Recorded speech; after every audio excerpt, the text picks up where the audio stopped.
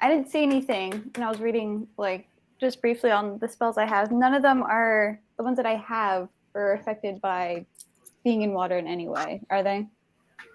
That you So can think spells of? are not normally affected unless Okay. it kind of depends on the spell. So we'll probably keep track per spell, but for the most part, attacking with a spell is not affected. However, any melee attacks will be. So if you don't have a weapon that like allows for that, basically, then the spell so melee attacks will be at disadvantage, and any regular speed will be cut in half as a swimming speed unless you have an ability that allows it to be otherwise. And ranged weapons are not at disadvantage. However, they do have less of a distance now. So basically everything's halved for distance and range. But at least ranged weapons are not cut in half.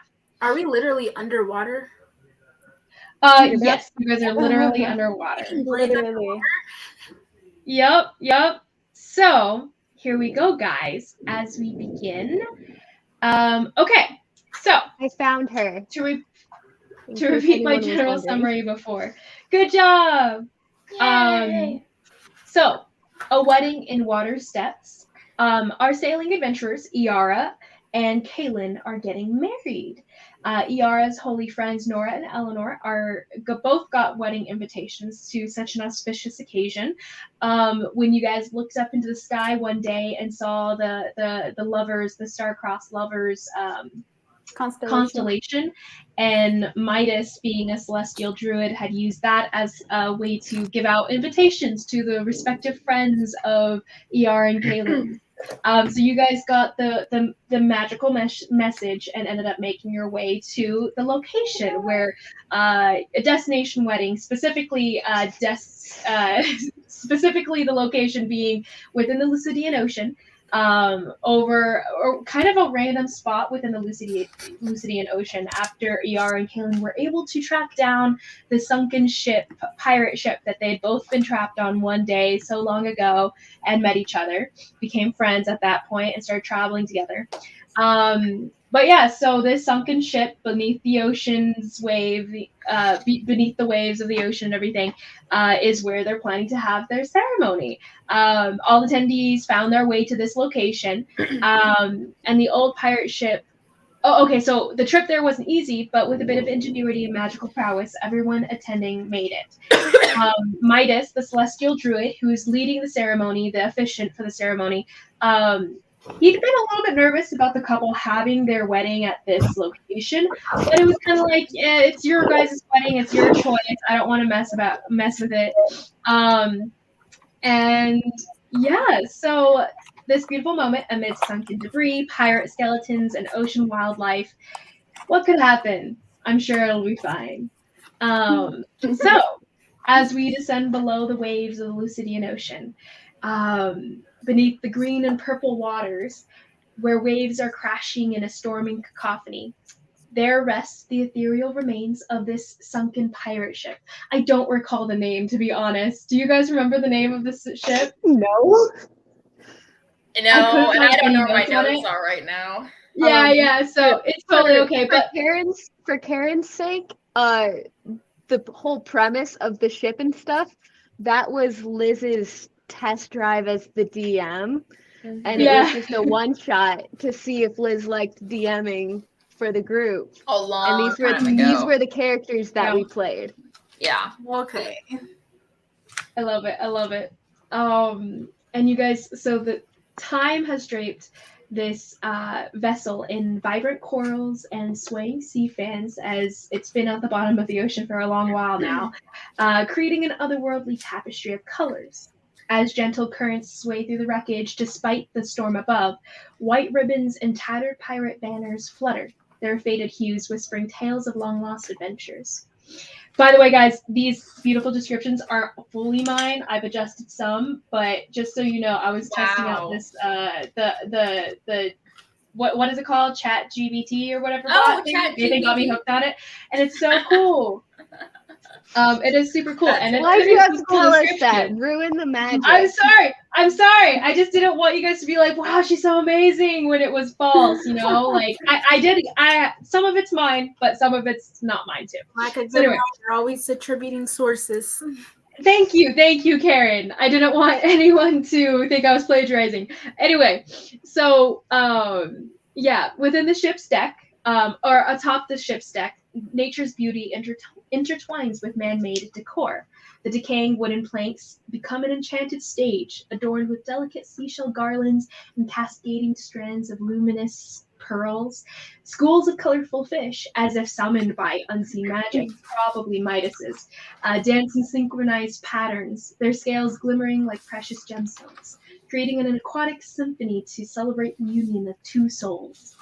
Blue light emanates from some magical stones, flanking the path up to the wedding arch, atop the upper deck of the entire ship. Casting a mesmerizing glow upon the scene. Soft bioluminescent creatures flicker like celestial stars, lending an otherworldly radiance to the underwater celebration. It's a timeless tableau where the marriage of natural beauty and the lingering spirits of pirates past intertwine, creating a moment frozen in the depths of the ocean, forever enchanted as a glowing young druid of the celestial sky steps up to the raised platform on the upper deck. Our young lovers, Iara and Caelynn, begin walking down the path of gems to the arch itself. So as you guys are walking down, you look to the left, you look to the right, and you see about 20 different individuals attending, including Nora and Elanor, who are off to the right side within the ship. And as you guys are going down, you guys see some old friends, newer friends. I don't think any family would have come, right? Iara, Caelynn, you guys don't really have family that would have come to this necessarily. She would have invited her dad, but I don't think he would have come. She would not have invited her mom. Mm-hmm. And so mommy issues, the people that you guys yeah, the people that you guys see standing alongside you to witness such a ceremony are the people that you guys have found along the way, family members like you guys have found each other, that you guys have invited to such an occasion. So as you guys are walking down, is there anything you guys want to do as you guys are going towards? You see Midas at the end of this glowing gemstone path up on the upper deck. He's standing under an arch that's decorated with seaweed, wrapped around in beautiful ways. And the water itself is kind of tugging at you guys more to the left than to the right, but it does change direction every once in a while with the currents.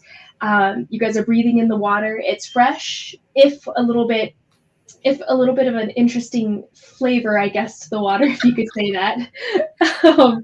But it's not unpleasant. You guys have made sure that the ceremony is in a nice area. There's still some pirate skeletons around as part of the decor, not necessarily removed. I mean, it's part of the way you guys met, so I think you guys would have left them there as a remembrance. You guys recognize some of the skeletons as pirates 100%. That you guys had fought on the deck going as it was sinking. Part of the ship itself is destroyed as well as it's fallen. It fell pretty hard.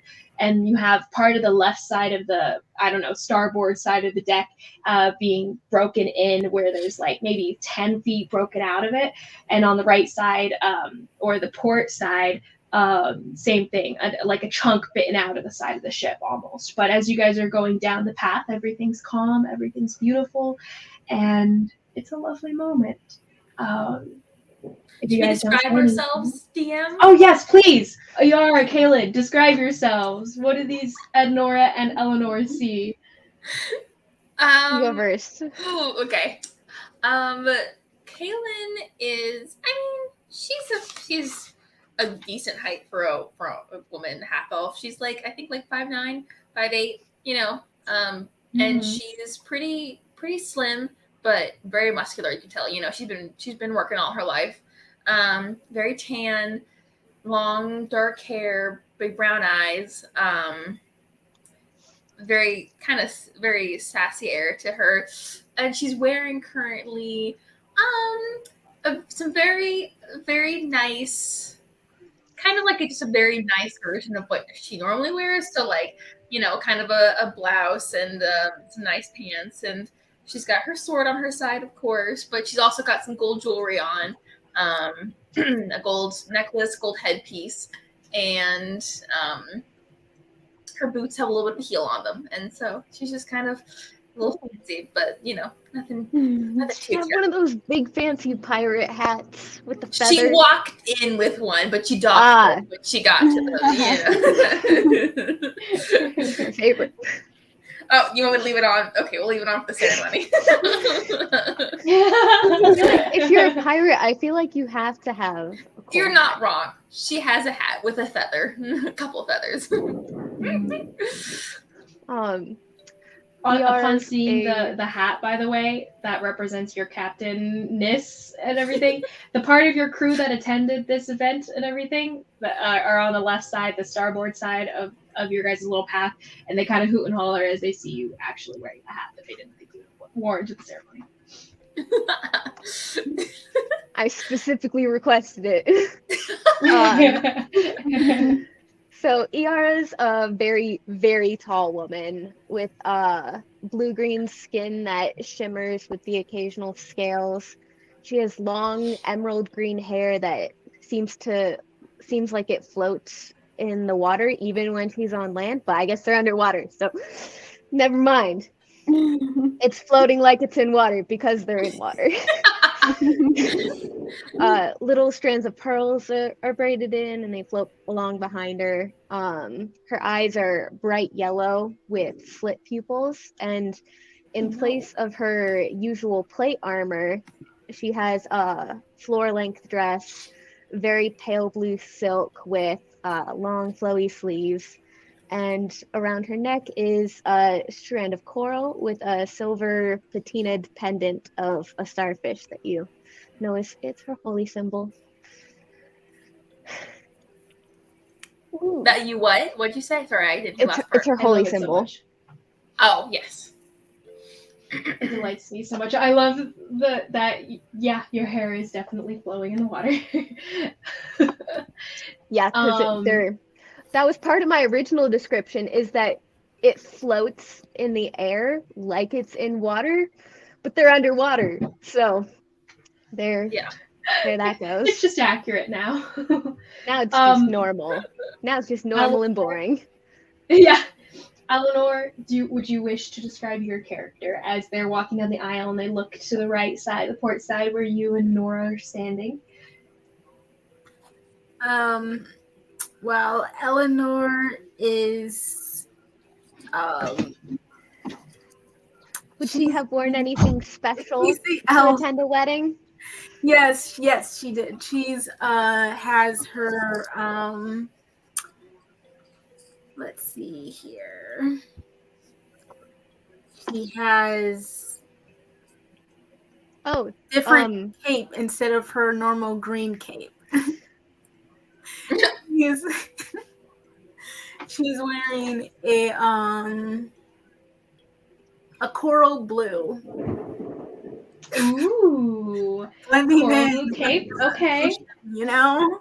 Mm-hmm. And it's fluttering behind her, and there's just the forever wind, like the forever current of the water around you. Mm-hmm. Yeah, she's wearing a coral blue, but she still has her normal golden sun brooch that ties it, brings it together. And then she has of course she has her sword. She says never without her sword. She has that at her side in it's a leather little sword girdle thing with a golden buckle. And then she has a golden circlet around her head. Around her hair. Ooh. Cute. Nora? Oh, I forgot. She's also wearing the longsword of the Tidemaster, which is it's a really dope looking sword made out of it glistens kind of like shell, and it's got the hilt is made of a really big conch shell. It's really cool. Ooh. And I forgot that sorry, I just remember I was thinking Caelynn's necklace has has a gold coin for each of the ships that she's taken out of the pirates. So So cool. she's like added them on and layered them. Ooh. I love Like that. I love the it. gangsters who get the You teardrops for every Yeah. person they killed, but instead it's Yeah. just coins. Yeah. It's like and it's tinkling in the water as it kind of brushes Mhm. it to the side as you guys are walking down. Nora? So pretty. Nora, she's around 6 foot. So a little shorter than. Is it Iara? It's Iara, right? That's how you Yeah. say it. I keep wanting Yeah. saying Laura. Long white hair. Normally it's pulled back in like a simple braid, but now since she's at a wedding, it's long and flowy, and with a bunch of braids tied to the back, kind of like I almost picture like Khaleesi's hair from Game of Thrones. Her skin is light blue with hints of purple undertones. She has dark blue eyes. For her outfit, instead of her normal getup, she has this long, flowy, like bluish gray dress off the shoulders. Really simple, nothing too extravagant. Dresses aren't really her thing, but she's doing it for you guys. And I don't know what they're called, but it's the sleeves that like open at the end and they're really long and flowy. Those are cool. And underneath, like there's the skin tight sleeves, like all the way up to her wrist. And she has shell armor over the dress she's wearing. She kind of looks uncomfortable in the dress just because dresses aren't. She doesn't hate dresses, but she doesn't love them either. She'd rather wear pants and a simple shirt. Right. But she looks. She's having fun. She's having a good time. And then she is wearing what she always wears, her necklace around her neck, which is made of black string with a black amulet encased in silver hanging at the end. Very cool. I love it. So you guys, I would say, have already had the reception, and the ceremony is like the going after the reception at the moment. Like you guys already had a party with everyone, where everyone got their gifts and gave their gifts. And Elanor, do you want to describe the gift that you gave to Caelynn and Iara? Sure. So it's nothing too crazy, but she, on her way to the destination she saw, and she thought of you guys, it's a candle of the deep. It's the flame of this candle is not extinguished when immersed in water, and it gives off light and heat like a normal candle. Yeah, a forever candle for you two. Forever Elanor, do you want to make up a gift on That's the spot? that's actually extremely useful given the fact that they're sailing 90% of the time. I know, Yeah, right? so true. Other Like items. it sounds just like a cheesy, cute thing. Like, oh, your flame will never go out. No, this is a legitimately useful item. It is. I'm glad Exactly. you guys like it. There's actually another one I really liked. She gives it to Elanor. She's like, "Here, I got this for you." So you give it to them, so that way they pretend they think you have a gift for them. So there was that, and there was pipe of smoke monsters. While smoking this pipe, you can use an action to exhale a puff of smoke that takes the form of a single creature, such as a dragon, a flump, or a frogmoth. I don't know what those are, but it sounds cool, so she picked it up. Right. The form must be small enough to fit in a 1-foot cube and loses its shape after a few seconds, becoming That's a funny. puff of smoke. She doesn't know if you guys smoke or not, but I she feel like hopes to start now. I love you so much. Caelynn, I did want to say that your pirates your crew would have gotten together and gotten you a gift. But do you already have a magical weapon? No. Okay, yeah. Then they would have gotten together and gotten you this gift. And during the reception, they had presented you with a sea glass rapier. So it's like greenish. Ooh. It's like you can see the light through it and everything. But the sea glass rapier, it is a magical weapon, and it's a +1 rapier. Sweet. But beyond that, the only magical thing it does is that you can activate it once per long rest, and it casts sunlight. The spell sunlight. Oh, Daylight. That's dope. Daylight. That's Okay. so cool. Very cool. So many cool gifts, guys. Yay. Wow. Yeah. She would have told them, there's an extra portion of rum for you all when this is done. And all of them banging on the deck and everything. A lot of them were not super comfortable with coming down underwater for the wedding, but they did it for their captain. It was half an order, half an invitation. But yeah, That's so funny. as you guys are walking down and Midas is smiling at you guys, kind of like nervously holding a piece of paper that he has written notes down upon, you guys make it to the arch, the little seaweed arch. And he opens his paper and he goes, so we've all gathered here today for the binding of two people that we've known for a long time, a lot of us, and have learned to love as they've learned to love each other. So I don't have a lot written here, but you both helped me in the darkest time of my life when I lost my one true love, and I'm glad to be here today for you too, being able to bind your love at last. So let us all thank the Wild Mother for this beautiful day. And he nods at you, Iara, and his eyes kind of fall to your Holy symbol? Holy symbol. holy symbol. Thank you. I was like, religious thing. What is it called? Nods to you and the holy symbol, and he looks between the two of you, and he goes, "Did you guys bring any of your own vows, or?"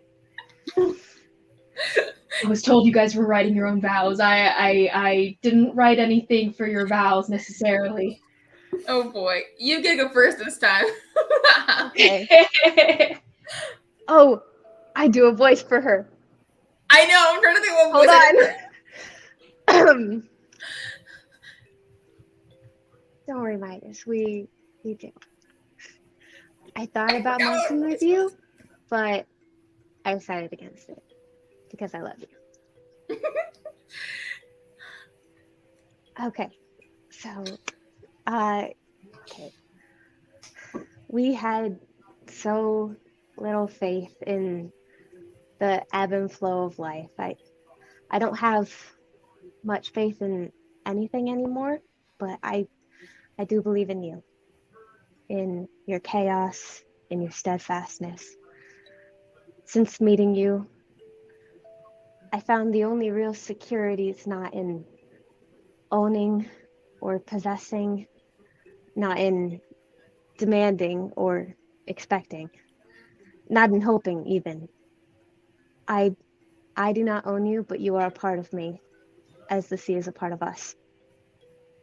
So as sure as your steel is sharp, as sure as the tide will come and go, I pledge to you my living, my dying, and my hand forever at your back.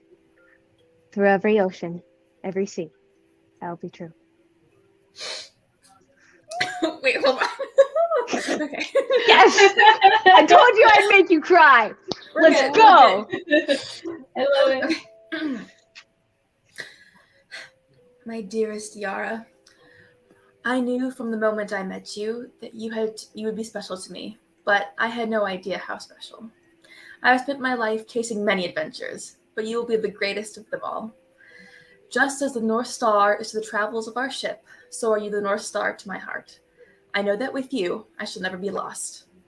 I vow to express my love for you as often as I breathe each breath. I vow to stand by your side no matter what, and hold you when you cannot stand on your own. I vow to be with you until death do us part, but I know that we will never truly be parted because our souls are made for each other. But above all, for every ocean, every sea, I will be true to you. And with the mother, and Midas leans forward with his eyes, he did start tearing up himself, leans forward and says, "And what the Wild Mother blesses, let no man tear asunder." So. You can try. And she like Yeah. And all of your pirates kind of like also grasp for their swords at their sides too.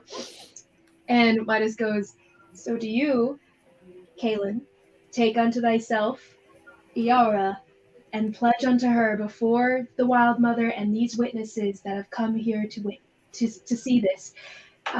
Do you pledge to be her protector, her defender, and sure resort to honor and sustain her in sickness and in health, in fair and in foul, with all thy worldly powers? To cherish, and forsaking all others, keep thee only unto her, keep thee only unto her, so long as you both shall live.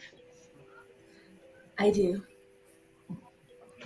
And do you, Iara, take unto thyself Caelynn, and pledge unto her before the Wild Mother and these witnesses to be her protector, her defender, and sure resort to honor and sustain her in sickness and in health, in fair and in foul. And as he's finishing off the last of these words, you hear a hushed voice of song filtering over. You guys did have one of some of your pirates playing music in the background here. You guys had some of them playing some underwater stringed instruments that did carry pretty well. Like, it sounded pretty good from below. But over the soft background music, you guys also hear this beautiful voice singing just words you don't understand. And as you do so, the whole party of the wedding kind of turns. Nora, Elanor, you guys also kind of turn, but the voice seems to be coming from everywhere and nowhere at once. Maybe it's in your own heads, maybe you're hearing it from a distance, but the fish that have been kind of swirling around the ship, probably at Midas's control, under Midas's control and his animal capabilities, the fish themselves start to disperse and swim away, losing their the schools of fish that were surrounding the ship and causing the beautiful colors around you guys, and that ethereal vibe disperses. And the voice sinks into your mind slowly. Everybody go ahead and roll me a wisdom saving throw. As Midas himself stumbles over his words and starts to blink. I am as immune to being is put to sleep, by the way. Good to know. Immune to being put to sleep by magic. And I have advantage Elanor. against charmed. If you have advantage against being charmed, go ahead and roll I do. an advantage for this effect. This is a wisdom saving throw. I do have advantage. So I'll Which roll. dice is that? The D20, the big one. The D20. Mm-hmm. And the top of your character sheet, it should have a little box on the left that says saving throws, and you'll add your wisdom one to it. All right.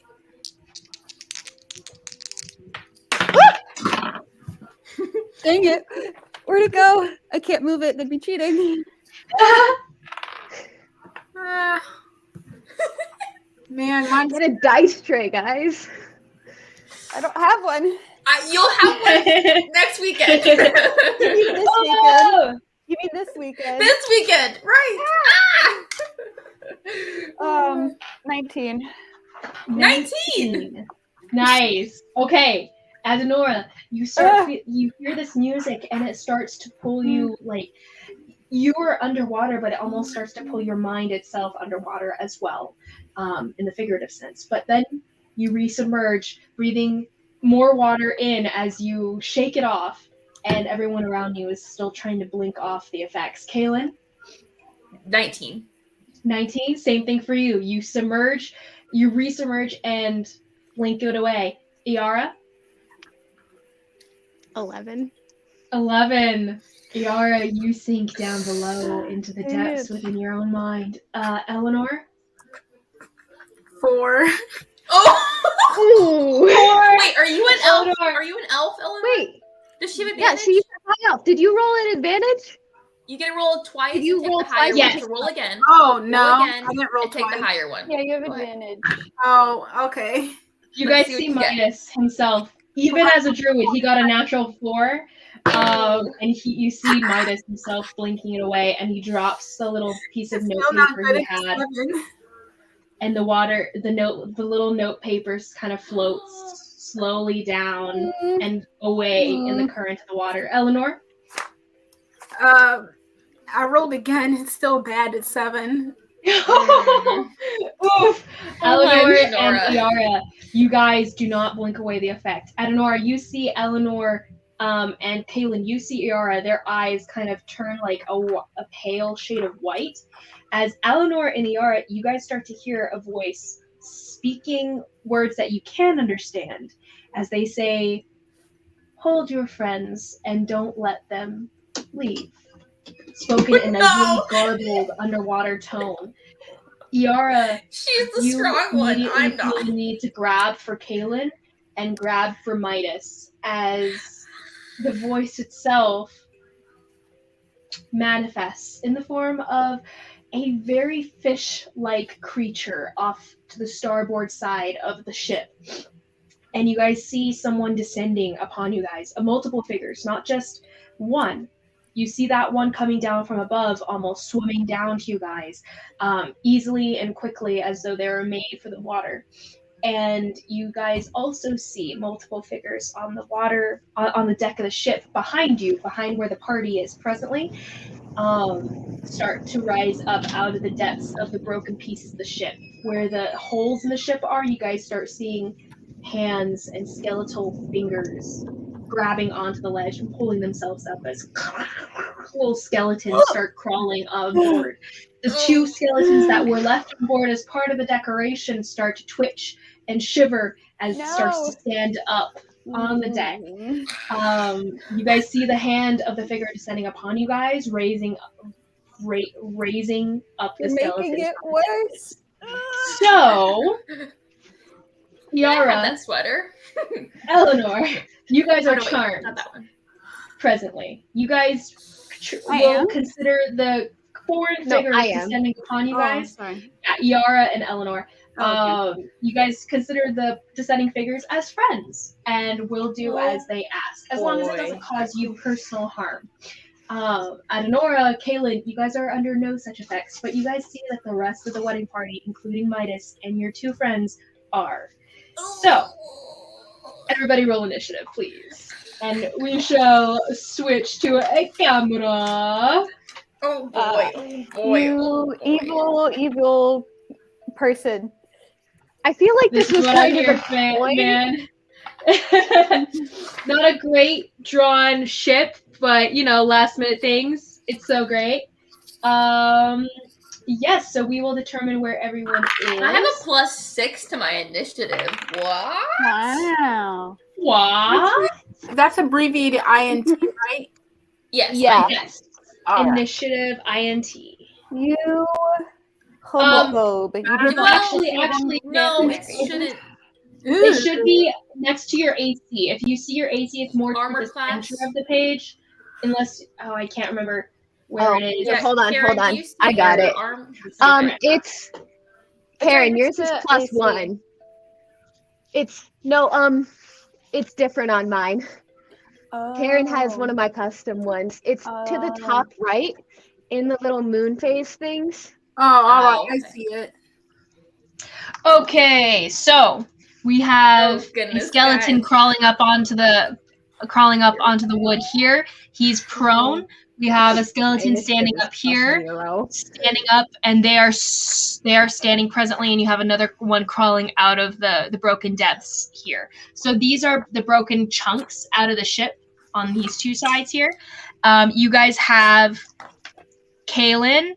Okay, actually, no. This is Caelynn here. It's going to be Anala for this purpose. And we have Iara here as Karhale. We have Nora, you're going to be Nemo's little guy. And Elanor, you're going to be Atol's little guy. And so from what I was describing, you guys were going to be on this side. These two are at the arch. Midas is also here helping them at the arch. And yes, so you guys can see everyone here. And then as far as people are concerned and the random friends and attendees you guys have about 20 different individuals here. Oh, as a part of things. 1, 2, 3, 4, 5, 6, 7, 8, 9, 10, 11, 12, 13, 14, 15, 16, 17. I'm not going to do that. 17. So those are all the Okay. Boy. guests? Yes. Okay. Yes, right there. Why am I feeling like Vanessa vibes from Ariel? Like, I don't know, just with the singing, trying to control my brains. Well, actually, the creature that's descending upon you is not beautiful whatsoever. He's very ugly, Well, and it seems to be emanating from, well, you guys see this bright light emanating from a necklace that he's wearing around his neck, and it has a shell at the end of this necklace. So that figure, let me pull those guys out. Where are you? We have... oh boy, guys. Oh boy. this guy, this is the figure descending. He's about 40 feet above the ship itself right now. And we have...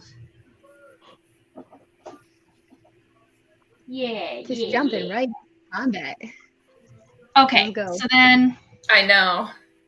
And of course, it's with the character whose combat stuff I'm not particularly familiar with. Okay, here we go, guys. So, initiatives. Iara. 12. 12. Okay, Adenora. 16. Oh, actually, what's your dexterity, Iara? -1. Oh, wait, no, it's really? 0 now. Just kidding. It's 0 now.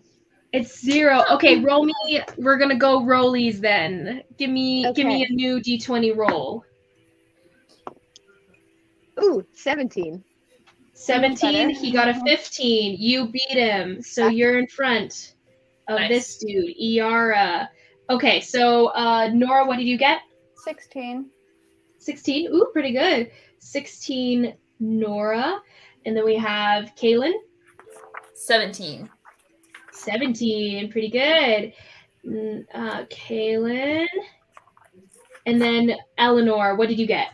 Also 16. Ooh. What is your dexterity? And Nora, what is yours? +2. Elanor? Hold on a second, trying to pull it up. Dexterity is +1. +1. Okay, you'll go after Nora. I'm not ready. 16, Elanor. You can't August die. night. It's your wedding. I'm about to Yeah, say. you guys can't die. Let's get some fighting. I let you guys die. I'll be labeled a homophobe. My fiance's I'll gonna lose kill all me. my It's fine. friends. Like, it's no big Yeah. Oh, This music again. Yep. Okay, here we go. So, presently charmed are... on this. what? I'm glad I double-checked on this, because I forgot on my character sheet when I leveled her up to level 5 to add that I get an extra attack. Iara, and then we have I was looking for my Nora, sword. I was looking for Elanor. my sword features on my level 7 character. And then sheet, everyone I else is see that I made a also. note. I made a note to attack twice, and I'm like, do I get that at level 5? I do get that at level 5. Nice. I also reroll 1s and 2s with my Great Weapon Master. So, what's it on called? damage? first in the lineup On right now. on at- attack. So first in lineup at 20 are the Kuatoa. So Oh no. we have, you guys start to see not only this figure, but 2 more figures behind him. Actually make that 3 more figures behind him start to descend as well. They're about, right now, the first dude is about 40 feet up. These guys are about 60 feet away at a diagonal from the ship. And you guys see on the other side, also descending upon you guys, another 3 creatures. At a distance. Again, about 60 feet away. So I'm going to write that down. 40, 60, 60 feet away at a diagonal to the ship. They're swimming down. Water is kind of funny because you got this, like, you have the 3D, or what was it, 4D, like you can go all directions or whatever. So, as you guys are on the ship, next in the lineup, as these guys are just getting closer for this turn, the Kuatoa don't have any ranged attacks. So, first we have Caelynn, yeah. Ooh, me. Well, no one's within melee of me yet, so Caelynn's probably going to. Does she realize that? Oh, good. You, I would say, would notice that she did not shake it off. Her eyes have this like milky white film, like almost like she's dazed and everything, glazed over. So you can tell she's not acting herself. I'm gonna try to shake her, like try to shake her out of it, basically, if I can. Okay. You turn and you start to shake her vigorously. Iara, come on. We gotta do this. Come on, wake up. Or not wake up, but like. As you shake her, there is no reaction. She is glazed. Is that all you do? Is that all you do? Is just shaking her is all you do? No. I will.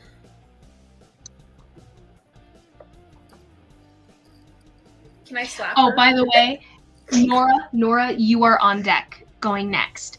Go ahead. You slap her. And what is your strength score, ma'am?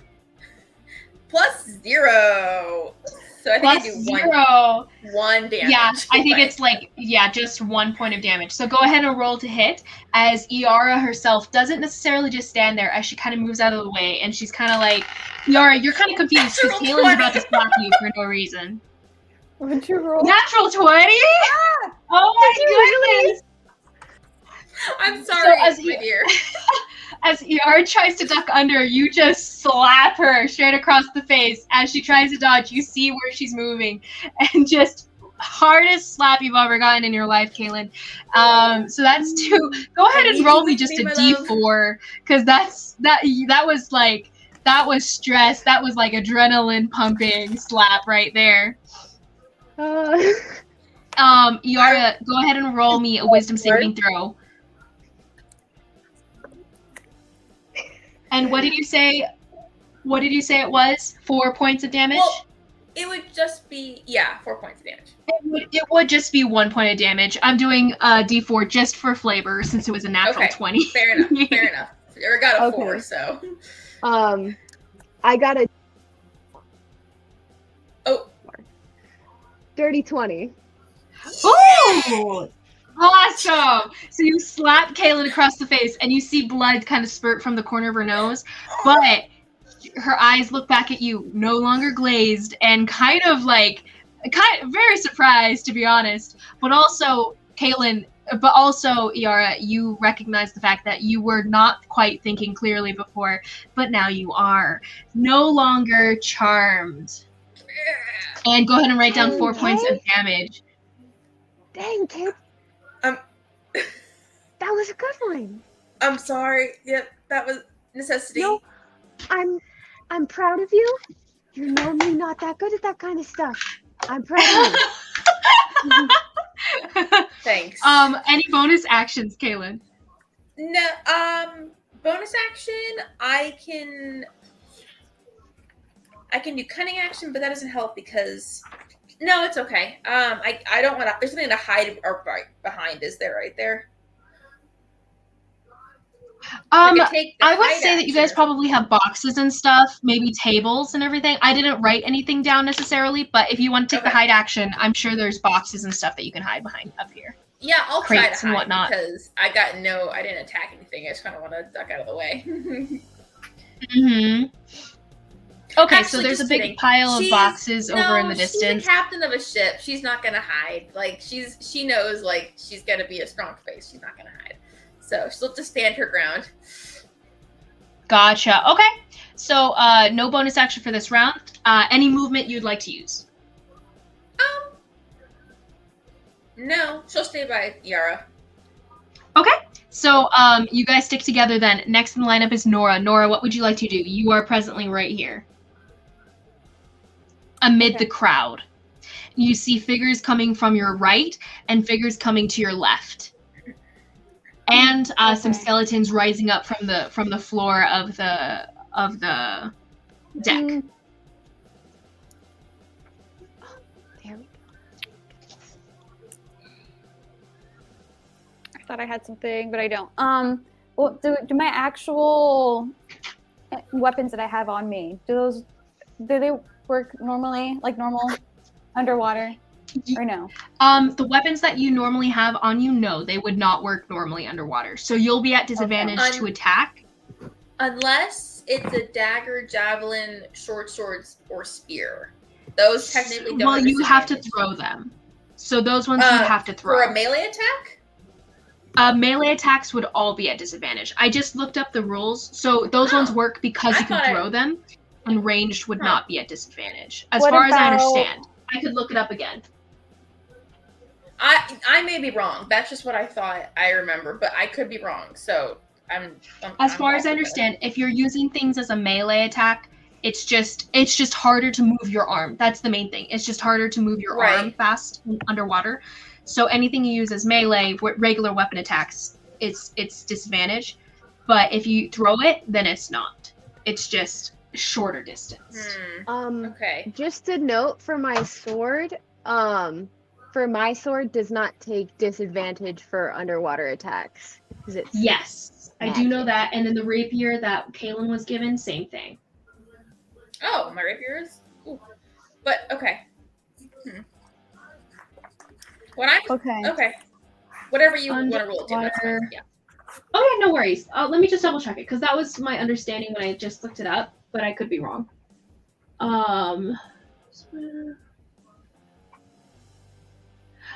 Or other thrown weapons. So, okay, so it says or other thrown weapon. I'm pretty sure that means if you're throwing it. But if you're using it regularly, because those are all, thrown things. So, so we'll stick with that. But if you want to use a dagger, Nora, as, like, to throw it and everything, you definitely can. Anything ranged will not be at disadvantage. Okay. That includes a mace? A mace is not thrown. So no, that one would be a melee attack. Okay. It should say thrown in the notes of the weapon. Or it should have a range. Something like that? Yes. If you have a light crossbow or a short bow or something, you could use that. Yeah. Okay. Or if she picked up that one magical crossbow that's probably on a table adjacent-ish. Oh, yeah. That's definitely on a table adjacent-ish. The gift table, we'll say, is up on deck near the archway. We'll say it's right here. Gift table. Nice. Yeah. So there's a crossbow on there if you want to go get to it. You'll have to run for it, though. I was gonna do something else, but that might be better. Sure.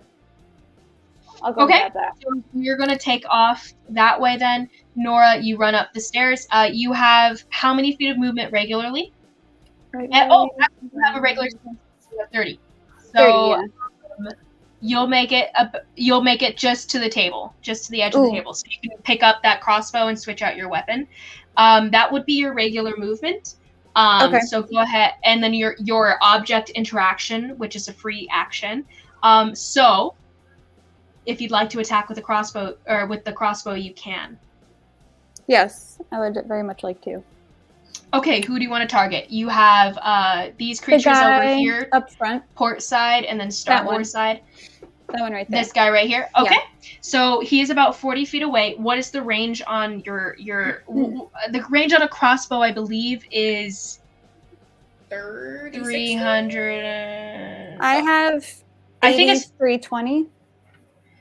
Oh. Wow. Okay, so now it's going to be anything. Okay, so he's at 40 feet, so he's right at the edge of what would be disadvantage for you because it's cut in half for the range distances. So now 40 feet, up to 40 feet will be regular distance, and anything beyond that will be at disadvantage. So 40 feet's right at the edge there, so you aim up at him and you take a shot with the bolt that's already in it. Go ahead and roll to hit. 7.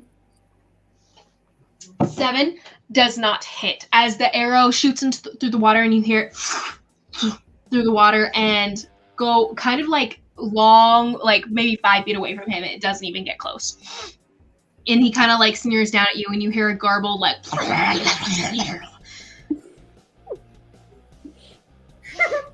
Any bonus action, Nora? No. Okay. Then for next in the lineup is Elanor. Elanor, what would you like to do? Well, what can I do if I'm under this spell? Or at least charmed. So, you are charmed presently, but your action will be determined by what he told you to do, basically, to hold your friends. So right now, you have this unquenchable desire to go and stop your friends from moving. All right. So you can Boy. choose who you want to. Of all your friends here, you can choose any of them. Pick a friend, any friend. All right. I'm going to stop at Nora because I saw her shooting the bow. There we go. That makes sense. So you start running up behind her. You have halved movement, but I did want to say that for your armor, it is kelp armor in this circumstance. So you're not held back even more so by your armor. It's just regular armor, but underwater version for the purposes of this one shot. But so you'll be able to go at half speed though still. So only about here will you be able to get to her. Any bonus action? And your main action would probably be taking a dash. So you want to get all the way to her, correct? Yeah. Okay, so you'll make it to her as you dashed as your main action. Anything for your bonus action? I think you have spells that you might be able to cast as a bonus, maybe? Yeah. But is it anything that would actually keep her friend from moving? Good point. That's what I'm trying to see. Because he didn't say anything about damaging her friends. It's true. Very true. Anything in your within your spells that might help with that, Elanor? Oh, wait. I think maybe there's...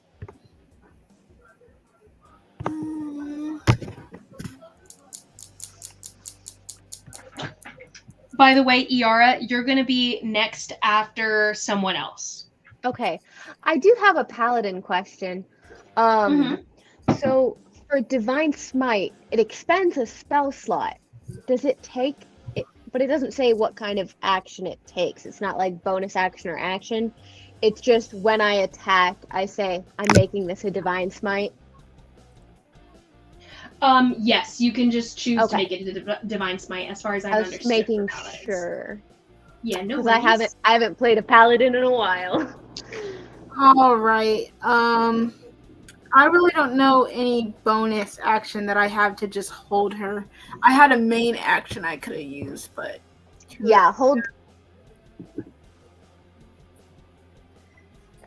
All right. I don't have a bonus action.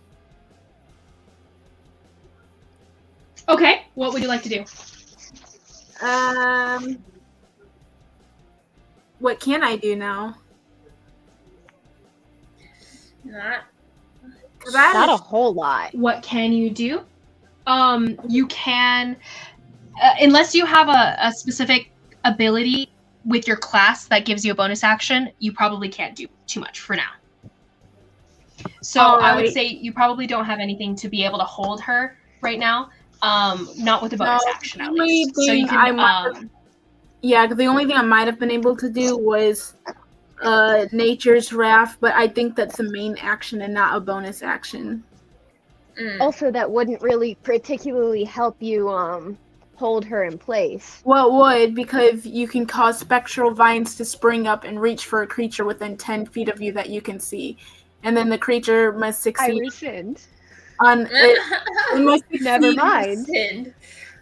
Apparently Yeah, it you'll just have does. to wait for your actual action, I guess. Yeah, because it has to succeed on the strength or dexterity throw or be restrained. Okay. You're Izzy, I agree with you now. I looked at some more explanations or something. So I think you're right about the trident and the dagger and everything. Whether you use it for ranged or melee, it's a regular attack. I wasn't trying to argue with you. I Yeah, was like, yeah. I think that's what it is, but I just wanted to make sure we're on the same page. No, you're totally Whatever fine. you I want. remember there were exceptions to the rule, but when I read something, it was specifically referring to ranged, Right. so it didn't even mention the Right. melee. So I assumed that meant melee just didn't work. But Yeah, I got you. either which way, next in the lineup is this archpriest man. As you guys see him get a little closer as he starts to descend upon you guys. By the way, does everyone have... Oh boy. It's hard to see. It's very hard to see. Dim lighting, and so that actually would be at disadvantage because of the dim lighting presently. But he starts to get closer to where you guys can see him within the emanating light of the gemstones that are creating the little path up the steps and whatnot. The light that you guys had set up for the wedding ceremony itself. So this guy starts to get closer, about 20 feet in, and he actually... No, actually, he doesn't get closer. What am I saying? He doesn't do that because that's not what the purpose of him is. Instead, he's going to cast...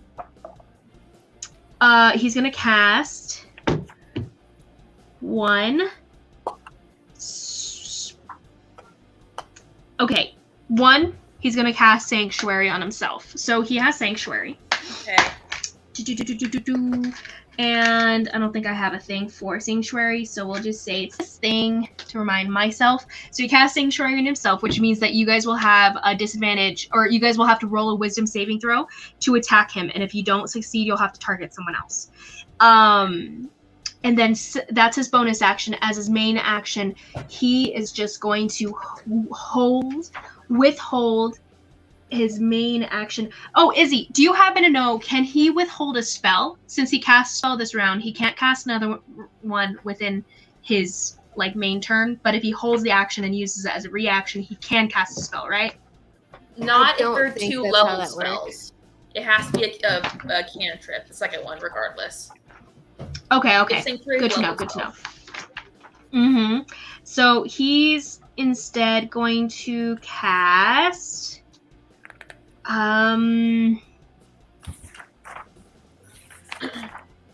yeah, he'll just hold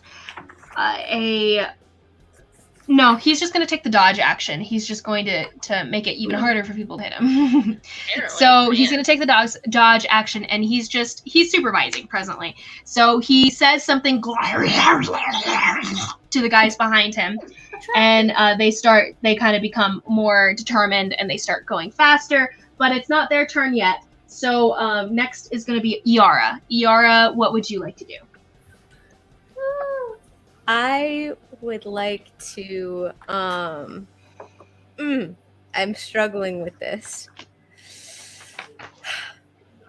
With my bonus action, I'm going to cast Shield of Faith on Caelynn. So that will be, it's a concentration spell +2 to your AC. Oh.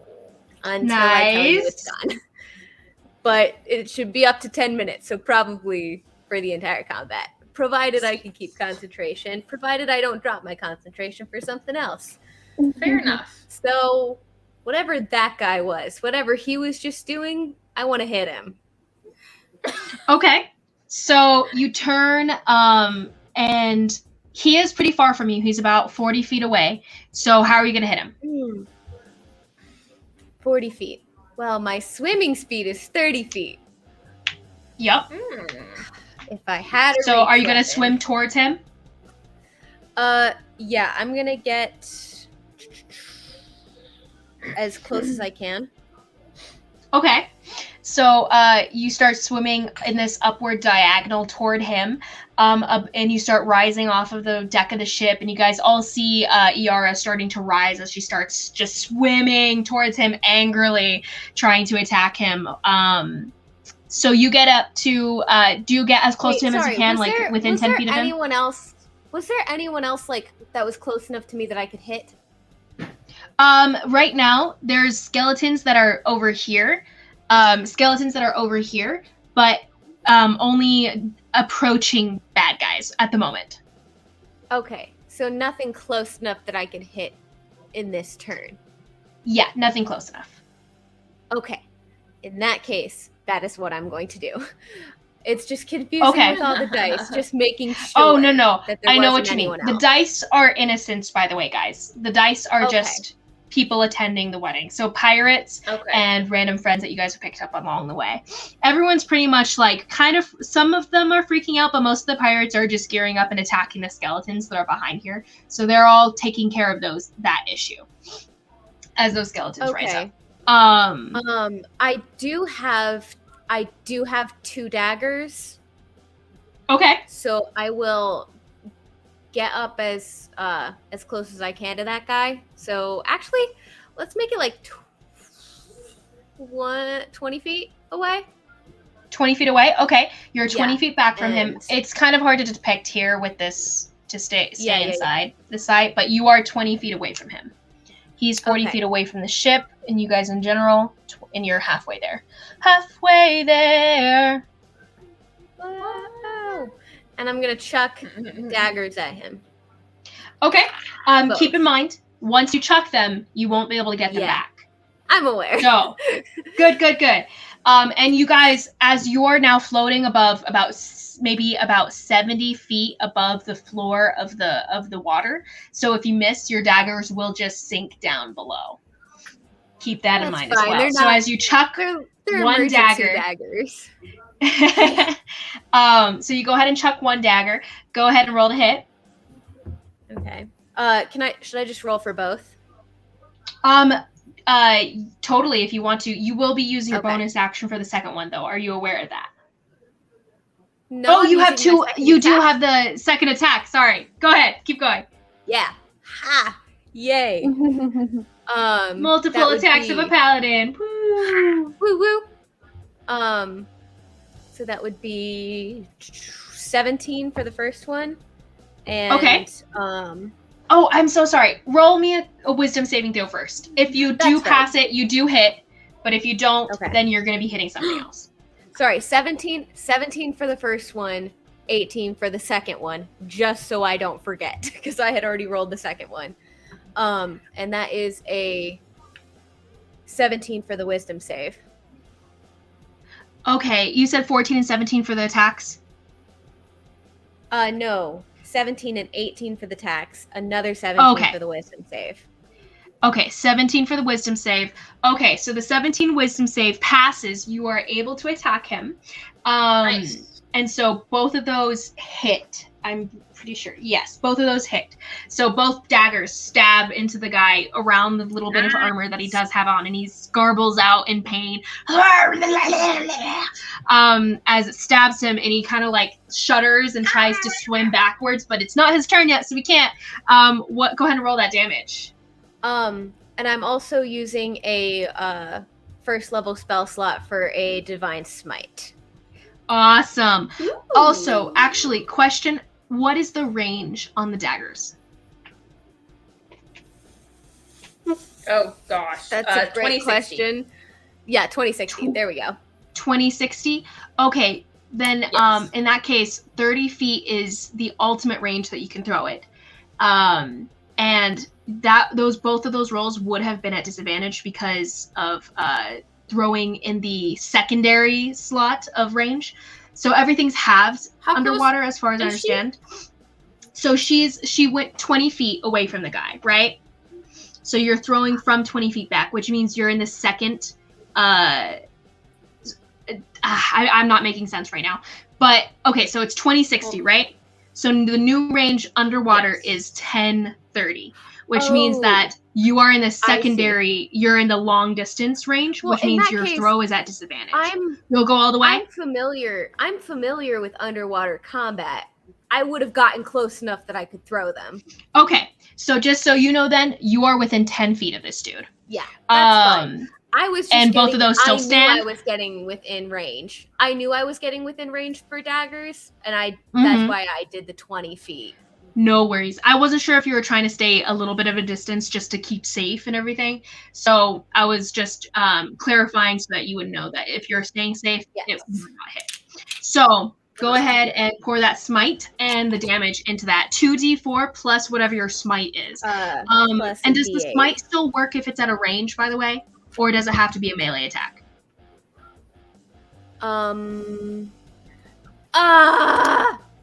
It is a melee weapon attack. Oh, Unfortunate. So go ahead and say, Okay. yeah, you wouldn't smite it because she would know. But 2d4 damage, yeah. Okay. Reroll 2s, and I keep rolling a 2, and I keep rolling a 2.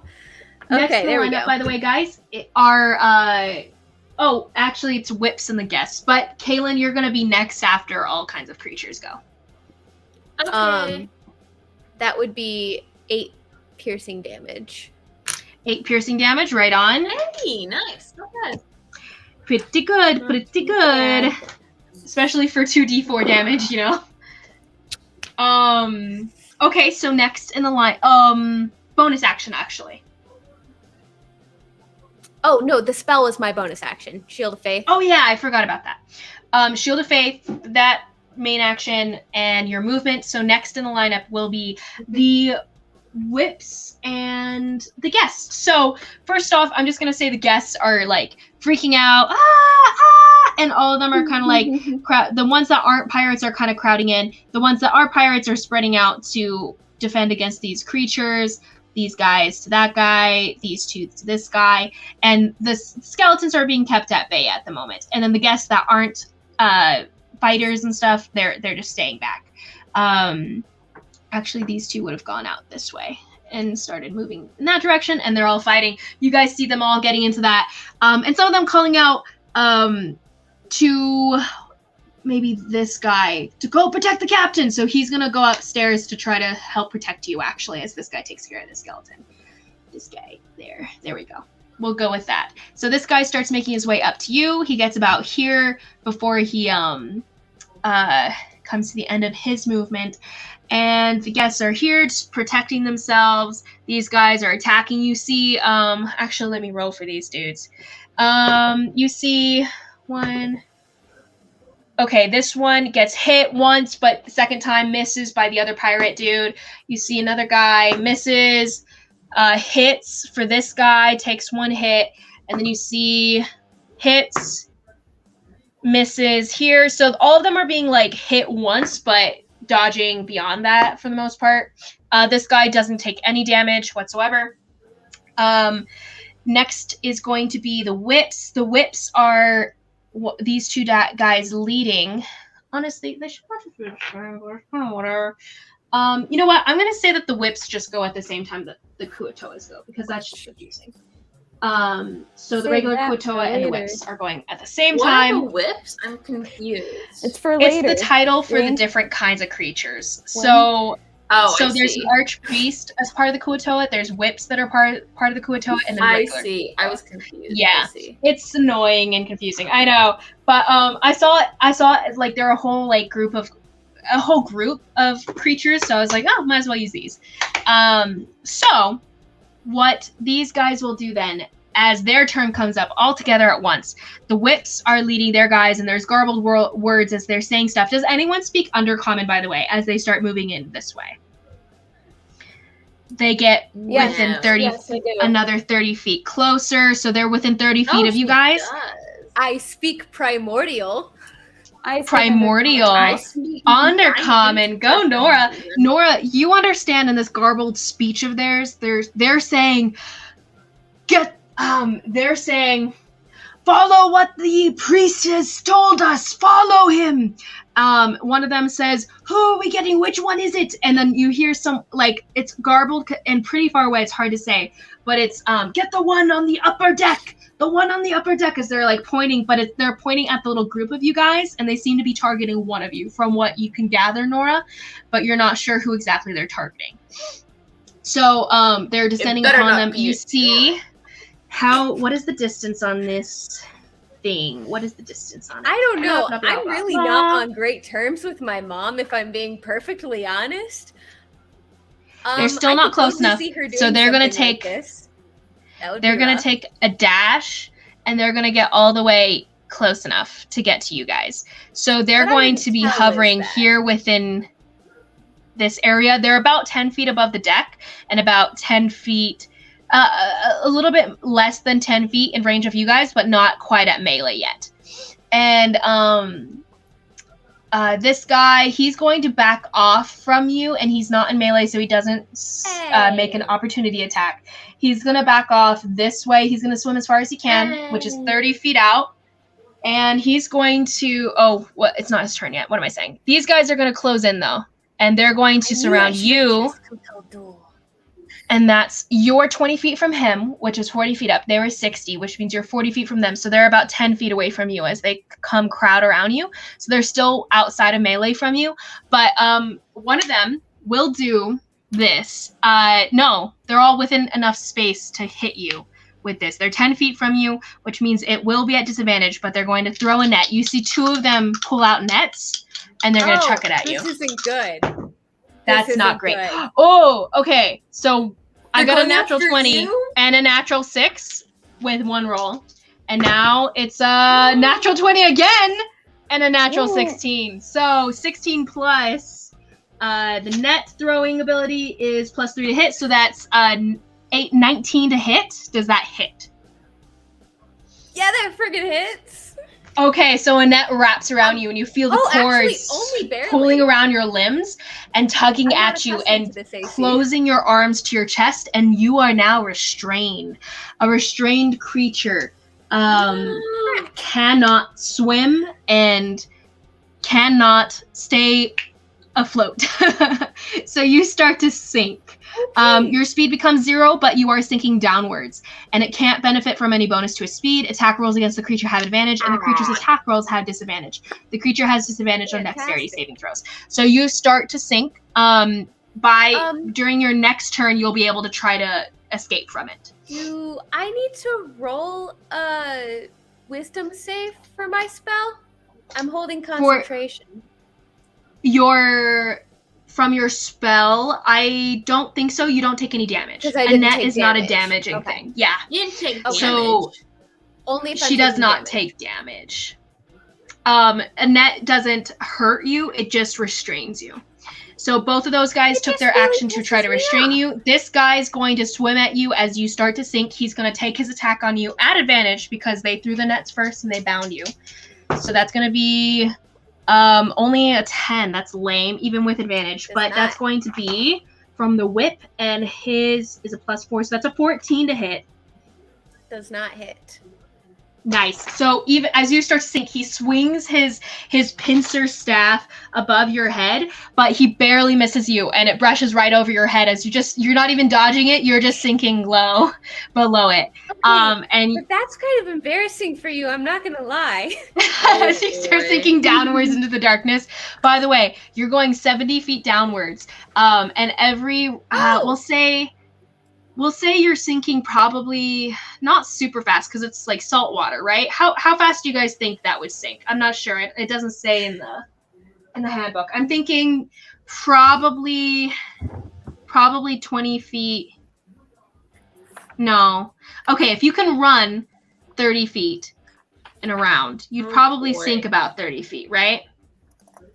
Something like that. We'll go with 30 feet is how much you'll sink within a round. Depending on when if you're able to get out of it next turn. So you start less than 3 meters per second.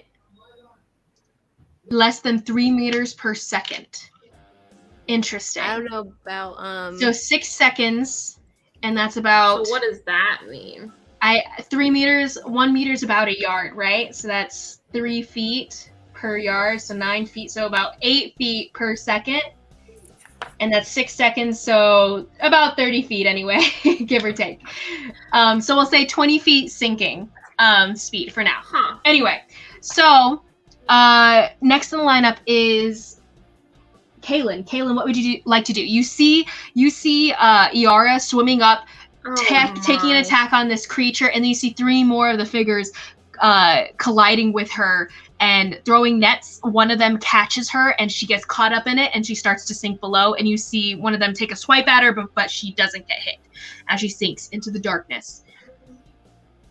I did find a thing, just as a side note. Reddit says you're right here, Caelynn. After a bunch of research and math, each round the subject sinks 5 feet faster until it reaches a limit based on size. Interesting. It Okay. says tiny and smaller creatures sink a maximum of 5 feet per round and doubles for each size larger. Interesting. Okay. 5 feet per round So then. I'm then doubles. a medium creature. So 15, or wait, no. It would be 10, 20 right? feet per round. No, Oh, 'cause, okay. Tiny creatures are 5 feet. So small would be 10. Medium would be 20. I see. Large Got would it. be Okay, so 40. 20 feet for you then per round. Awesome. Caelynn, makes sense. you see this transpire. You also have 3 creatures landing on the deck behind you right now. What would you like to do? Oh man, this is not a good situation to be. Okay. Just let him take me. See where this is going. Yes, just let them take you. This is she's exactly going like what to- happened at my wedding. They're actually Look just at hired by you this entire time. Yeah, they were actually hired by and me. you guys are gonna and have to then- pay them money, a ransom Yeah. to get her back. I love That's right. We should have done that at our wedding. Anyway, continue. Good money, man. So Caelynn's gonna be like freaking out a little bit, but you trust Iara to kind of take care of herself.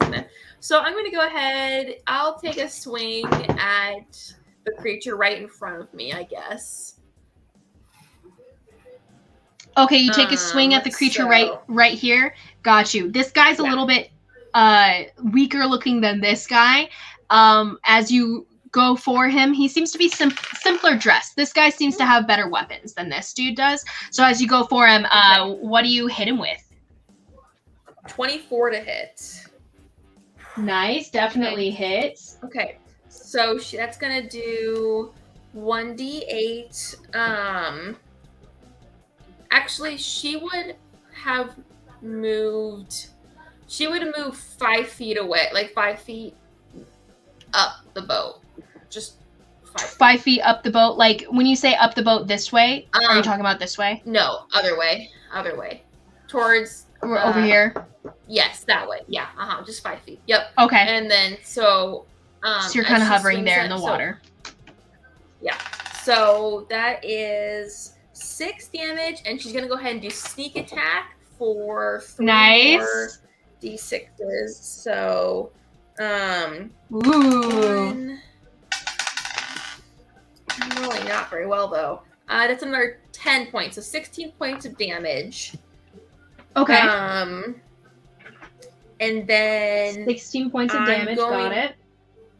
yeah, and then she's gonna go ahead. I'm going to take my movement towards Iara, and as well as use my cunning action to dash, I think.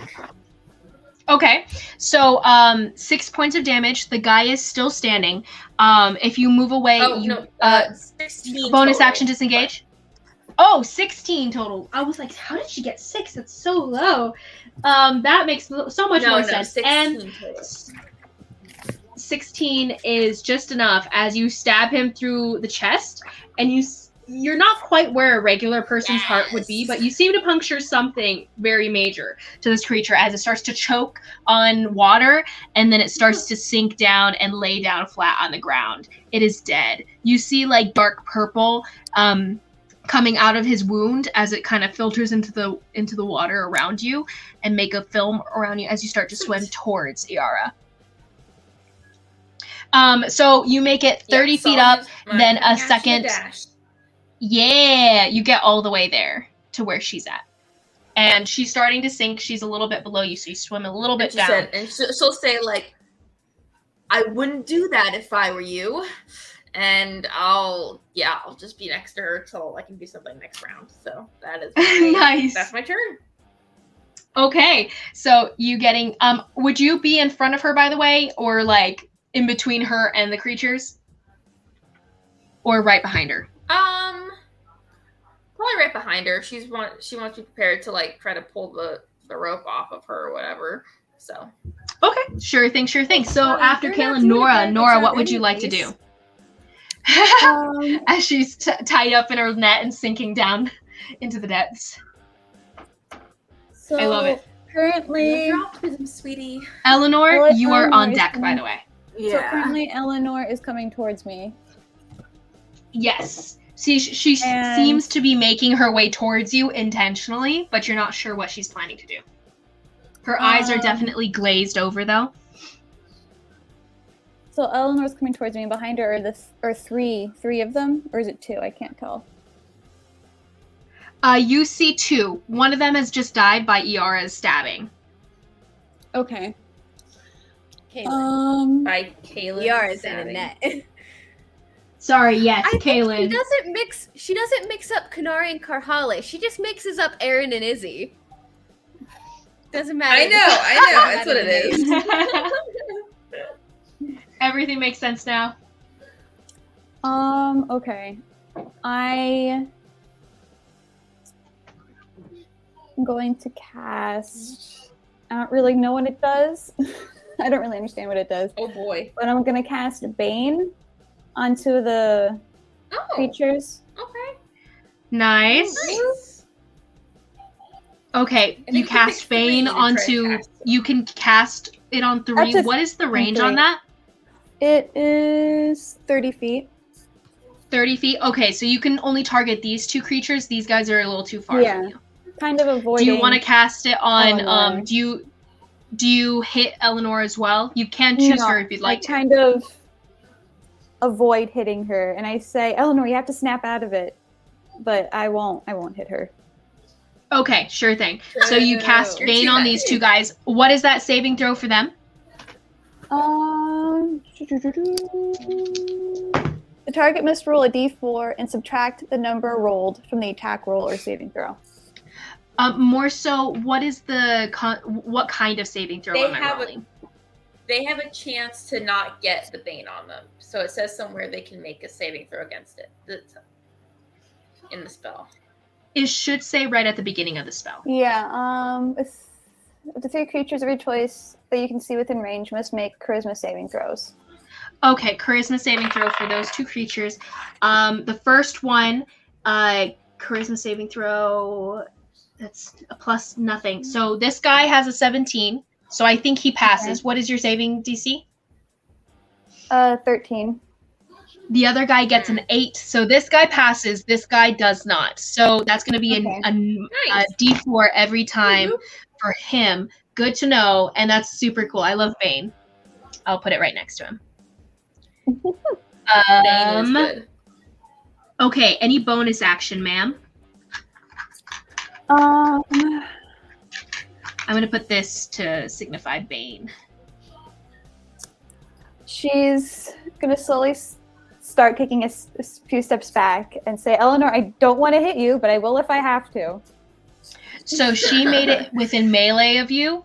Well, I guess she doesn't have to attack you because that wasn't what was required necessarily. So you start to back off, and Eleanor will probably let you. So as you swim away, how far do you go? You have 30 feet. As far You have back as 15 I- feet. Sorry. far as I can. So the full 15. Okay, actually, it's still 30. I'm correcting It is, myself. You have armor because the armor is Mhm. magical. So you have your crossbow, you have the armor. As you back off 30 feet from her, that's going to take you about here, we'll say. So you could still be, you're totally out of sight. But we'll say you're 30 feet out just Okay. so that you can still be seen. I'll back this up. Thank you. 30 feet away. Okay, so now, next in the lineup then, any bonus actions actually, Nora? I'll get the crossbow ready for my next turn. Okay, then Eleanor, what would you like to do? Your chosen prey is backing up, but you do have another friend here, so you can choose to go for the one that's nearby. Oh, Midas should have had a turn. You know what? I never rolled initiative for Midas. Hold on. He was charmed, so he was told to hold on to his friends as well. His would have been at the top of the round, so I'm gonna move for him right now. Eleanor, you can decide what you would like to do, but he's gonna. He would have done something so different. You know what? He got a different command specifically. the guy called out to everyone and said, hold on to your friends, except for him, and he told him to stay still. So he stands still, and that makes sense for his character, and it makes sense for him not doing anything so far. So, Elanor, what would you like to do? All right. So how far away am I from everyone? I'm 30 feet away from Nora. How about the other two? Other two, you are 40 feet away from them, give or take. All right. And how far can I move? 15 feet. But if you use your action, you can make it 30 feet. Let me see. Isabel, she left. She hates us. Oh, Let me see if she's in the green room. Nope. I wonder what happened. Elanor, what would you like to do? all right. So I'm gonna move. Actually, can I use I'm trying to see what's the point of turning the faithless. Will that work on these guys? I would say it probably right now, as you are charmed, your one purpose in mind is to capture someone. Oh, nice. Yeah, so I mean, what if I wanted to My use Wi-Fi it got on? out. Sorry, my Wi-Fi What if I got wanted out. to use turn the faithless on Nora? I think it you know could. that won't work. What? Turn the What does the faithless? faithless Doesn't that do? only work on like celestial, or doesn't it only work on like fiends or Oh yeah, you're right. It's only for Fae and Fiends. fae and fiends? Oh, okay. And I think maybe one other. Mm-hmm. I would say Yeah, or just for fae and fiends. Yeah, you're right. See, I wanted to use Nature's Wrath, but they have to be within 10 feet of me. Gotcha. And even if I run 15 feet, she's still 5 feet out of sight of my Yeah, range. that's true. Though right now you are charmed, so your intention is to capture her, so you'd probably try to just swim toward her. Yeah, so I'm just gonna say I just run towards her. Or swim Okay, towards her. so you swim towards her 15 feet for your regular movement, another 15 as your dash, and you get just up to her at this point, again, right into her range. Do you say anything to her as you are charmed and you feel like it's totally rational for you to be trying to like capture her right now? So what would you say to someone you're just annoyed with running away from you right now? When it's totally understandable that they should just stay and let you capture them. Yeah, I'd be like, stop moving, stay still. You don't understand. This is for your own good. Nora, what would you say as your friend is swimming towards you, glazed eyes? She'd be like, no. No, you don't understand. It's for your no. protection. That works. And she's just like keeping it, like playing tag with you in essence at the moment. Next in the lineup is the Archpriest. So he is presently here. He sees Caelynn coming up behind Iara, who's presently sinking, and he's going to back off farther.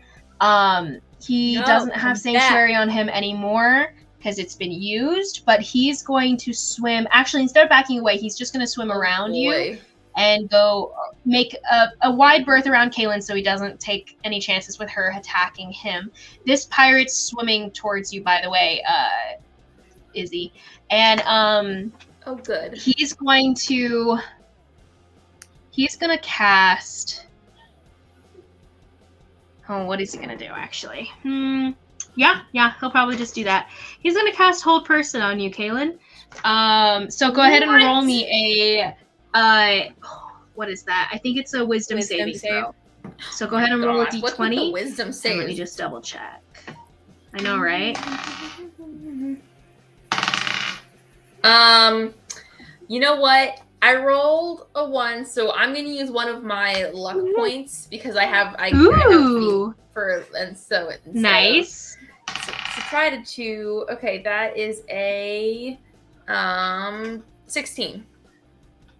16. Nice. So 16 is just enough to pass as the magic starts to filter over you again, almost like the music itself that had put the film over your friend's eyes and everything, almost like that, but it starts to seize your body, and yet you fight it away and push the influence out of your mind.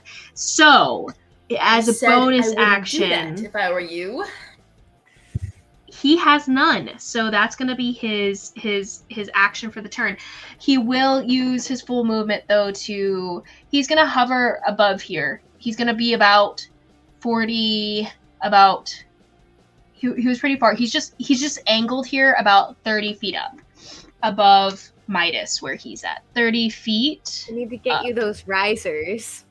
Yeah. Need those risers, man. So now, next in the lineup is Iara. What would you like to do? You're presently tugged. A net is presently wrapped around you. You are restrained. You can make a strength check to try to break out of it.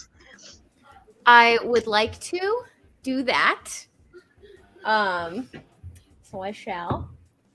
Okay. Not too bad. And just add. Is that an athletics check?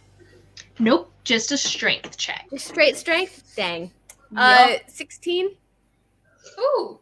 16 passes. It's not a very hard DC. So I would say about half you would have sunk as you're struggling against the net. You would have sunk about 10 feet down doing so. So you're about 10 feet below where Caelynn's at, hovering. But you can swim up back again easily enough. As you break out of it, Caelynn, you see her snap the net around her, and you see the fluttering pieces of it disappear into the darkness below, and she starts to swim back up to you. What would you like to do, Iara, with any bonus action? All right, now that's just not cool. Can we talk about this? And with my bonus action, I'm going to channel divinity and use Fury of the Tides to push back the dude closest to me. Ooh, okay. Which one? There's this guy, and then this guy is a little bit farther. I guess this one's closest to you. Oh, there's no save. I was looking for a save. There's no save. Nice. I pushed him 10 feet back in the direction of my choice. Just a single creature or multiple?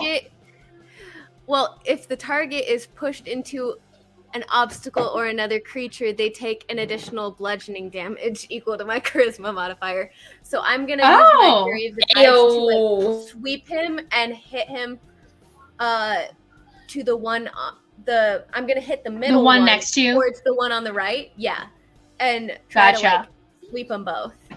Okay, so you slam them both, and you knock them into each other. Go ahead.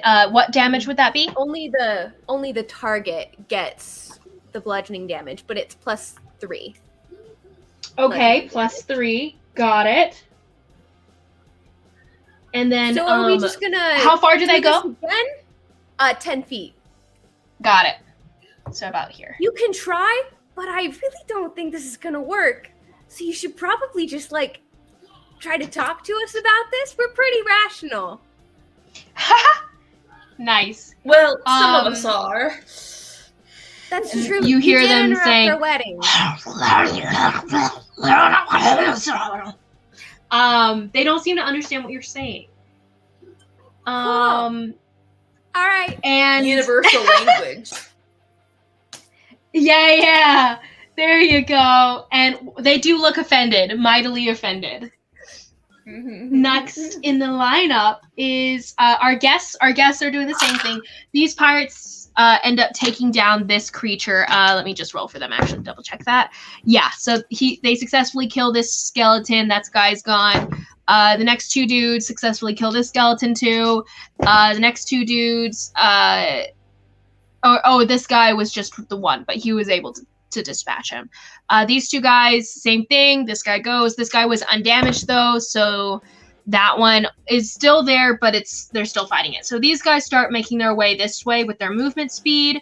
These guys also same thing, making their way up, and as next guest, so that was the guest, Midas is still staying still. He's just stunted, and he seems to be frustrated with why he can't move, but he also is totally chill with it because he's charmed. So then next is let's see. Okay, so then next we have the Kuatoa. These guys were pushed back. This guy pushed back.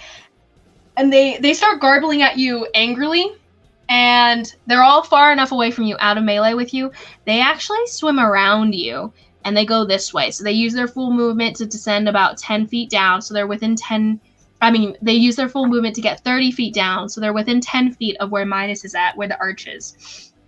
And these guys are already that close. And they actually, you see this guy who's baned, right? Okay, anyway, so you see these guys all throw nets. This guy's who's the archpriest is really far up, but the other dudes throw a net. So you see these two guys throw a net. Actually, it's two of these guys that throw the net. Two of these guys throw a net, and one of them hits for Midas, and so they see Midas get wrapped up in a net, and he collapses to the ground, restrained, and still charmed as for that. And then these guys are the ones that threw the net. So then this guy, what's he gonna do? He actually, since they were throwing the net, he's gonna turn around. He's gonna stay over here actually instead of going down with them. They were enough to go down. So he's gonna stay up there, and he's gonna throw another net at you, Iara. You seem to be the more, oh my goodness, the more dangerous one right here. So he's gonna throw a net at you. 10 plus 4, so 14 to hit. Does not hit. You slash right through the net this time, and it falls around you in pieces, and he's gonna garble in frustration.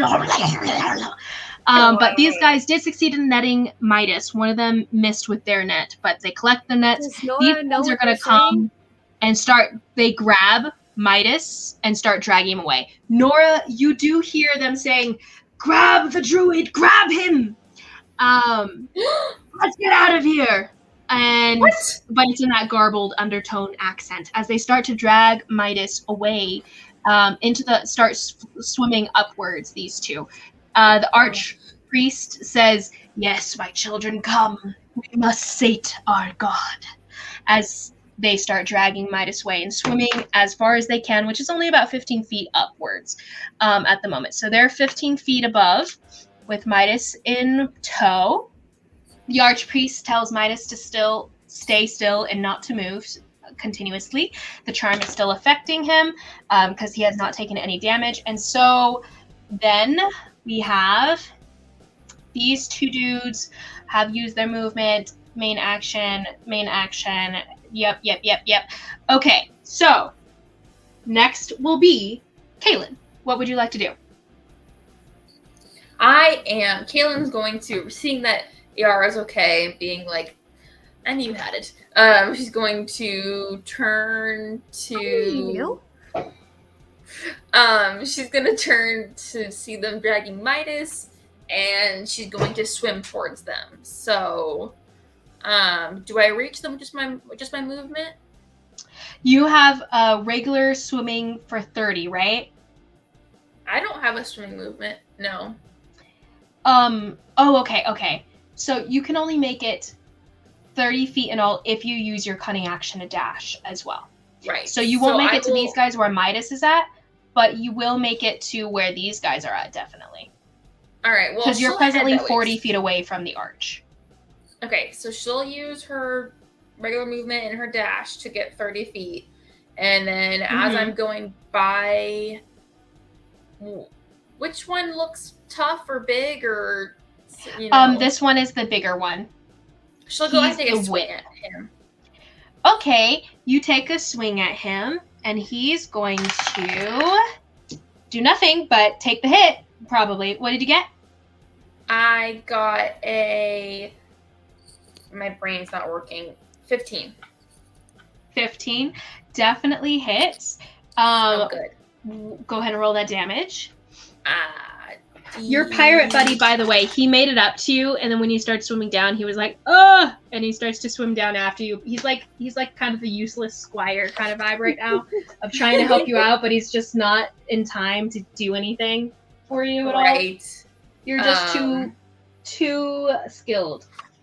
Rachel, it's like Roderick. Pod with Roderick. Brienne. Yeah, I love him.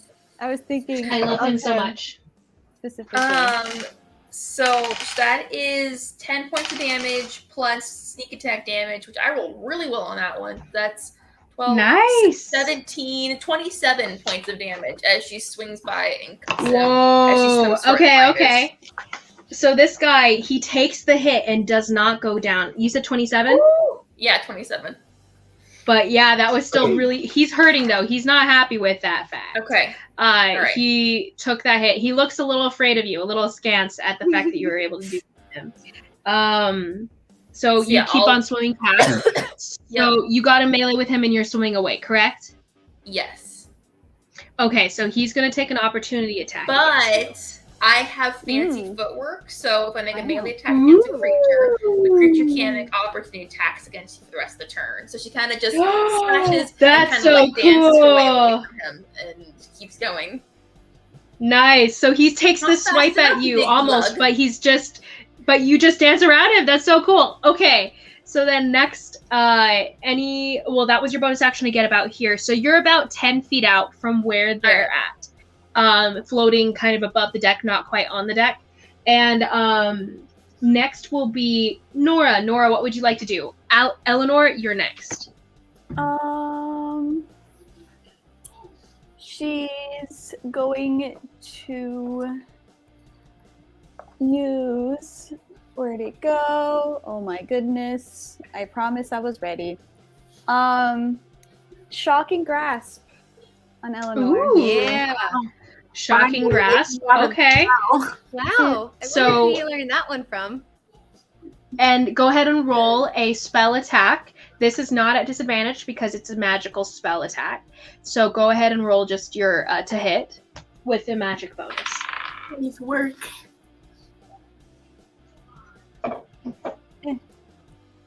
Work. 14. 14. Does that hit, Elanor? What does it have to be to hit me? AC, Your AC? whatever your AC is. It's your spell armor class. save. Or armor class. All right, let me. At the top of your main page on the left, it's your AC is 11. All right. So it hits Oh, me. yeah. so it It does. definitely hits. Hit. Good. Sorry. This is the one No time I worries. had when something hits me. Wait a minute. So wait this, a minute. Can you look on Yeah. your character sheet actually? Yeah, Iara, I think it's pretty low for you. I think It's 11. My AC is 11. It is 11. Yeah. Okay.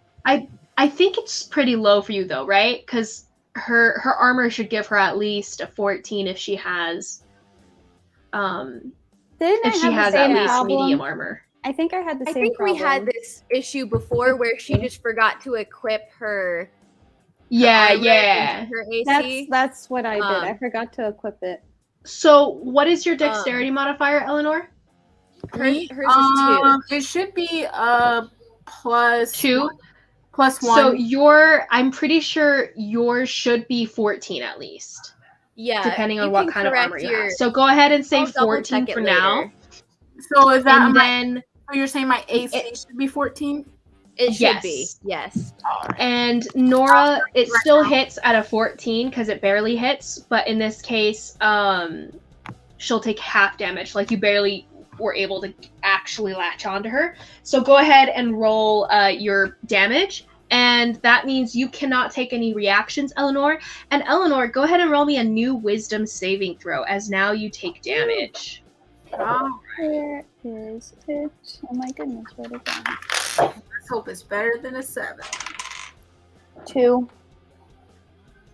2. Okay, so you'll take 2 points of damage, Eleanor, but roll that die.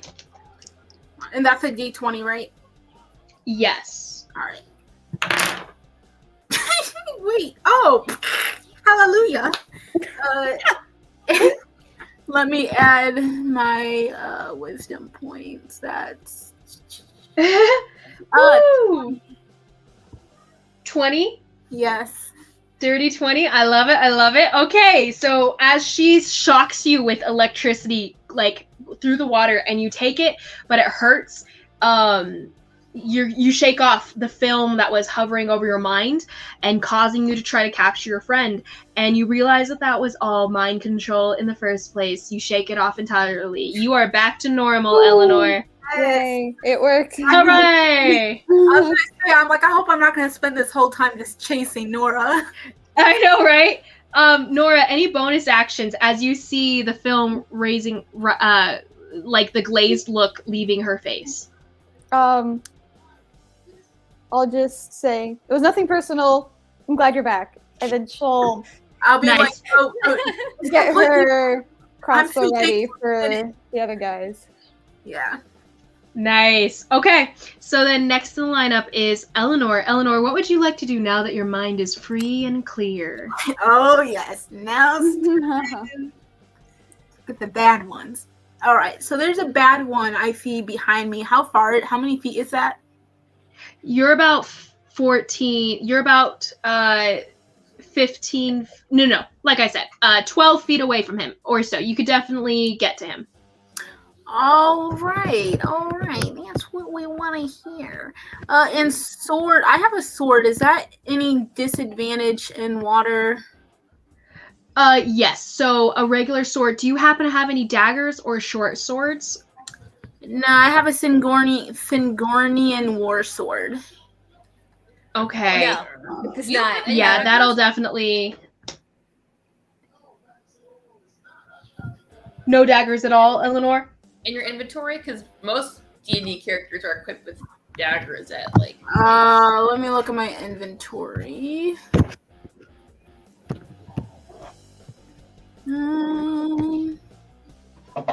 No, I have chainmail and the holy symbol of Caelynn. Okay, got it. So you will have disadvantage on a melee attack, but All right. I Um, could use that one thing.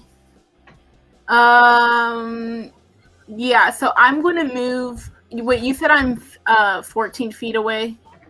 yes, you are 14 feet away from about this guy. You can make it 15 feet with half of your so the swimming speed that you have, which is 15 feet, you can get to him. Well, I would like to move, like within, very close to him.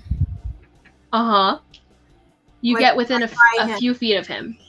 All right, right by him. And then, let's say I were to use my sword, how much disadvantage is it?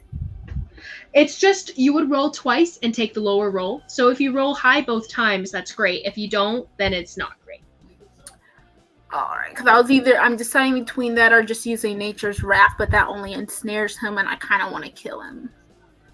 Ooh, you could use Nature's Wrath if you I was want to. thinking, what's the worst that could happen?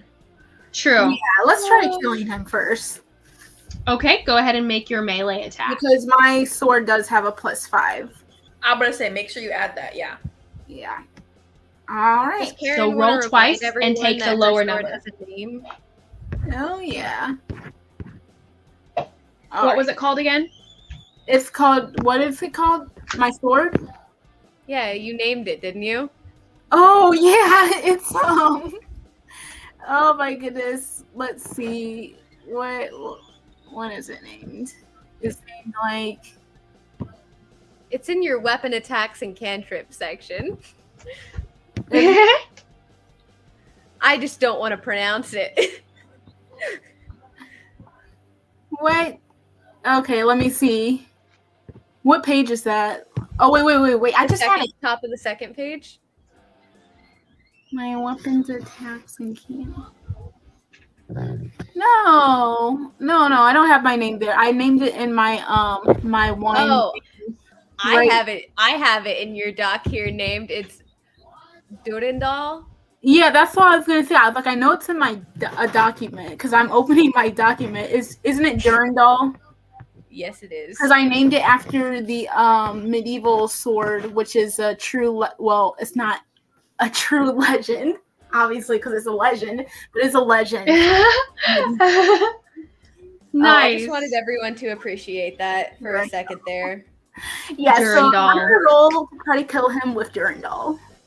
Cool. As you swing down through the water, and the water's like pushing back a little bit. All right. But what did you get to roll? My first is a 20. Do I have to roll again for disadvantage? Oh, yeah. Please be a Natural 20s, man. And well, yeah, because that was a natural 20, which would make it 25.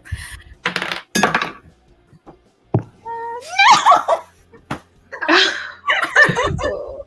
Wait, what is it? Terrible.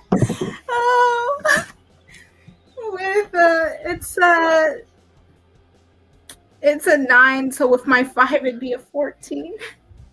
Okay, well, actually, the guy It's that not you're terrible. targeting is not. Yeah, his thing isn't super high. His it's 13. You hit straight up. So as you slam down, and you have this, you do have this perfect arc where you know for sure that it would have sliced right through the guy's head, completely clean cut straight through his head, and it like you're held back a little bit by the water, but you still hit him even then. So it's not the perfect hit, but it is a hit.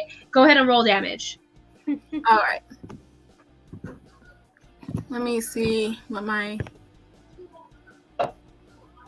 Okay, so the damage is D10 plus 4 slashing. Yes. If you'd like, you can pour one of your smites into it. If you'd like to add the damage, add to the damage, but it's up to you. I can use Divine Smite. Yes. Actually, no, not Up for to you. This Not- guy's not super strong. Yeah, that might be a good idea. So Yeah, what is I'm your not- damage? My D10 is that the It's the one you rolled earlier for the percentile dice, but it's the one that's the single digit. So the 1d10. All right. The one oh it's 1 through 0, not 1 through 0, right? Or 0 through 9. Yeah. Yeah. All right. All right. I'm still trying to figure out what all these dices are called. Karen, You're it fine. occurs to me, this is the first game I have ever played with you. Oh yeah, instead of DM. Oh. Yeah, right. I've never actually played with you. Wow, man. Wow. Also, I rolled a 5 plus 4, so that's a 9. 9 points of Nice. damage. Okay. Nice. You slice through his chest, and he cries out and like shudders backwards, and you see the purplish goo blood coming out of his body. He doesn't quite go down, but he's not happy about this fact. Any bonus action, ma'am? All right. Let's see what I have. Oh, wait, Iara, you are on deck-ish. Huzzah. On deck-ish. On deck-ish. oh, My new lighting I isn't should have nearly used as this good. before I hit him. Yeah. Yeah, I found My old something that lighting would have was been good. great. Oh well, I know what else. What is? I have another good bonus action, I think. You can use the bonus action still if you'd like. We can retcon and say you did it before, because I know you're still getting used to things. Well, because it was for there's the raffle smite, and it deals like an extra 1d6 psychic damage.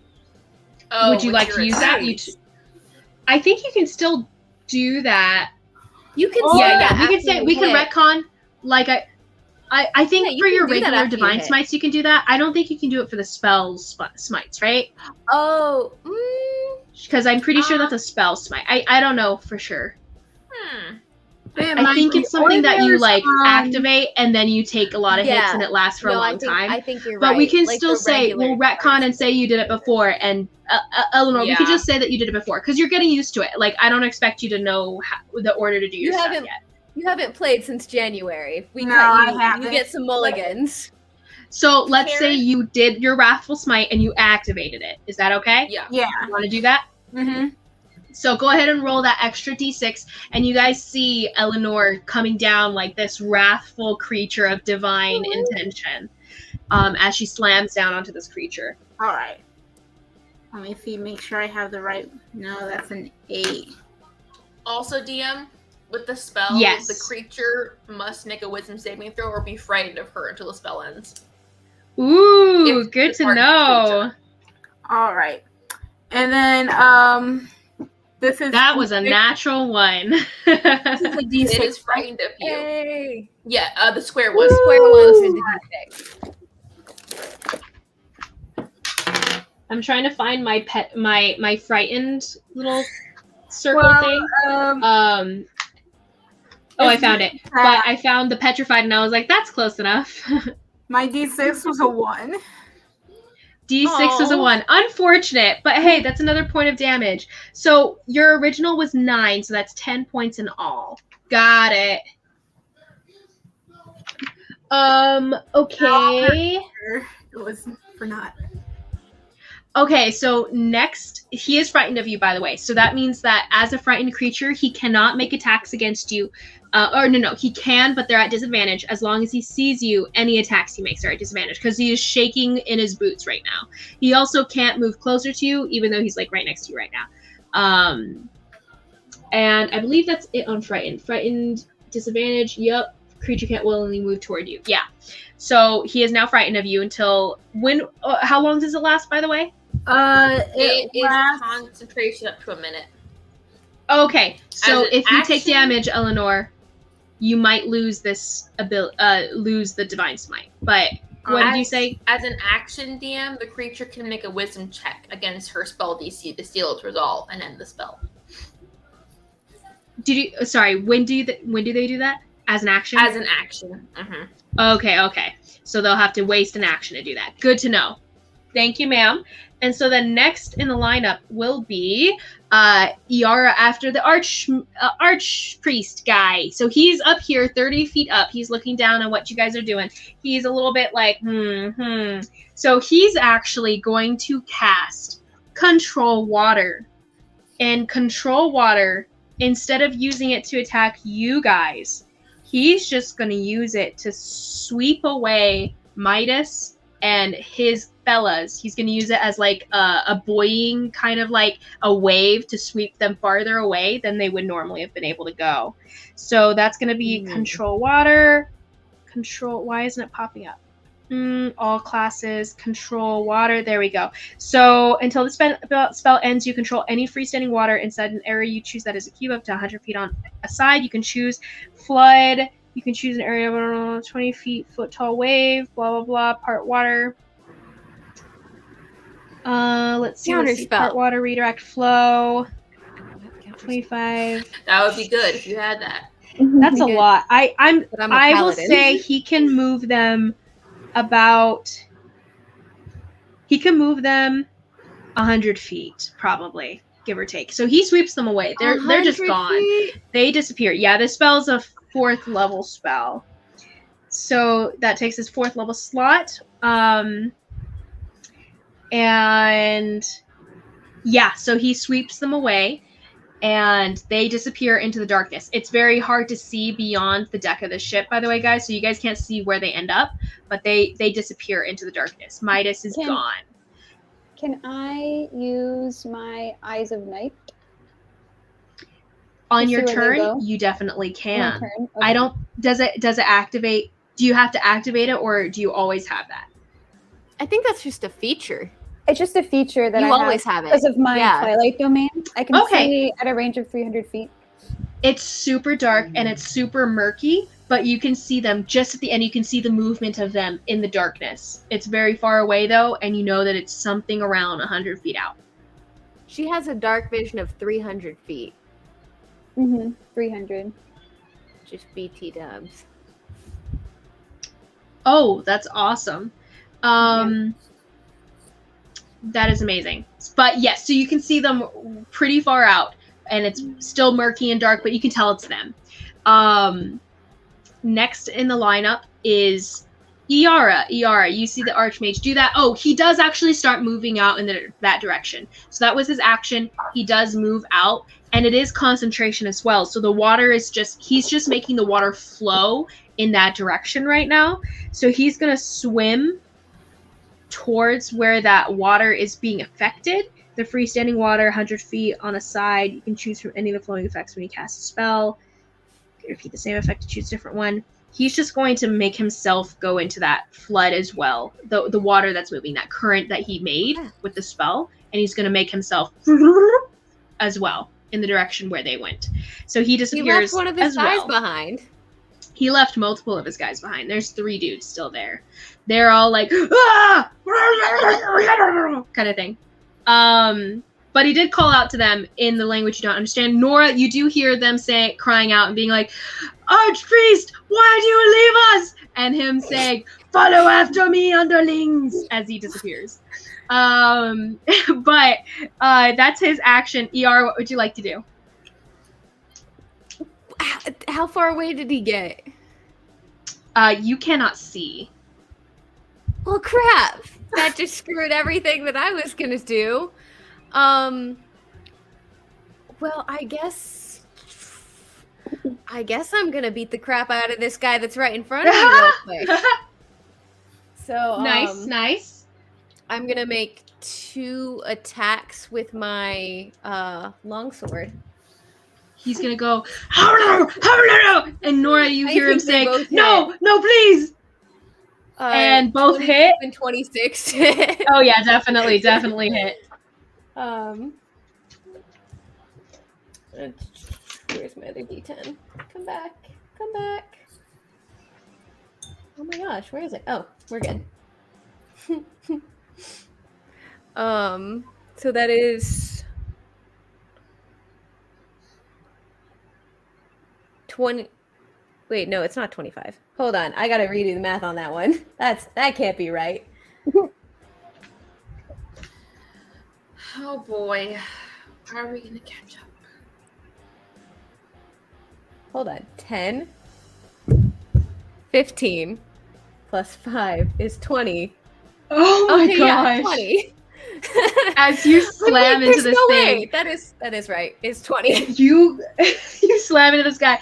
You cleave his head from his body. His bulbous fish-like head just separates, and you just see an explosion of ink-like purplish goo coming out of his head. And he's dead. I'm gonna look at the other one. Turns around with a gleam in her eye. Nice. Get it. You don't want that to happen to you. You should probably tell us where they took our friend. He is so scared right now. He is so scared. I'll use my movement to get up to him. Okay. You swim up to him. You get up right onto his melee area. Hey, do any of you guys understand what these guys are saying? Because I You creatures will die. The deep god will destroy you all. That's what Nora hears. But he's just garbling nonsense to you. Next in the line. Oh, any bonus action, Iara? Oh, you have a second attack, right? No, I used both of my attacks. Oh, okay. I do remember that. Yes. Well, I was going to use something, but I can't now because he got away. I just asked if anybody understands these guys. And they'll be able to answer you on their turn. Mm-hmm. But did you want to use a bonus action against one of these dudes?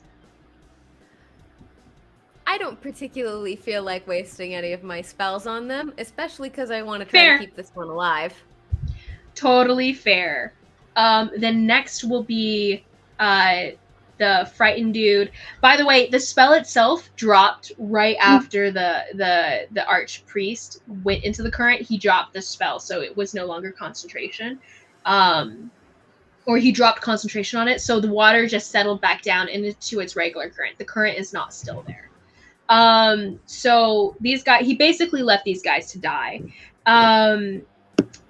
Iara, after you, it is their turn. So all the pirates have taken care of any of the remaining skeletons. They're collecting the guests and making sure everyone's okay. All the skeletons are dead at this point. And you see, Midas is gone, so he doesn't have his turn. This pirate's like, swims up to you. Caelynn is like, Captain, are you all right? anything I can do to help you, Captain? And he's like just breaststroking towards you, shouting this. And he's like, I am at the ready for you, Captain. And then Good intentions, I suppose. exactly.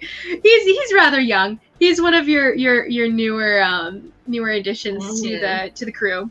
And then you have these guys. This guy's totally scared of you, Elanor.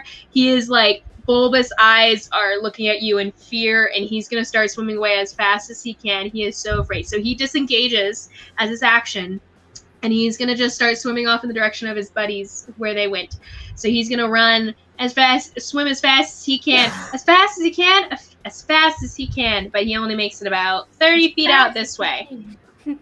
And so he's 30 feet away. This guy's going to do the same thing. He's very afraid of you. He's not frightened, but he is afraid of you, Iara, as well as the fact that he's been abandoned. So he's going to take off as well and disengage and swim. So he gets about 30 feet out that way. Next will be... Wait, does he have any bonus actions as a whip?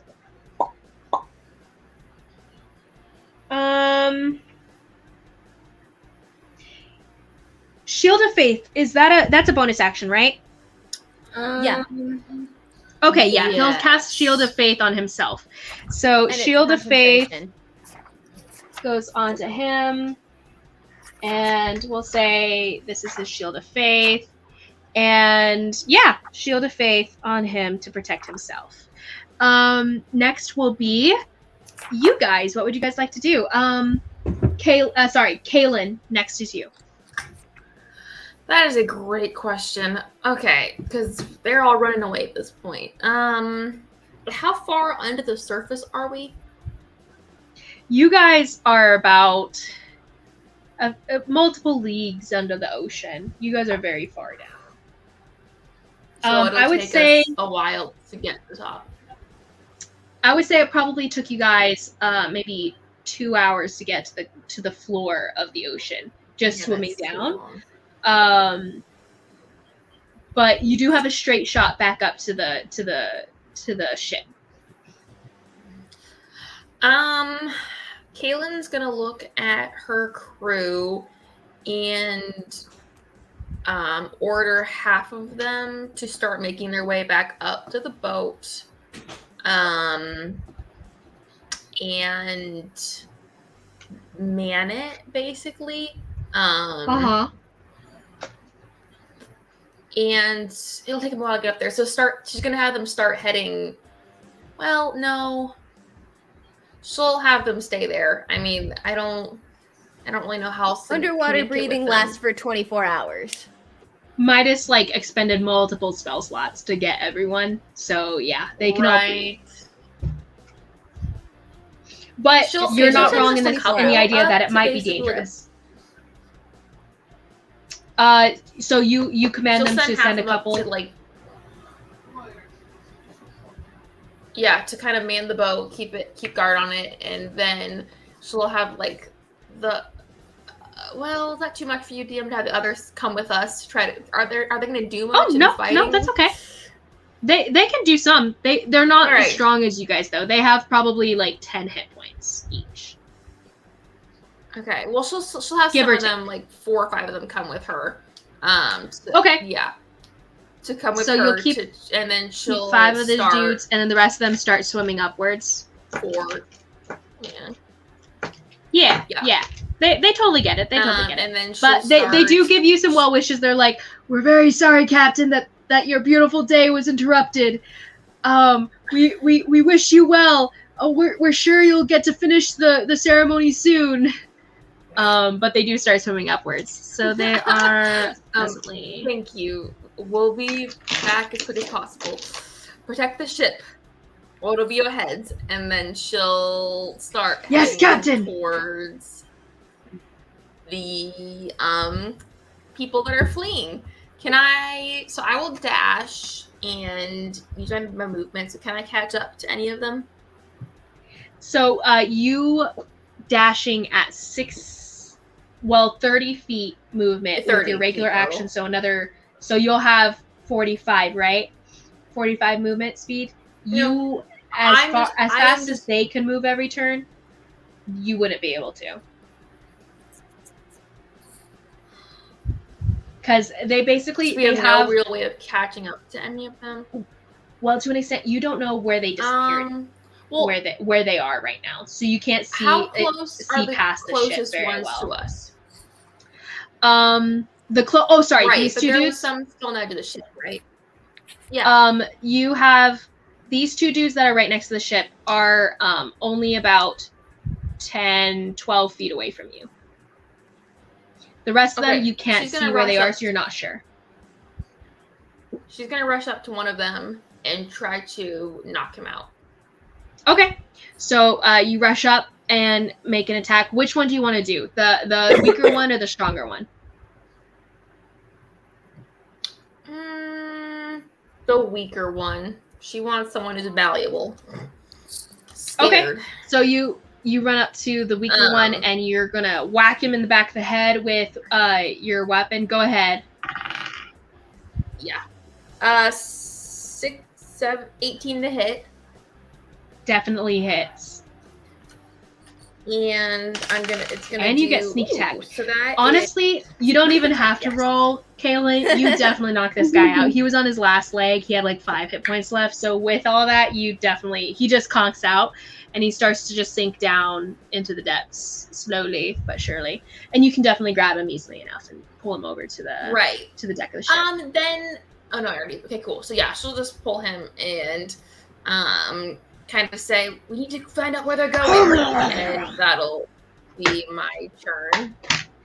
Okay, the other guy looks very much afraid and tries to swim a little bit faster. Next is Nora. Nora, what would you like to do? Where am I again? I can't even. I'm all the way. I'm like cut off, right? Oh yeah, you're pretty far away here, but you can. You're a little over 30 feet from where Caelynn is right now. Okay. So I have a question first. So for my Eyes of Night, it says, where'd it go? I can magically share the dark vision with any willing creature I can see within 10 feet of me, up to a number of creatures equal to my wisdom modifier. So my wisdom modifier is +3. So does that mean I can share it with 3 people? Yes, that's exactly what that means. Okay, then I will share it with Elanor, Caelynn, and Iara, and they have it for an hour. Nice. So they can see up to Nice.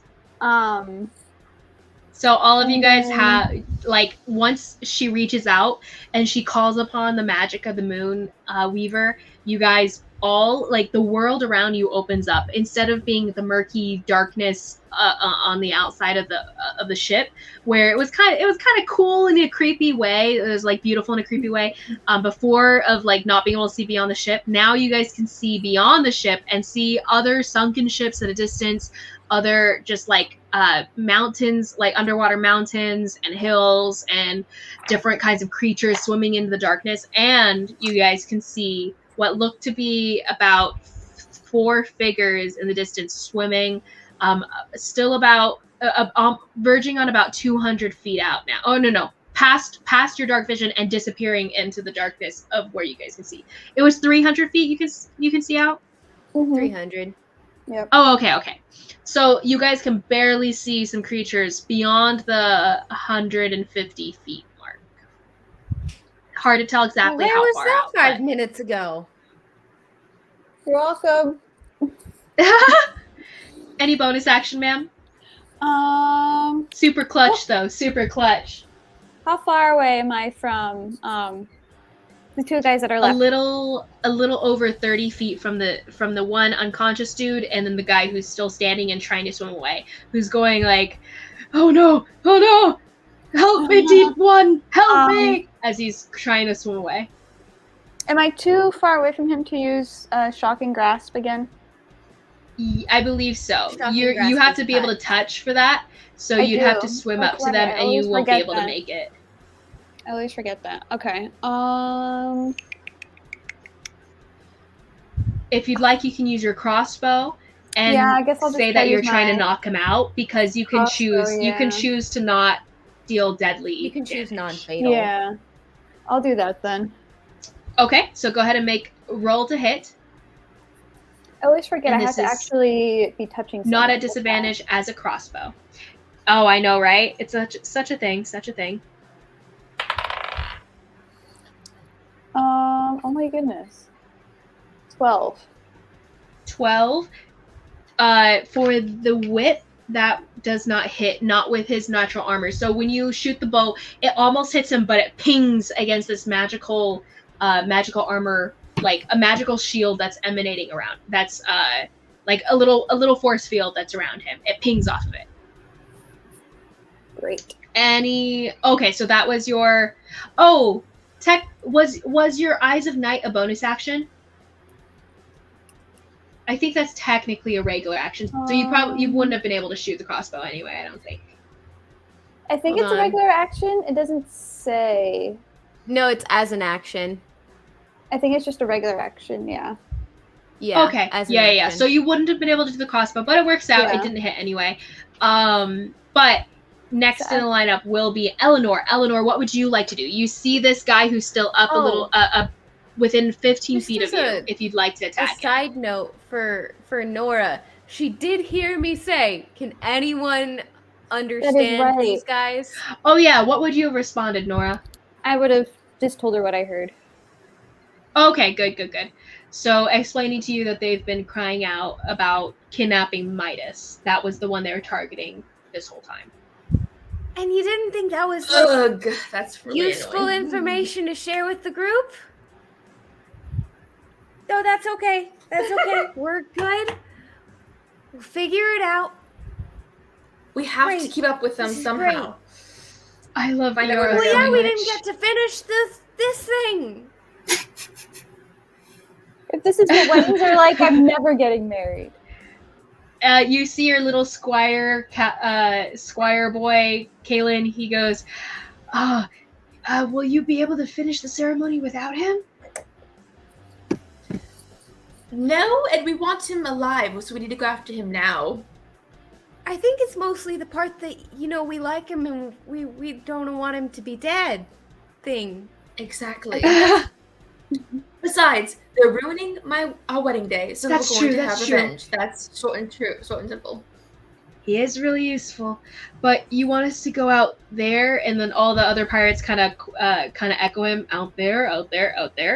And they all look into the distance where they can't see anything. It's just like pitch black darkness because the light can't really make it all the way down If here. you're not up to it, then return to the ship, and I'll deal with you later. Ooh, roll me a shame check. I guess that's Like intimidation in a sense. Yeah, like reverse intimidation Okay. almost. Proficient in intimidation, so that's fine. Just imagine a separate 18. shaming check. 18 definitely. All of them are like, "No, Captain, we're just as tough as you are. That's what I thought. We're at the ready for you, Captain." The little squire boy still looks a little bit nervous, but he's like, "At the ready, Captain." And what's it called? Iara. Oh no, wait, Elanor. What would you like to do? By the way, your turn. As this guy's trying to swim away, as Iara is kind of discussing things. They're with all the- like gone. Let's see here. How far away is that guy who's swimming away from me? He is you can reach him with your half speed. You can get to him. You're within 15. All right, but he still has that thingy around him, the shield of faith. Yes, he does. It adds 2+ to his AC. It's not super high. His AC is already very low. All right. Well, in that case, I'm gonna go up to him. Uh-huh. And now let's see here, because last time I used my try to kill someone, it really wasn't very effective. All right. Yeah. Maybe I can use that thing I was intending to all along. Yeah. I believe Yes, in you. I want to use Nature's Wrath. You do still have Yeah. Wrathful Smite going, by the way. Do you want to use a separate spell right now? You do have Wrathful Smite still going right now, so you still have the plus D6 to your damage and the Frightening ability. If you want My plus to use D6 this other was spell, only- you totally can. but do you want to use something separate for a single dude? Wrathful Smite, you automatically get to just like move it. It's not like you have to recast it again. It keeps going every round until you drop it. In essence, it's like something you cast on yourself, so it's making you stronger, tougher, scarier. Which one? Wrathful Smite? Yes. Yeah, but it was only a 1 when I rolled it. Mm-hmm. I mean, it could be a 6. What? Yeah, it could be a 6. Wait, if you want to, but next time. You re-roll. Can use it every turn. Oh, okay. Well, either that or but with Nature's Wrath, does it count as like an actual spell? Because it's on my features and traits. I think it's a channel divinity, right? Yeah. Mm-hmm. Yeah. So it wouldn't be a spell, but you only have 2 channel divinities every short rest, I believe, or maybe 1 as a paladin. I know clerics have 2. It's actually only 1, because I'm a higher level, and for me it's still only 1. Okay. Well, can I? She does have. Mm-hmm. Wait, Karen has a feature where she can it's a bonus action. Oh, I have it backwards. She can regain 1 spell slot in exchange for channel divinity. I thought it was use a spell slot and regain a channel divinity. I was wrong. I had it backwards. I can regain 1 expended spell spot with Harness Divine Power. Yes. No. It's the opposite way. Oh yeah, you can regain a spell slot if you use your channel divinity. I thought it was that you could regain. But you can regain with a spell slot. I'm pretty sure with a short rest you can regain 1. Yeah, with a short rest. Yeah, it's a bonus action to regain. So if you want to do it, definitely do it. Just know that you'll have to take a short rest to get it back. But wait a second. If I use Channel Divinity, Harness Divine Power is a bonus action. So does that still count as using 2 Channel Divinities? Well, the Harness Divine Power is a separate thing. Are you trying to get back a spell slot right now? Because I don't think you are, right? No, I was just saying if I were. Like, if you were, you would have to use a bonus action to do it separately from actually casting it, yes. Yeah. So you'd have to use the bonus action to convert it, and then you could use it. Yeah, that's what I was saying. So let's say I use this Nature's Wrath to, like, get him, and could I use, as a bonus action, use Harness Divine Power to get back a spell slot? No, because you only have 1 channel divinity that you can use. Yes, so if you use your channel divinity, it's gone. So you won't be able to use your Harness Divine Power. Because Harness Divine Power is transforming your channel divinity, the one that you're using for that ability. It's turning that into spell power. All right. But yes, so it's up to you. Do you want to try to ensnare him? It would be pretty clutch, being that you guys are trying to capture these guys. Yeah, I'm gonna get him. Let's use Nature's Wrath to snare him. Is that a saving throw on his part? He must succeed on a strength or dexterity saving throw. He fails with a 6. So you guys watch as Elanor reaches out her sword hand, holding the sword, and you guys see like these seaweed vines coming off of the arch and snaking over to him and latching onto him and pulling him down. Does it pull him in a specific direction or just keep him in place? No, it just restrains. And so the seaweed wraps around him, ties him up. Yeah. And then the creature repeats saving throw at the end of each of its turns while restrained by the vines. Nice. So he starts to sink backwards, and part of half of his body is on the deck and half of it's over the side, and he starts to like tip either which way. Let's see. He tips. Oh wait. Even he falls over. Odd he falls in. Odd he falls back onto the ship instead of falling off, and then. So that was your bonus action, correct? Oh no, wait. That was my action. Your main action. Okay. Any bonus action you would like to use? Let me see.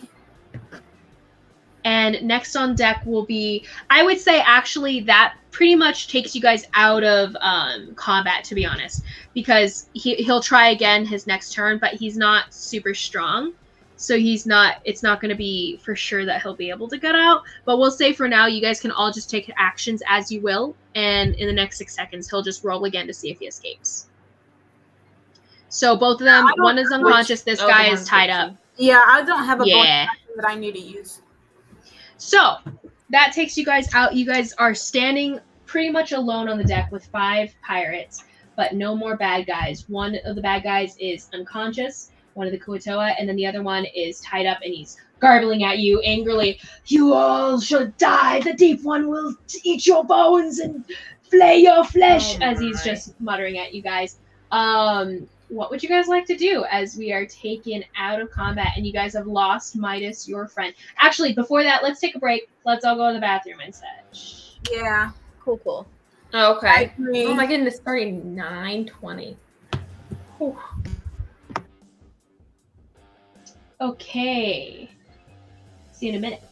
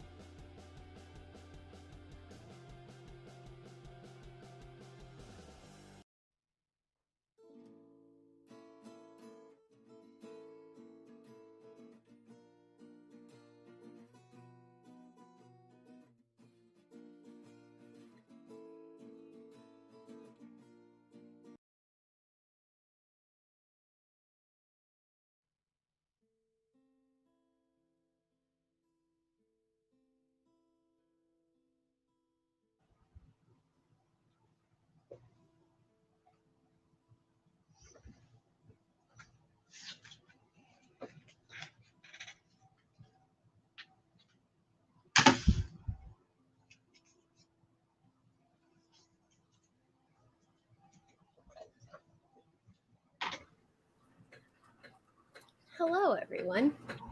Oh, Hi. Liz, you look like you belong in Whoville with your hair, and I love it. I put my hair up on top of the thing this time. Jen, you're being a My hair was getting distraction. tired of being under the thing.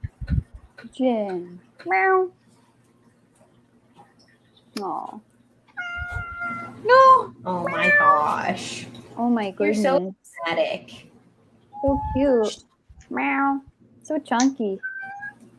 Oh wait, it's this way. Say hello. Meow. Say hello.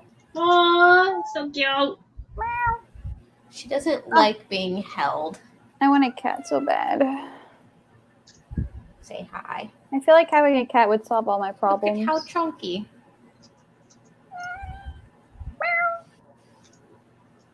She's so whiny. She is. But she's so cute. She's lucky she's cute. She's been Mhm. bad. Ah, no. Oh, we forgot. Ouch. Ocean's Testament. Karen could have added 1d6 to every hit that she did. Or 2d6 to be ranged. Dang. For what? Or she could have added a d8. I can hear you, to but I'm any of her making tea. attacks. Gotcha. Okay. Ah, I forgot to put honey in my tea. You know, it's so far away. What with my coffee bar being literally right next to me. Oh, nice. How convenient. I have a tiny jar of honey. I didn't even have to get up. Oh, I am going to need a spoon, though. So that might be a problem. I love how Karen always puts her characters' last names. I know, I love it. Oh yeah. So cute. Actually, I say that like she's done that for so many other characters. No, it's just the one. But it's because Karen's fair. a good person, so I feel like I need to change mine. True.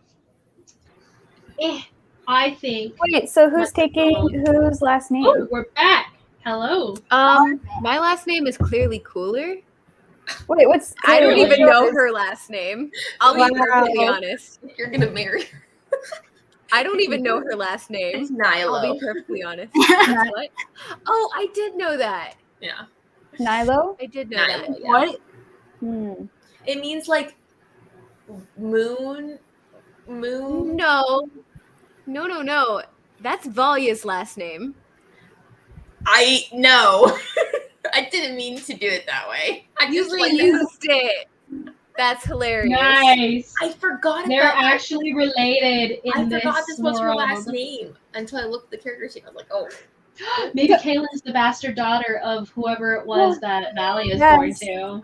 I can totally see it. So many bastard children. Huh. You know, I a could make random port side prostitute that got knocked up by your dad. Mhm. Hey, it can It happen. happens. I've seen it happen. All right. Well, Do just not know write that as the down, Darren. Do DM, not write that down. as the DM, I can do with this as I please. Caelynn Iara and comes in Caelynn later belong trying to me to now. get Valia's birthright.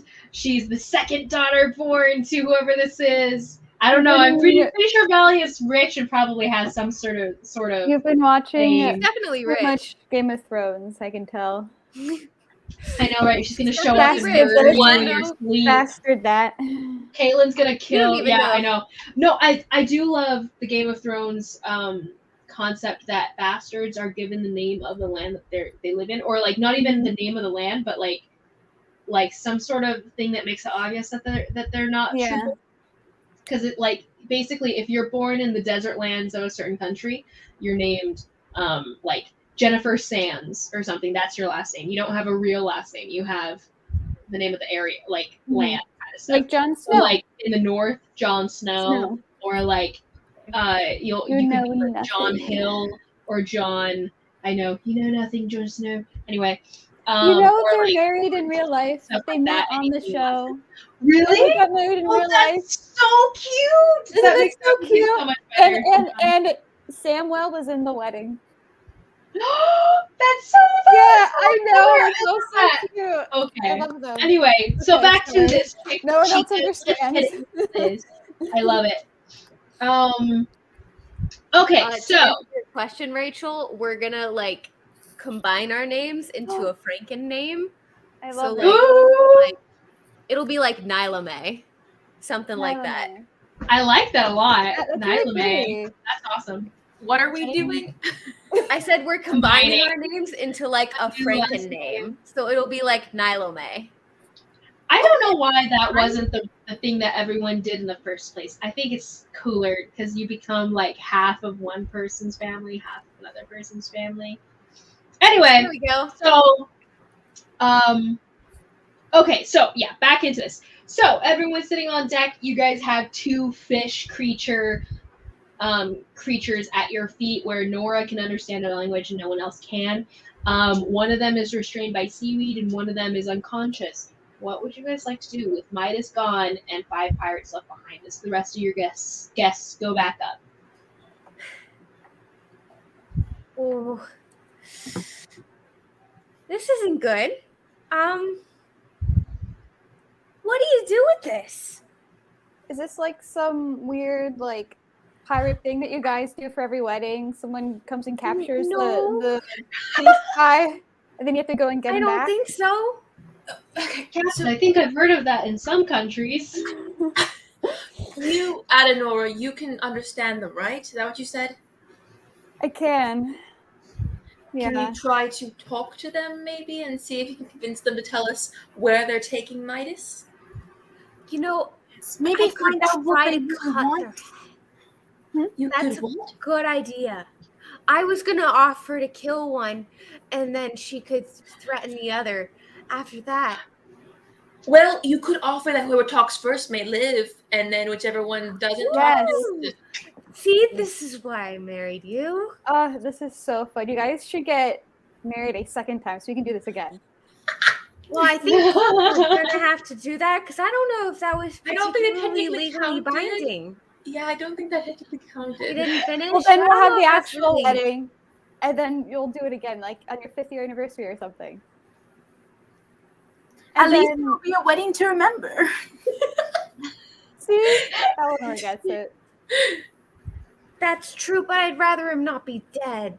So Yeah, we need to we could- figure this out so we True. could save him. Yeah. We need to get Midas back. That's the main goal. Exactly. What would we want with Midas of all people? Oh, I didn't You know, hear it. So Nora kinda heard something thought- about sacrificing him to some. Oh, sacrificing him to Ah. Nora did say to explain what she heard to you guys. Okay, so yeah. Oh, So she's Okay. gotten that out at this point, I'd say. See, I kind of thought that this might have been my mom, like saying that she didn't approve of the wedding or something. But this is a well, that's because your mom's a real piece of work, but I think she Well, I knows don't better know than if- Actually, I'm still not sure. This still could be her. I wouldn't put it past her. I wouldn't put it past her, but I don't know. I feel like she would try to take you, dear, than not Midas. That might not. I don't know. That's true. And sacrificing him to some kind of demon god seemed a little beyond her. Just a little. Caelynn, Iara, roll me a insight check. Who?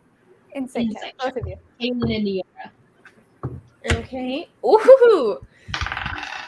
Ooh. 18. 24. You're nice. Caelynn, you do recall, both Iara and Caelynn both do recall that Midas had been like generally concerned about the venue for the wedding, though. That's right. Initially, it occurred to you, it had struck you more as, you guys really want to have your wedding on a haunted ship rather than do we really want to have the wedding there? So like it didn't really strike you as odd until now, and you're like, wait a minute. He seemed to be concerned for a purpose and like genuinely concerned. But Iara, you do even more so recall Midas saying that he was born under the sea. He was born in this area. He grew up kind of near this area, and you kind of put that together with the idea that maybe he has history with this, with whatever these creatures are. There might be some sort of history there. because he seems to have a more than a passing concern over the location and be familiar with the general area based on your guys' coming back here and stuff. Because he wasn't with you when you guys initially sunk the ship and everything. You guys met him later on. Probably on the island that you guys sailed to right after surviving the ship. Somewhere around there. That port Yeah. town. I think we had said like that port town was where that all went down. Oh boy. Okay. I had a thought, and I'm thinking that he wasn't being like super judgy about us wanting to get married on this ship, and I think he was more worried about like here. Well, I think Oh. Yeah. I don't know what he did or like what he was into, but I think it might have been that. And he didn't give an explanation as to why. Midas is a very odd person. Midas isn't really an explanations kind of guy. Well, You this know. would have been a great time to have a go at explaining things, because It's now he's not gone. wrong. But the best we can do right now is just try to figure out where they're taking him. So am I stabbing one? Well, let's talk to both of them, then maybe stab one as intimidation tactics. So, if you wouldn't mind, Adenora. Sure.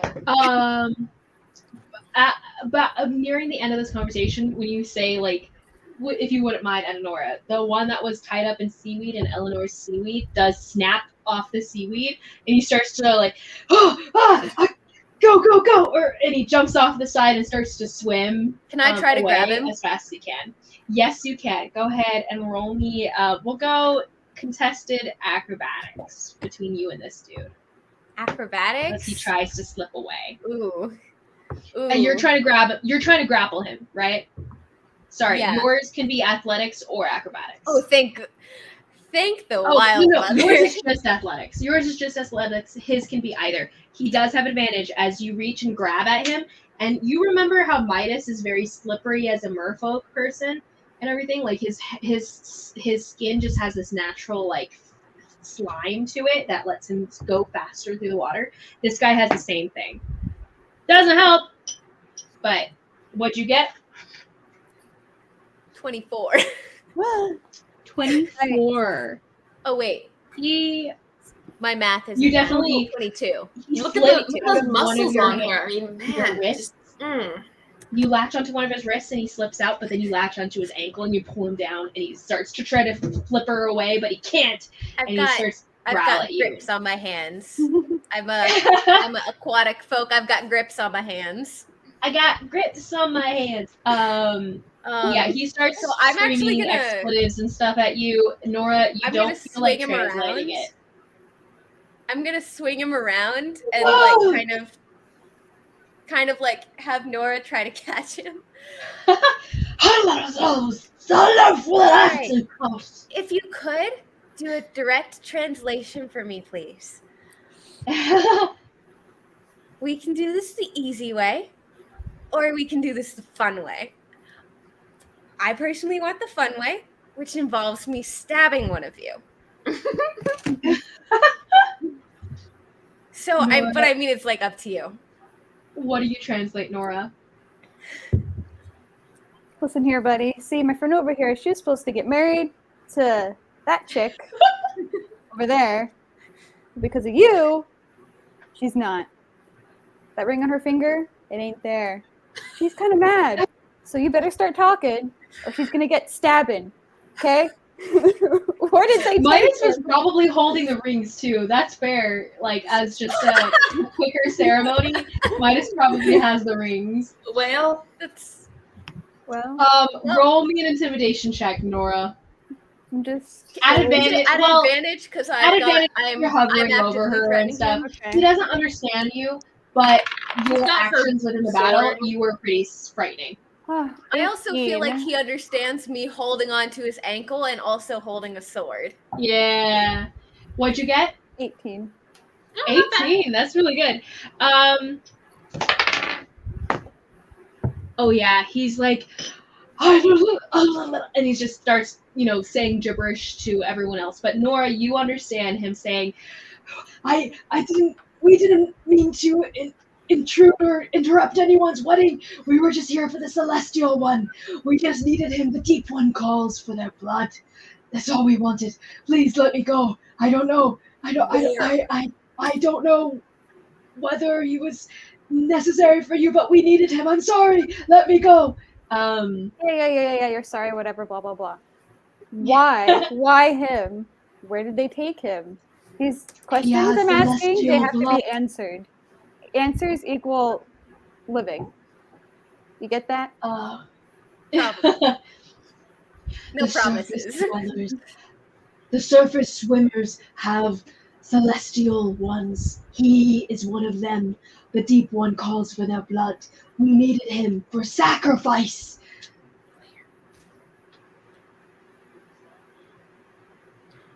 Are you translating this? Like, are you mediating this? Okay. Yes. So you guys hear this. Where did they take him? That's what we want to know. Where is their home? Where is their base? Yes, I'm getting there. Where I'm yelling at him mostly, not you. did they take him? That's clearly the answer. The question you're not answering here. And he looks back and forth. And he looks at his fallen friend who's unconscious. Did you guys wake that guy up, by the way? Not yet. Not yet. I also start pressing my sword just into his tum-tum there. He goes, I can't tell you, they'll kill me. If I take you there, they'll kill me. And I'm gonna do better. So you're gonna die either way. So you might as well make a good choice right before you die to kind of redeem yourself. Or if you could tell him that he might live, we'll let him go. Yeah, we'll let him go. Make a He life for escape himself. and they won't kill him. We will offer you our protection. I don't like that one Sure. as much. Sure. Well, just to tell him that. I can't tell you, they'll kill me if I tell you.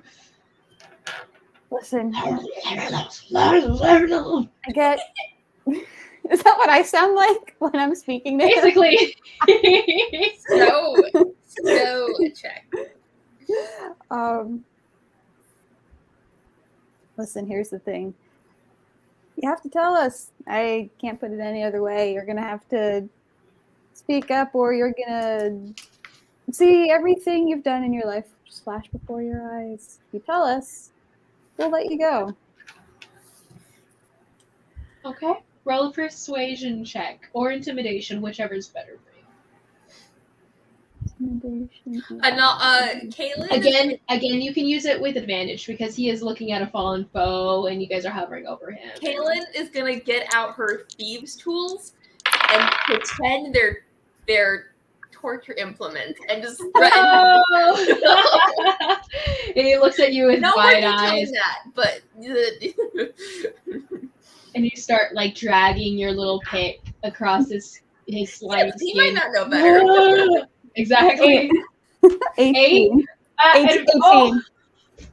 18, not so 8. Much better. Yeah, so much better. 18.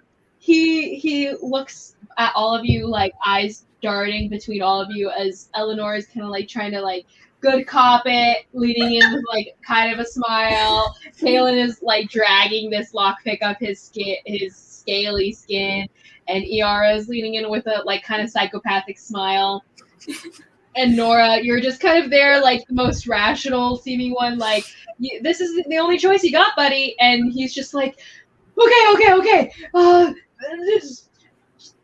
And he points out into the dark, murky depths and everything, and he says, 2 hills through the arch and under the volcano. They go down into the depths, into the caverns where the Kuatoa live, or well, where we lived. Would I know where the volcano is if I have a good general idea, like, of this, like, geography? Roll me a is it history above or nature ground?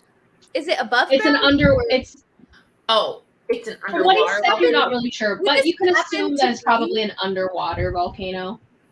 Oh, so this wouldn't happen to be the volcano that we Oh, no. visited for. Okay. Mhm. That would have been cool, though, too. Bummer. But this would be an could underwater I roll volcano for that it is too? apparently in the distance in that direction. Yeah, I was gonna say. Go ahead. Since Yes. I'm familiar As with the Nora area. translates what he's saying to you guys, you can both roll history or nature for the area. I'm rolling Well, hot roll. right I was now. gonna say, Yeah. I think I have like a +4 for history. What? Well, did you say what was the roll for? History or? Nature. Nature. Well, both are -1. I still got an 18. I also got 18. Nice. I have -1. Look at us. Oh! So cute. Aw. Nice. Eleanor, what'd you Both get? not very smart. I didn't roll yet. I can roll because I have +4 for history. Yeah. As you Intelligence of 8, baby. back into all the geography books you've learned about. Where'd it go? Karen's cracking me You up. got with me. higher than me anyways. I only got, even with my +4, it's only a 14. Oh, 14? Okay. Eleanor, you think back to all the geography books that you've read in your past and like your general understanding of the Lucidian Ocean, but you can't recall any volcanoes that might be nearby. And you're thinking it must be probably a minor one. If a volcano at all, maybe this creature's mistaken or something too. Mhm. But something that you haven't read about in any of the geography books you've looked into. But Caelynn and Iara, you guys have sailed the ocean. You guys know the ins and outs of the Lucidian Ocean pretty well. You guys do recall in the past, there had been stories and rumors of a volcano, an underwater volcano erupting and causing a lot of troubles for some of the sailors that were passing in the area here. So you know that there probably is one out in that distance, but you don't personally know. You haven't been there. You haven't had a reason to be underwater searching for the volcano or anything, but you have heard of one in the general direction he's saying. Narrowing down on where it is from like where you guys are kind of randomly at a spot in the ocean. It took you guys a while to hunt down this spot. Yeah. You guys hadn't stumbled upon the underwater volcano, but you know that there's been rumors of one in the area. So you guys recognize that he's probably telling the truth. He said 2 kilometers. Is that what he said? He didn't give a specific distance. He said over 2 hills, Oh, 2 through hills. an arch, and then under the volcano. So He doesn't seem to be the smartest guy. He probably Right. navigates the area based on landmarks rather than. which is fine. I have been wanting to see a volcano. I do like volcanoes, so right, Midas. Midas is the important part. And maybe after we save Midas, we can go exploring some more. Just gotta boop your nose. But we all of your pirate underlings are like, ugh. She shoots them a look. Anyway, how does it seem like it would be more time efficient for us just to swim there, or to take the time to go up to the boat and try to go like, you know what I'm saying, like over and then go back down? Like, did it seem like he was saying it was very You're far? not quite sure. It could be far. It could be close. Would you ask the guy through Nora? Yeah, I'd ask. Maybe just ask him like, how many days travel is it from here to there? Or if he. It can't be that far if they figured out he was down here and got here quick. We haven't been down here that long, but that's my surmise. Question, with Midas gone, that doesn't affect us breathing underwater, does it? You guys, as a side note, you guys have been like setting up for the ceremony, I think, for the past couple days and everything. So you guys have been coming back and forth between the ship, I see. like That doing makes more stuff, sense. setting things up, blah blah blah. For like not for too long, but it has been a couple days. Whereas based on the fact that you guys have seen that this guy has magic, he probably would have been able to like peek in on you guys and be able to set it up as well. Right. Whatever he was planning to do. Nora, what was your question? I'm sorry. With Midas being gone, it doesn't affect us breathing under like the water or anything, does it? No, it does not. It lasts Okay. for 24 hours. It's not concentration or if whether or not you guys stay in with him. However, he did cast it early this morning, I would say. So we got our 3. So you guys have a day to get there. If you guys did you guys ask the guy how long it would take to swim there? No, Yeah, I would have asked. I Nora would have too. asked him. Yeah. I would say it's about 3:00 right now. And the guy tells you that the volcano is about, as for him, and he says, it takes us about, what kind of time would he use for this? No, he has no way of telling time, really. So he doesn't know how long it would take. But like He says- less than half a day? Half a day? He says they do it without sleep. Okay. Is he able to tell it with like? I mean, he's underwater, but like with the sun at all? You have no sun down here. Mm. When you mention a sun, by the way, he's like shivers. And, Don't we have something that can like do light down here? I mean, yes, I could, but it only lasts for a couple minutes, and I don't know if it's.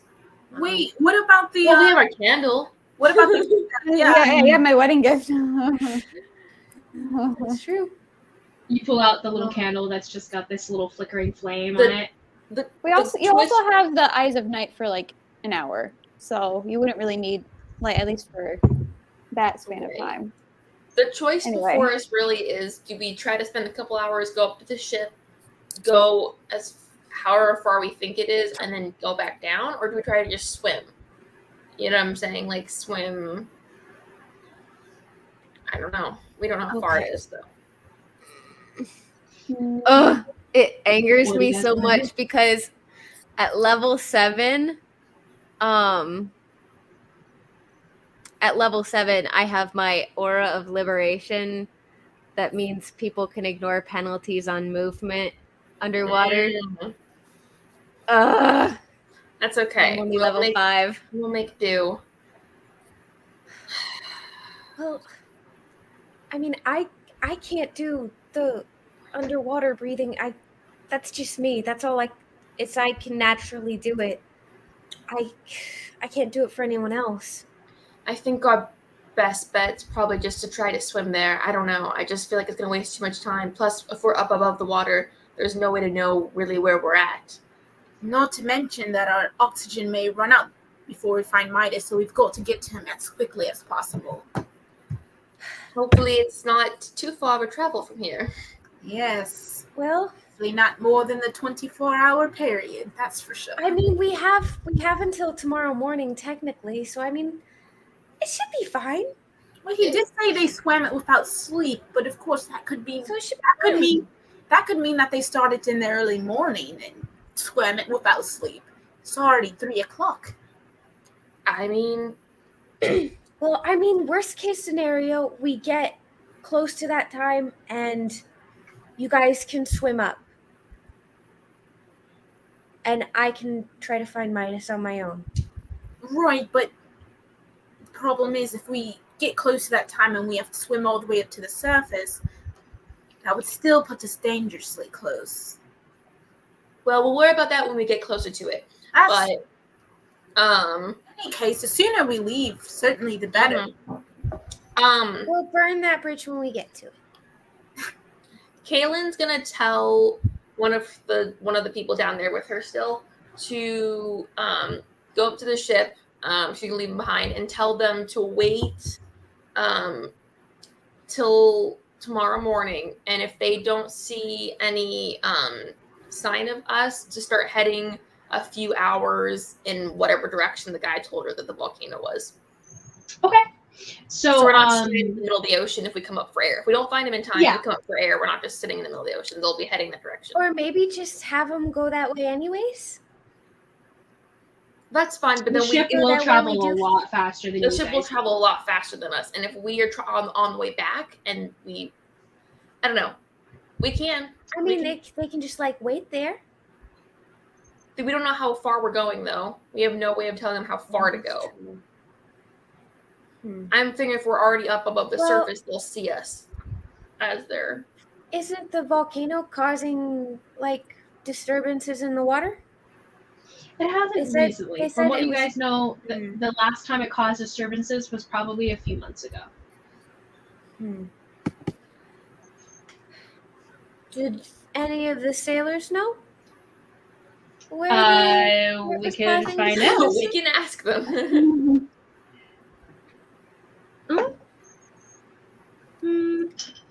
Nothing high enough to make for that. Let me roll Okay. 2 more times for these guys. Yeah, all of them know about what you guys know. I got I got base 16, 17, and an All 18. right. So they Well, know the I same guess we rumors don't that you have- guys do. I guess we don't have any other options, so I guess this is a honeymoon. We'll go on one better after. Don't worry. Well, this is just a pre-honeymoon. So, let's go. Woo! But it's already then- crossing off my part of the bucket list because I wanted to see the volcano. There you go. That's one thing ticked off. It's another adventure. Hey, maybe So you guys we'll start find climbing them at out the in that volcano direction. and we'll get married under it. That'd be cool. Nice. I do like volcanoes. I know. So I guess we'll start swimming in that direction, and I guess we'll let the other two go. I mean, Please let me go. We should bring him. Oh, that's right. I almost forgot about them. I say we take him. I didn't trust leaving them behind. and take them with us. Take them with us. Well, they may prove useful. They do know where it is. They have swam there before. Maybe But just if the they one. did Two might say be if they too much trouble. find out they talked and bring them back, then they'll. Well, I guess we don't care. No, if no, they no. get killed. We'll bring them close enough to the volcano, and then we'll leave them tied up somewhere. As long as we see it. we Maybe can just the one. I think two is overkill. Iara, and she'll kind of motion to the other one, like, Do if we you want really to. think so? They'll willingly You're too take us good to there? me. I mean, they did say if they find out they talked, they Well, would kill them. So they'd be taking this- themselves to their own grave. That's true, but at Are this they point, really gonna talk yes. or bring us there? But I I don't mean, if think we so. tell them that we won't harm them, just use them as a guide. We can let them go, and they can run before we get to the volcano. They can run the other way if they want when we get there. Right. We won't bring them to the leader or anything to be sacrificed along with Midas. But either way, we need to get moving. We're losing time as it is, and they have a head start. Okay. I don't think they'll So- bring us there, but we can try. Well, we know roughly where it is, so Fair enough. He may quicken our pace. Or What do they you may tell slow them? us down on purpose. Quite It's possible. also true, but if he does, we'll just kill him. Let's go. yes, exactly what Caelynn said. So, Elanor, what do you tell the creatures? Let me go. You told me you would let me go. Can't get over the fact that that's what I sound like when I talk to them.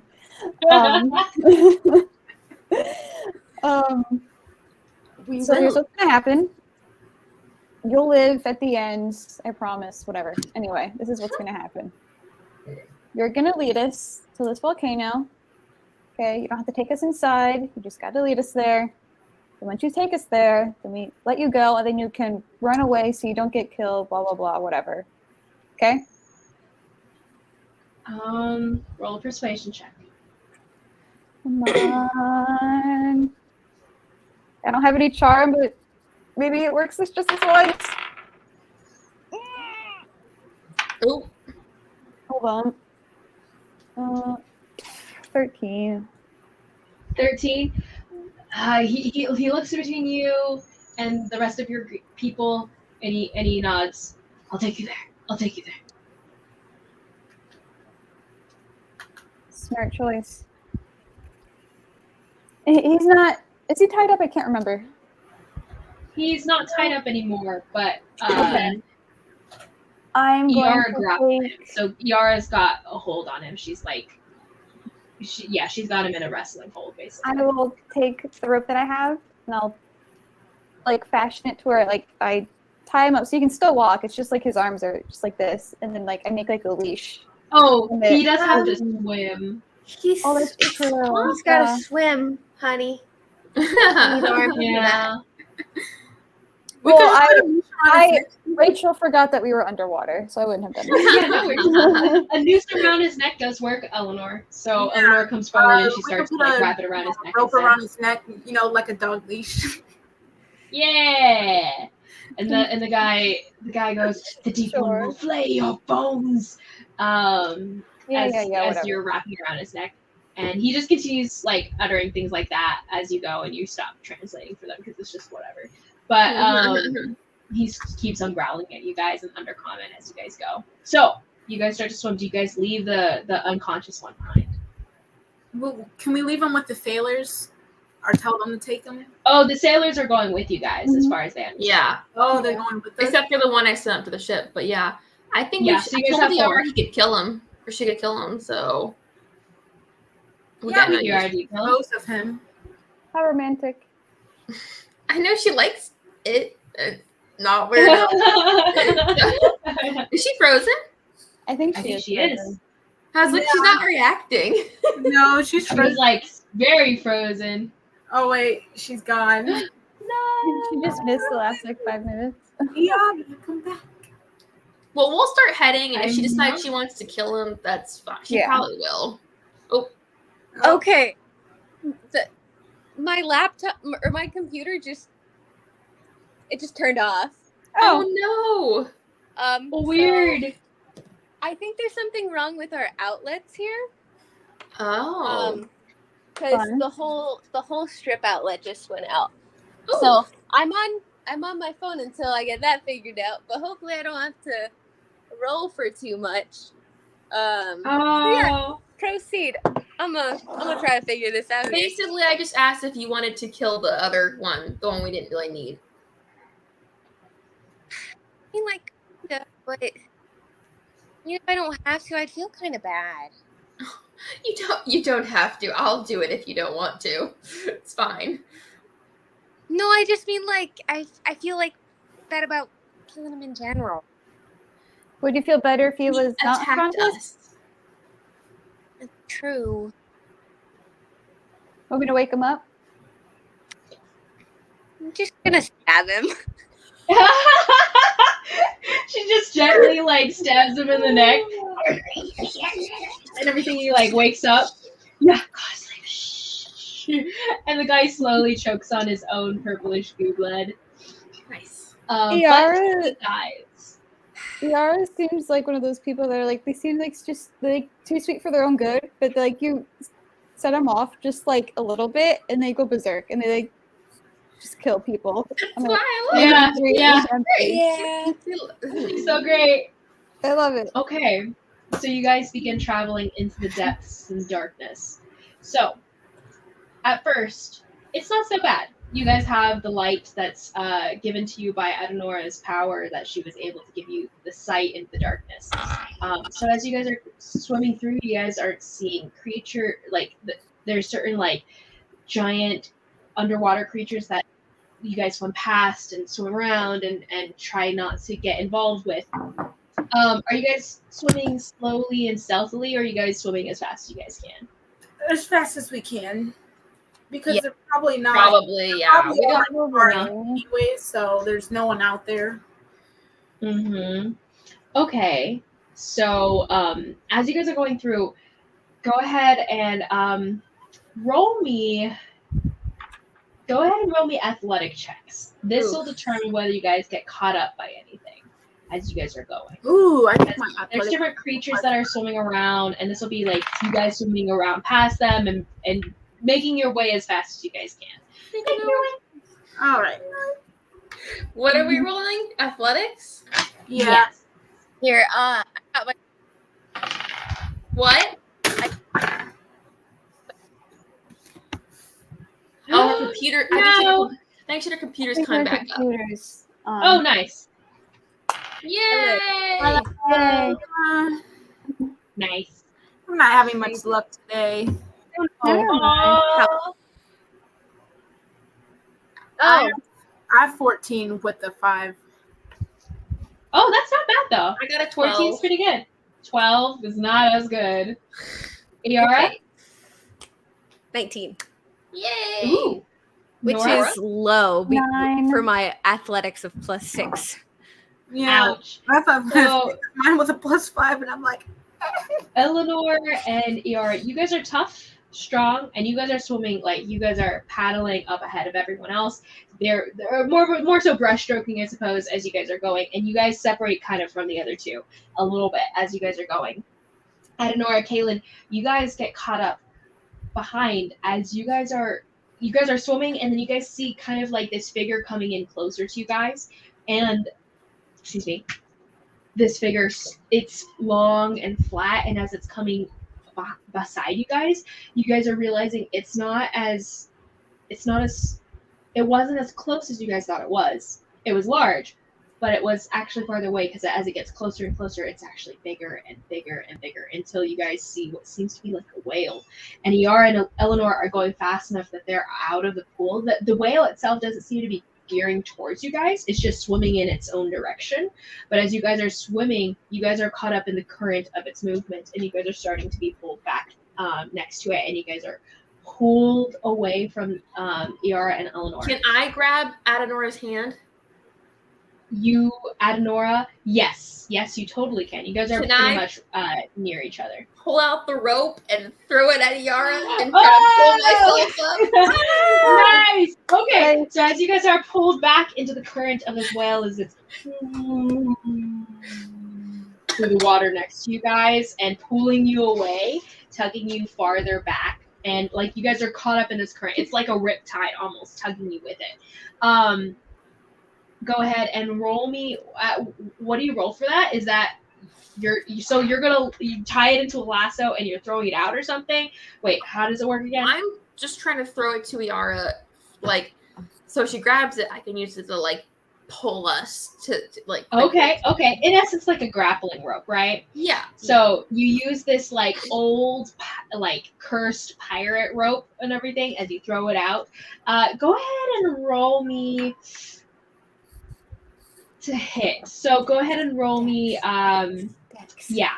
Add your dex to this rope as you throw it out there. My dex? I would say probably no proficiency. Yeah, but Okay. it's just your straight dex check. All right.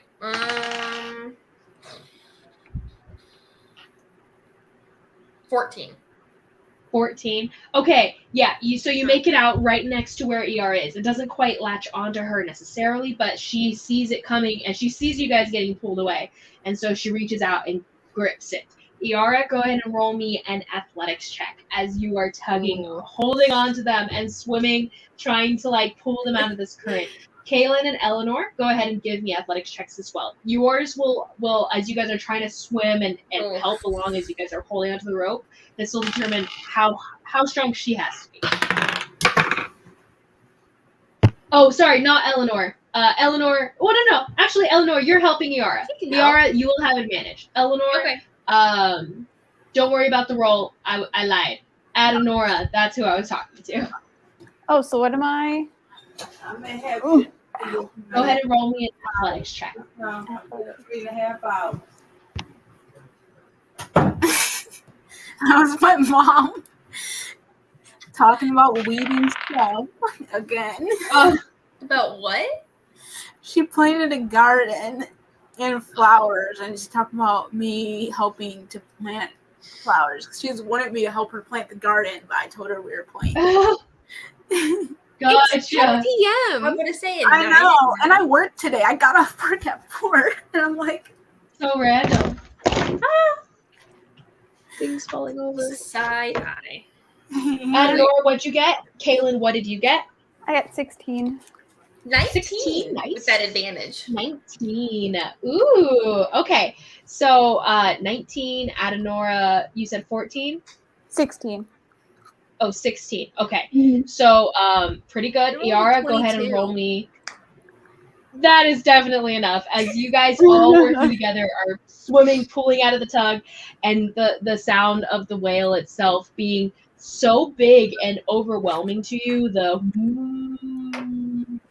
through the water as it's pulling away. You guys pull right out of the rip current, and with Iara tugging you guys in, and so you guys get away from the whale and are not dragged off into the distance. Hallelujah. So as you guys I make yank short the work cords, of getting in. as I yank the cord and pull them in, I pull Caelynn in, and I'm like, I speak whale. You speak whale?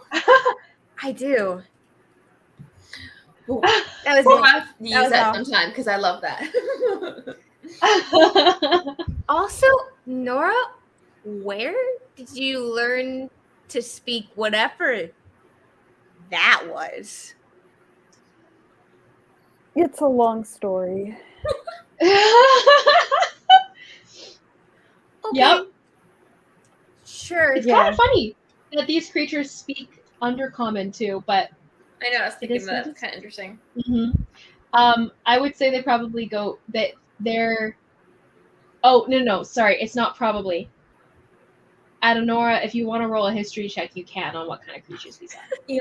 Iara's already making good on your vows for having your hand on my back to guide me along. Yeah. As you guys are I swimming, meant it more like just kind of keeping an at arm your around. back, like watching your back. That's kind of what I meant. But Oh, you yeah. that this too. What'd you get? 21. Ooh, that's really good. Yeah, you recognize these creatures. They're the Kuatoa, and the Kuatoa are creatures that the Drow actually had almost completely killed, like total genocide almost on the Kuatoa. And so they're like the arch nemesis. Or the Drow don't care about the Kuatoa, but the Kuatoa think of the Drow as their arch nemesis almost. And so they've been like cast down, and they're probably hiding from Drow, living under the water like they are now. They've always been amphibious, but they can live above water, so they are probably afraid. They've probably escaped the Drow in the past and are just living down here in the depths, dark depths, and everything, purely to hide from the Drow. And they speak Undercommon because that's what they learned along with the Drow, because the Drow also speak Undercommon. But yeah, so they hate the Drow and everything, and they probably learned from their roots and everything, and that's how it ended up getting this far out. But they also worship the Kuatoa will worship whatever they want to worship. They kind of make up their own wild creatures and gods, but because of their passionate belief sometimes will manifest a power, an entity, and everything. Even though it's not an existing entity in of itself. Interesting. So the way that they worship these creatures and pour like kind of dark power into those creatures or into those created manifested entities is through sacrifice, blood rituals, stuff like that, blood magic. So they're probably sacrificing Midas to whatever created manifested entity that they have in mind present. The deep one. Well, that's terrifying. I don't like that. But yes, so as you guys continue on your way, you guys are making swimming around different creatures that are coming forward. You guys see a school of what look to be some sort of like more sharp-toothed creatures, something like sharks maybe. You guys swim around them. You guys are past one hill, then two hills, and then the darkness hits. And you guys can't see anymore. You guys have anyone who has dark vision can see. Dark vision. Nice. It's cut in half basically for you. You can still see around you, but it's not that great. As you guys keep going forward, you guys can't quite keep track of what's coming towards you or swim around what's coming towards you as well. So go ahead and everybody give me a new athletics check. Ugh. And this will be a little bit of a higher DC this time. Do we get advantage for those who have dark vision or no? Adenora, it'll be a lower DC for you, but it's not quite advantage for you. How about for me? Sorry, did you say stealth? Athletics check. You guys aren't going Athletics, stealthy. You guys gotcha. are swimming as fast as you can. This is just to see if you guys can avoid encounters as you go. Can we all still hold on to the rope? Okay. So you guys are all That's a good idea. Yeah. Or, like you they guys could are swimming. tie the rope to my waist swim chain. or something. Yeah, sure. That's a cool idea. I like it. I'm probably the strongest swimmer. Yeah. Yeah, Mhm. most definitely. Okay, what did everyone My get? swimming speed of 30 feet and my athletics roll of 24. Nice. 24. Caelynn? 15. 15. Okay. Elanor? 15. Okay. Adenora? 10. Oh no. 10. I know. Okay. So as you guys are swimming I'm and you holding guys onto are the chaining rope. to one another, Caelynn, you're not doing as badly as before. You're swimming a little stronger this time, especially chained next to Iara, who's like she is breaststroking so hard right now. And that's actually really funny. Anyway, Nora, you're falling behind though. Elanor, you're also going strong, keeping up pretty strong right behind Caelynn on this chain. Adenor, you're right at the back, and you're falling behind. However, because you're chained to the others, you're not quite. Getting dragged along. Yeah, you're getting dragged along with them. The thing, Iara, you notice up ahead, and probably Adenora sees it first, but as she calls out and says it, she doesn't have the strength to be able to swim out of the way herself. But Iara, you notice a little bit later, but because of Adenora calling out about it, you see this current of water that's just swirling in front of you guys. It seems to be some sort of whirlpool, some sort of tornado within the water itself, and you guys pull right out of it, specifically mostly because of Iara, but you're 15 and 15 don't mean that Adenora gets caught in it all the way. She gets tugged in because she's not strong enough to swim out of it herself, but Iara, you kind of pull the chain along to where she's tugged out. Nice. So, you guys pass through what seems to be an arch, going past this whirlpool. You guys swim down and under what seems to be some sort of like mountain arch, past that, and then you guys see up ahead what looks to be some sort of large mountain with bubbles kind of coming out of the top of it. Not super dramatically, just a little bit of bubbles. What seems to be like boiling water almost coming out of the top of it. Nice. But you guys see the volcano at a distance. Is there You know any... what the best wedding gift would be? What's that? I want to blow up the volcano. You want to blow up a volcano? That one. I don't just want to find any volcano and blow it up. This is that one. Well, how about we get Midas out first, and then maybe we can blow it up? Yeah, I wanted to get Midas out first. I meant like after we do that. Well, sure. We'll try. We'll figure it out. The Kuatoa coming with you guys, by the way, like with his choking, choke hold rope thing, whatever. What is it called? What is it? A noose? A noose? Noose. Thank you. A What leash? is this word?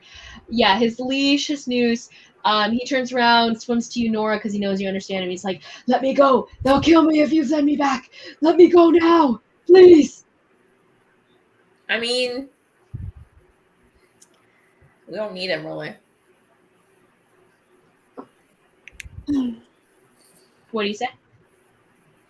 Oh, sorry. My mom came in, so I was distracted. He's pleading for his life, basically, pleading for you to let him go. Well, you did your job. So, guess we have to let you go. You try anything, I'll find you. Or she will. Tell him we'll But kill him. trust me, I think you'd rather have me find you than her. He's looking between the both of you askance, and he like jerks the noose toward you, and he pulls it up over his head and like seeing if you guys are like gonna attack him and stuff, and then he starts to swim away, and he just swim away. And he swims pretty fast, faster than you guys can, except for Iara. But okay, so you guys approach the volcano. He did not tell you guys where the entrance was. So as you guys swim down, you guys look for what seems to be an obvious entrance, and you guys don't see one. All right. You guys like to search for an entrance. We brought him all the way here for literally nothing. Well, oh well. Well, you guys got here faster than you might have. It would have been survival checks otherwise. and you guys might not have passed those. So it might have wasted a lot of time for you guys or got you guys stuck in other things. Right. That's true. Um, Okay.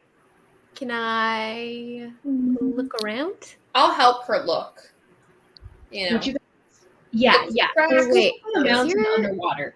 There's a lot of rock outcroppings and what look to be smaller caves, but there's multiple of them, and it's hard to say which ones go deeper than just regular cave in cutouts of Hey, the mountain. can you roll investigation to find something?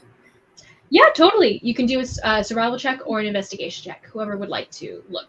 The investigation I would check like will to probably roll- be going in closer and will take more time than a survival check will.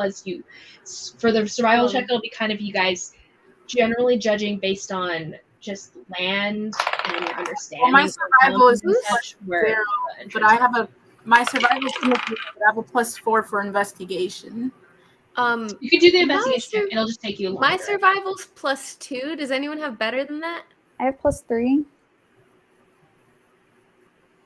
You could try it, and we'll help you Okay. so you get advantage, maybe. Yeah. Sure. Okay. Yeah. So, we'll- Nora, Iara's will helping help you. her Caelynn, with are you my- helping Eleanor with her investigation? Yeah. So you'll both have I'll advantage. help Go ahead and Nora roll with twice and my take the higher. knowledge. All right. I'll help Oh, Nora with fine. my knowledge of So underwater caves and such. Exactly. are they gonna roll for survival first, or should I roll for investigation? Go ahead You're going to do investigation. All right. and roll twice. Take the higher.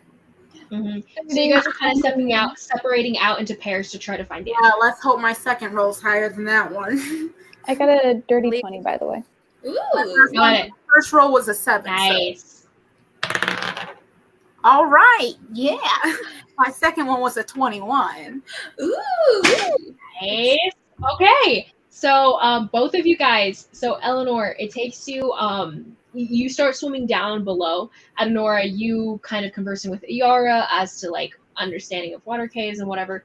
You guys both find about at the same time. Eleanor with your higher roll and Adenora with your pretty high roll. The entrance seems to be at the base of the volcano. However, it is covered by what seems to be like a sheet of seaweed, like pulled over, like just basically piled on debris to make it look like it's not an entrance. But you guys end up finding it easily enough. It takes you guys about an hour or so though to actually track this down, as you guys are kind of swimming around the base of the mountain and stuff like that. So at this point, it's been about 3 hours or so since the attack on the ocean on the ship. Okay. But you guys are doing fine. You guys are later evening and everything, coming onto the night. So as you guys get to the entrance, do you guys pull away the sheet, the kind of coverage protection there? Maybe we should Okay. be sneaky at this point. Yeah. But we need to still get inside, so. Well, yeah. Yeah. We'll be So we gotta kind of. Sneaky The only way in is this seaweed covered entrance. Try to be quiet and So Eleanor, you grab the kind of the covering protection thing and pull it aside. Mm-hmm. Okay. So you pull it aside, and as you do so, you hear the sounds of clicking and clacking of like shells and conch shells and other bits and pieces of random rubbish kind of thing. And you hear it as you tug it aside. You see this cord that's attached to a bunch of different pieces of stuff, and they clink together. Didn't look for traps, guys. Just basically heralding your Come on, arrival rogue. as the line disappears deep into this cave of pitch black darkness, and you guys start to swim through. You guys are not quite surprising anyone as you guys swim inside. I hate to say this. I think they might know we're here. That's all right. We just kill them all. well, then there's no going back now, I suppose. See, Eleanor, this is why we're friends. Exactly. So as you guys go in and swim deeper and deeper, you guys come upon the mouth of the cave. It opens into what seems to be a deep cavern, like open cavern, still filled with water entirely. But you guys can see just the opening expanse. you guys can see more Kuatoa at the edge of. Well, actually, you see them. They're not going to have super high stealth checks. So yeah, you see. Yeah, you see what seems to be 3 of them laying in wait for you guys right at the mouth where it opens into this bigger cavern. You guys see 3 trying to hide from you guys at the side. You can't see deeper into the cave any more than that, but you do see 3 trying to like stealthily stay down and stay out of sight, kind of thing, waiting for you guys' approach. But everyone seems on the same note. They see you, you see them. What do you guys do? They're guarding the entrance here. How far are they from us? As you look deeper into the cavern itself, they seem. Hold on.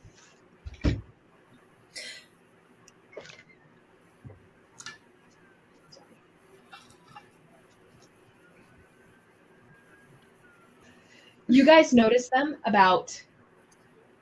What is your guys' sight 60 feet. for dark vision? 60. Adenora, don't see you can crap. see. Do you see past that, Adenora, with your Twilight abilities? Because if so, then Nora would see them a little earlier than you guys do. But Well, like with my eyes of She can see dark vision to a range of 300 feet. So she can see dim light as if it were bright light, and darkness as if it were dim light. so that's with my eyes of night. So is that just like a constant thing?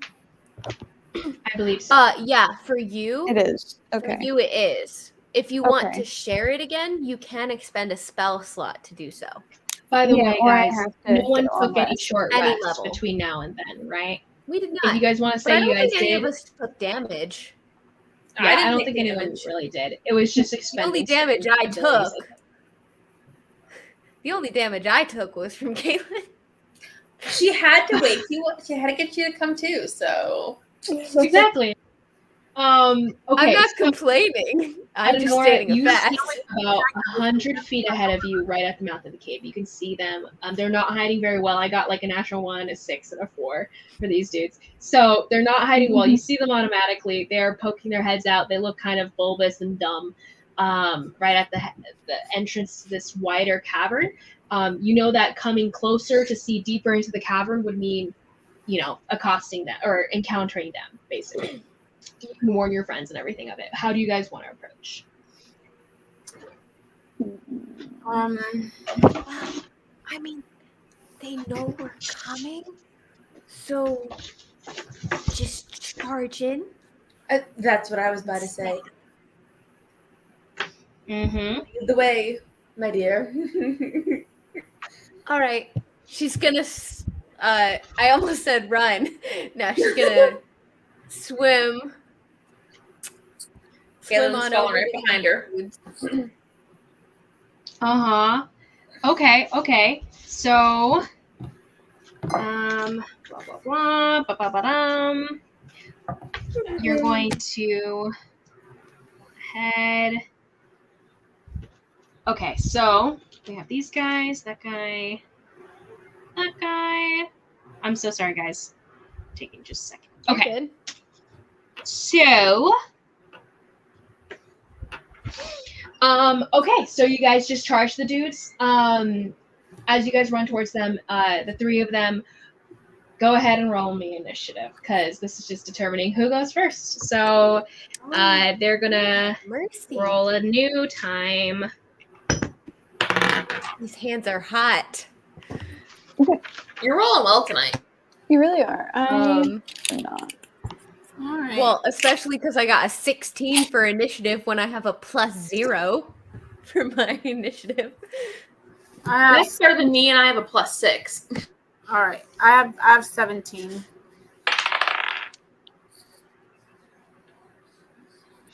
I actually have 17 too. Ooh, I'm actually not certain. I think Nora has the higher dex. I have +2. You have +2. Yeah, I'm pretty sure mine is only. I plus Yours one. is only I'm plus pretty one. sure we rolled the exact same the other time too. We did. So Nora, Yeah, what did you I get? have plus one. 17. Nora's first. 17. Hey. Nora, okay. I'm And impressed then with Elanor? myself for remembering that. Elanor, am what'd you get? Very impressed. She got a 17 as well. Yeah. Oh, nice. And then she has a better dex than Nora Nora has does, a right? better Nora has a better. Nora has Oh, okay. Do I really? Wow. We did already do this. That was funny. Mhm. Okay, Iara, 16. 16, nice. Okay, and then Caelynn. I had to look at what I roll 15. again. Oh, wow, you guys are like 17, 16, 15. That's I know. We're like right. All in order. Caelynn, and at then okay, so as you guys rush forward, these creatures are like surprised that you guys are rushing forward so suddenly, and all of them go after you. So, Caelynn, so Nora, what do you do first as you're rushing towards them? You guys close in the distance, so you guys are the ones close in the distance, so you can act when you wish to, basically, as you guys start charging towards them.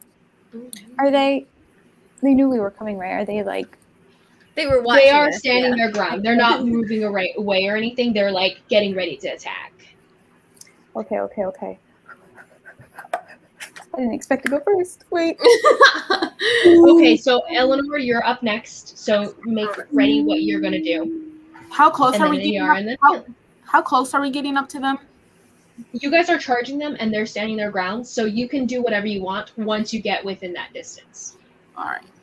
So it's up to you. They're not gonna run, so you don't have to worry about it. They're getting ready to just intercept you. Good luck with that.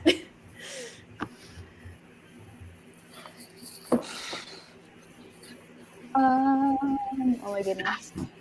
I am going to.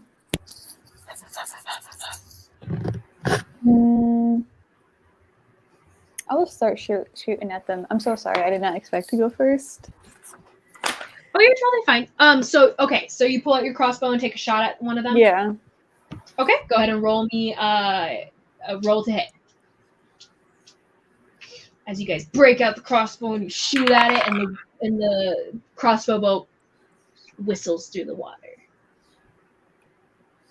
I'm realizing how much I missed spell casting.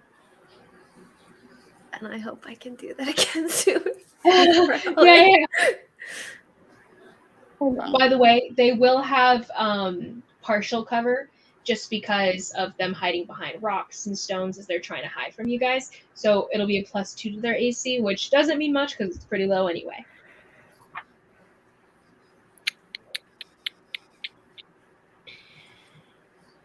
Sorry, hold on. 15. 15 to hit, definitely hits, even with the +2. You strike one of them, and it's in its shoulder and it's garbles backwards and shudders and stuff. Go ahead and roll that damage.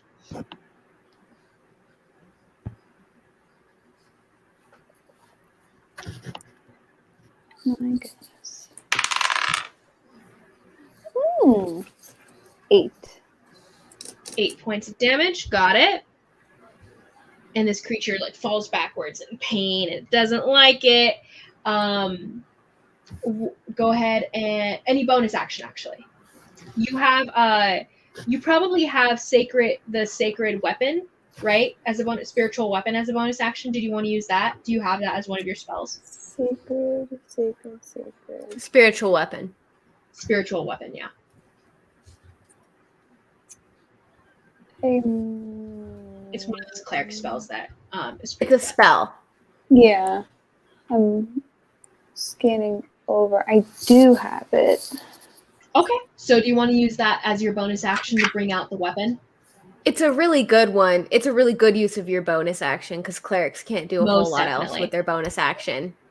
Sure. It's Yeah. it's super solid. So you whip it out. What form does this weapon take? It takes a spiritual Never form used based it on before. your deity. So it's totally up to you. What does it look like? So it creates a weapon? Yeah. Mhm. And it floats, and you can basically create it right above the creatures you're attacking. Once you get close enough. But within theater of the mind, you'll do it once you guys get. What about like a moon-shaped scythe? I was literally just thinking that. Ooh. I was literally just Ah! thinking that. We are in You love guys that. see this glowing, ethereal, moon-shaped scythe appear out of thin air, and it's like emanating just this soft glow almost, and it's like made out of white metal and white marble for the spear shaft itself. It's very beautiful as it swings down on their heads. Go ahead and roll me a spell attack. So this is adding your ranged spell attack bonus. Well, that's cool. I haven't seen that one before. Huh. Probably +5 to hit. It is +5. Dice suck tonight. 11. 11. This one Yeah. doesn't hit as it sweeps down, and the guy ducks under it as it sweeps down. But you can use this as your bonus action every turn, so keep that in mind. The spiritual weapon stays hovering right there, and you can move it if you'd like to on different turns. Cool. So, how long does it last, by the way? Elanor, what would you like to do, by the way, as she finds an answer? 1 minute. I'm 1 in my minute? Okay. range of them. Yes, you guys are all closing in at the same time. All right. So first, I'm gonna cast the ensnaring strikes as my bonus action. Okay. Ensnaring Strike, you used it once already, your Channel Divinity, and you guys did not take a short rest, so you don't have that, I'm pretty sure. Wait, I Anymore. use it? No, I use Wrathful Smite. You use Right, Wrathful Smite as well. Ensnaring strike the spell, not her channel divinity. Yeah. Oh, okay. So Yeah, Ensnaring same thing. Strike this spell. Got it. Okay, so you cast Ensnaring Strike as you bring it down to hit it. Go ahead and roll to hit. All right. So.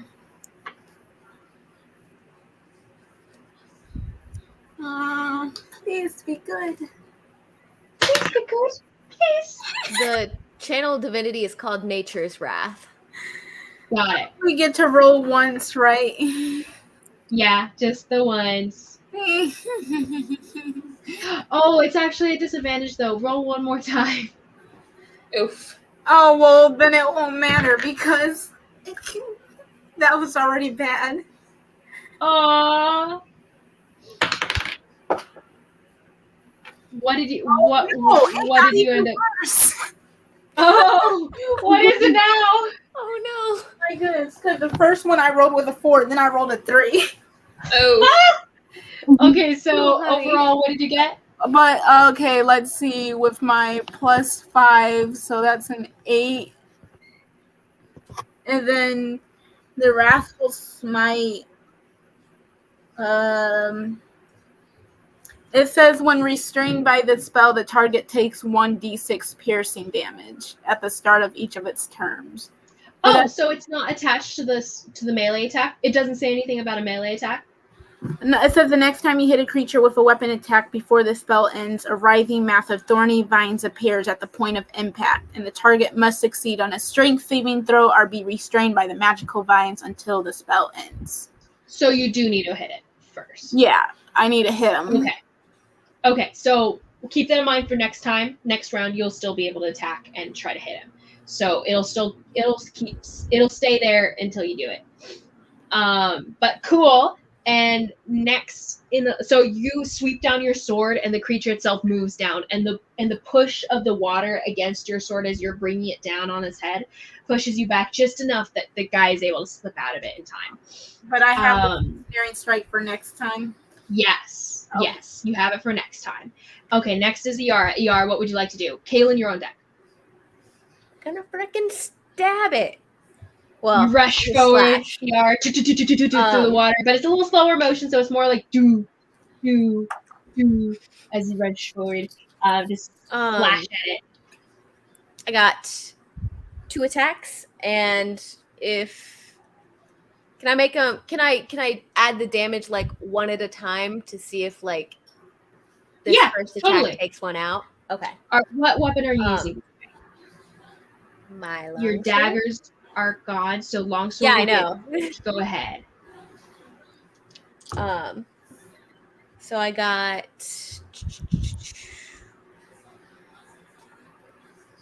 24 and 18. 18 definitely still hits. Good job. So you swoosh forward with your sword, and this time, even though it's pulling back on you a little bit, you're strong enough to push it through, and you're used to the water. Get 'em, well enough babe. as well. So where did my other D10 go? I'm going insane. Oh, you have the sword necklace thing that like does a bite attack after you attack regularly. That's right. Yeah, so make that attack too, because it happens every Okay. time you make an attack. So I think it'll happen both attacks too. Okay. I dropped my D10. Okay, so I'll just do the damage for the first one first. Yeah. So for the first one, that is 12 plus. Oh, I roll to hit for the bite. Melee attack Whenever action. you take a the melee bite attack attack. is part of the action. Okay. Yes, plus 6 to hit. Okay. Yeah, plus 6 to hit. So the 12 damage for the first attack. Uh-huh. And then so the bite for the second attack, I don't think that hits. That's 10. Yes, does not hit. I'm kind of like, So you guys see Iara slashing through, and you guys see the blood coming up from the wound that she slashes across its front of this bulbous fish-like creature. But then you guys see a giant, like, spectral shark head coming out of the necklace itself and coming down with its teeth around the creature as well. But the creature slips right out of it, very surprised at this thing attacking right out of her necklace. Okay, so 12 points of damage, though. Very nice, very nice. Is this the same creature that Adenora attacked? Yeah, that was the okay. That one, like, falls back dead and floats down to the ground. Okay. Dead. And then the other one, the second attack was 24 for my sword. Okay, and definitely hits. Damage Still on at disadvantage? that was. It's not at disadvantage because of my my sword doesn't take disadvantage in the water. Oh, it's a magical sword? Okay. Yeah, we went. I thought we went over this. We probably did. That's one of the features of my sword is that it doesn't take disadvantage in the water. Cool. And the damage on that is 14. And then for the bite, that is 24. 22 to hit. So she slashes at another one. The bite comes down on top of it and bites its head off. It had 1 hit point after your first slash, so you bite the head off of this creature, and and you guys see the spectral shark just kind of chewing on it before it just drops it, and it's like bulbous and gross and just blood and guts now. So next one's dead. There's one left at the entrance here. Wedding gift ever. Oh, this is my new good on you, babe. Thanks. I love it so much. Can I use any bonus the rest actions? of my movement? I would say your whole movement was to get up to these dudes. Oh, okay. There's That's right. nothing left. Can I see through the doorway or whatever? Up closer. You guys can see 60 feet in. That would be 6 squares. So you guys can see what seems to be more creatures deeper into it, but you can't see the archpriest that you've seen before, and you can't see Midas. There are more deeper into this room, though. Okay. Yeah, I'm not going to waste any of my spells on these guys, so that'll be it for me. Okay, then. So you see, So you see deeper into the room, and you see that. So no bonus action. Then next is Caelynn. Caelynn, what would you like to do? There's one standing left at the entrance, but you can't see deeper into the room yet. That's fine. Caelynn will go up to the last one. Oh, never mind. I'm not going to use it. Okay. Caelynn? Yeah, she'll go up to the last one, and she'll go ahead and take a swing at it with her fancy sea glass rapier. And you guys see it kind of reflecting the soft glow of light coming off of the spiritual weapon of Adenora's. And you guys see the greenish hewn sea glass, just like a little see-through, but so pretty as it sparkles under that light. What did you roll to hit? 21 to hit. 21 definitely hits. Go ahead and roll that damage. And as she's hitting it and like the glow is coming off her sword, she's slashing at it. She's like, this reminds me of your beautiful skin, Iara. She's the green sword. Her green glass sword. You're like, what? 8 damage. No, I got it. That was just acting. I think that was pretty good. Nice. I love it. Another 18 damage. I am playing an intelligence of 8 here. Nice. Okay, so you slash through and clean cut straight down the side. You slice it all the way through its body, and the body kind of like shifts and falls apart down to the ground as it cries out. And you see, Nora, you hear it shout out, "Steve, one save!" until it dies. You know, And it this flops kind down of on the reminds ground. me of when we first met. I know. I was Oh, thinking yeah! the same thing. It's kind of fitting, honestly. Very romantic. I'm here for it. So now you can see deeper into the room, and you can see multiple more of these Kuatoa creatures in the distance, and all of them seeing you guys entering from the entrance. Can see all of you guys entering. And some of them even like raise up a hand and then put it back down again. These As I fish, like, flick the flick the blood off my blade. beady eyes. Yeah, I love it. Okay, so then next is them. As these creatures seeing you at a distance, they all start to come towards you guys and rushing Caelynn towards you. licks There's some of the about blood off her blade and looks at them. there's 8 of them as they close in on you guys. Not here. So you guys have 3 of only 5 of them are close enough to actually get to you guys at this point. But with that, we should probably switch over to the regular what's it called thing. Oh, you have pirates behind you. I forgot to Caelynn, go ahead and roll for your pirates. I forgot about those dudes. Their initiative? They're rushing up behind you guys for their initiative, yeah. There'll all be 1 initiative. 19. Wow. They're pretty. Yeah, so they would have All moved right. before you guys. We'll just say that they're letting you guys go forward, and so they would have that's held their actions Sorry. they would have held their actions to charge in after you guys. So they would be coming up next to you guys, kind of flanking you, Caelynn, for the most part, coming up behind you. So I'm gonna move you guys a little bit to where they're surrounding you, Caelynn. Coming up behind you, but they're going to rush out to these guys rushing towards you, and they're going to meet them first. So 4 on 2. As we're running in, Caelynn Squire, I'm just gonna say to him real quick, protect the captain, or you're next on my list. The squire looks at you and says, "You didn't have to tell me that. I was already doing it." And he slashes through one of the creatures that's coming towards you guys.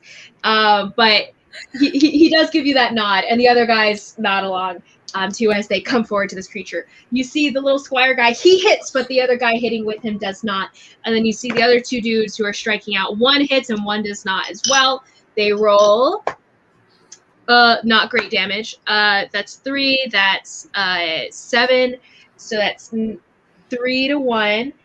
So you see the little guy. We'll call him Pod because why not? So you see Pod hit 1, the little squire dude. But it doesn't it kind of barely gets into the creature, and the creature kind of just looks down at it and looks up at Pod, and Pod's like, "Oh boy," but yanks his sword back out again.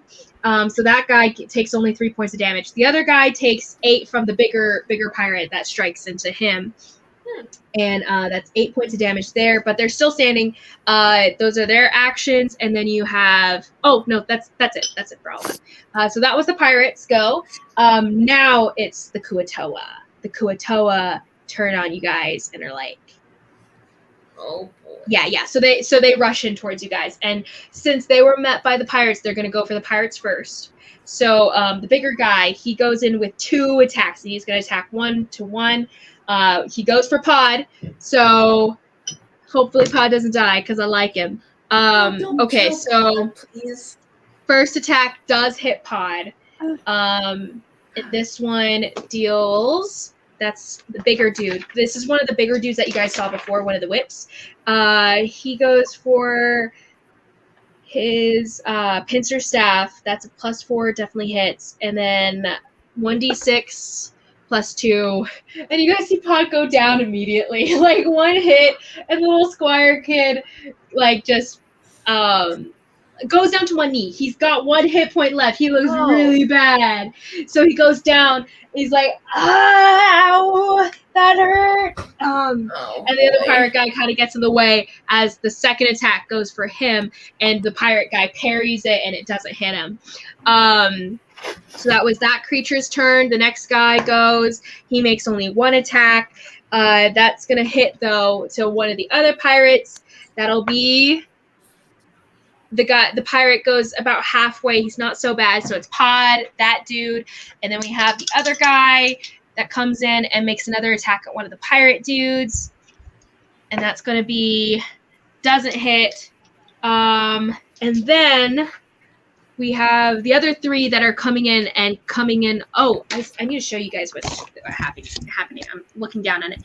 So you guys are entering this cavern, and it looks to be some sort of ruin, like some sort of old temple ruin that was built in this underwater volcano of some sort. So here we go. I can use this thing now. Oh my. You guys have this like setup ritual. You guys can't see past here, but you guys can see up front here being attacked by these guys. big? So these dice are the pirates. Oh yeah. That's so cool. I want to appreciate this. This Wow. This is one of those setups that I got from Shall Yeah. We Play. They gave it to me for free. It was like a handmade thing. That's so cool. Super cool. That's awesome. I'll do this one instead so you can still see each other. Okay. So here we go. We have Caelynn here. She's got the 4 pirates kind of blocking these 3 guys who just charged you guys. Iara, you're right here.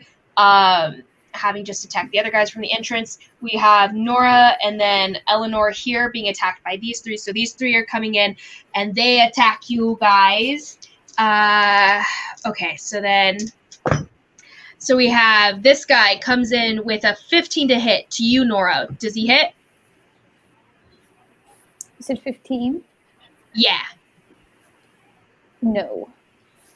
Okay, 15. Slashes his staff right above your head, and you duck below, and you feel the current as it pushes past you, but it doesn't hit. This guy goes in to hit you, Elanor, but he got a natural 1. So as he goes forward, you meet his staff with you meet his spear, with your sword, and it just clings, and you hold it fast, and he's not as strong as you whatsoever. You just catch the sword itself as it comes down upon the spear itself as it comes down upon your head, and you push it away very, very epically as it does. And then cool as Elanor. we have a 9 to hit as this guy comes in on your other side, Elanor, and also does a hit. As you catch one spear and you throw it away, he brings his spear into you, and you kind of sweep the spear away, and it goes past your body. Nice. And all of them are crying out in anger and frustration. Why won't you just die? The deep one wants you to die. So next we have, so those 3 guys went. These guys are Kiss my butt. surrounding here. This guy's going to target you, Caelynn. He's going to shoot some sacred flame at you. He's a little bit of magic. So go ahead and give me a dexterity saving throw, ma'am. Oh, she's fine. Okay. You guys see this like magical fire shooting through the water, not even snuffed out by the water itself. Dirty 20. Ooh, pretty good. A dirty 20. Definitely halves that damage. Where are you, Sacred Flame? Come to me, Sacred Flame. I think it's a 1d8. Or no, I think it's a d10, but I'll double check that in a second. Sacred Flame, I think it's a D10. Yeah, so that's going to be 6 points of fire damage, and Sacred Flame, Halved. 6 points of radiant damage, halved, and you don't gain any benefit from cover, blah, blah. Okay, so that's kind of boring, but yeah. So that happened, Okay. and the other guy is going to throw a net at you. He's going to get close enough to do that. Throws a net at you. So, Caelynn does, natural 20. Ooh. A natural 20 as the net flies through the air and you get wrapped, like the little pieces, the heavier pieces wrap around you, and it restrains your arms to your, ties your arms to your body, restraining you entirely. You fall over flat on the ground, on the floor of this stone cavern. You are now prone as that happens, and next turn you can try to fight it. So next we have, what else? Yes, okay, so those happen. The Archbishop is going to come out in front. You guys can't see him where he's at right now, but I think he's going to do...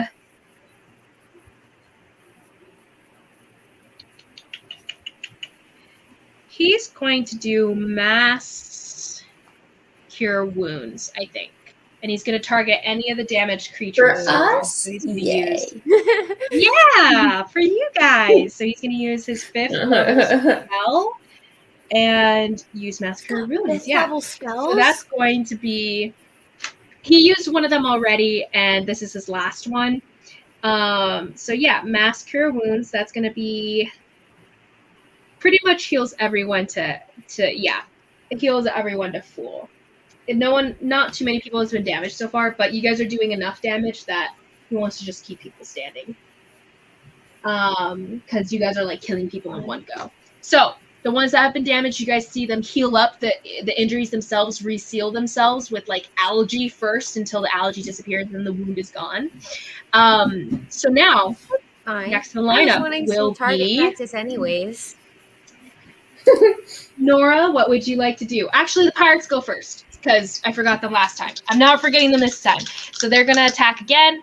Pod is going to actually, one of the pirates is going to say, Pod, get out of here. Get in the back. So that he can save himself. And so Pod's going to disengage and back off. So he goes behind the whole group, staying kind of to the back. And then the other pirate's going to go in to attack. And he gets a 17, natural 17 definitely hits. So he hits the bigger guy who took damage before but lost the damage. That's going to be D6 plus, okay, that's going to be 8 points. He rolled as high as he could. That's good. Good guy. So that's going to be 8 points of damage. Next is going to be the other pirate. So he goes... misses, hits. Okay, so the hits guy, he's gonna actually attack the same dude the other guy is, so that they're less spread out. So he's gonna hit on that guy, and that's gonna be as high as he could have rolled again. So that's 8 points of damage. So that's 16 on that dude. And then now it's Nora's turn. Nora, you're next. Elanor, you're on deck. Oh boy.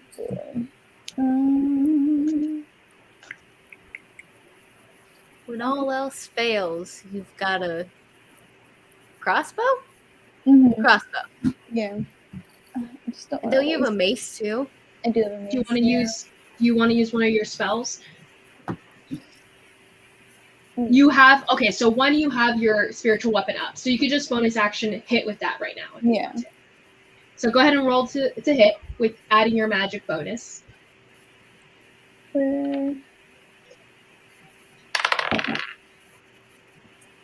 15. Definitely hits. So did you want to target, who would you like to target? You have some guys attacking the pirates here. You have this guy who just attacked and netted Caelynn, and then you have these guys attacking Elanor and yourself. I'll go for the guy who netted. Okay, so we'll use this as your here, let's do this is your spiritual weapon, and we're gonna hover this right next to this guy, so he's right next to them. So he whacks him. Go ahead and roll the damage.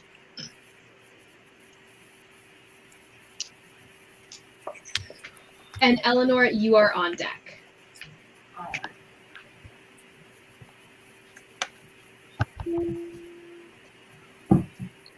Where is it?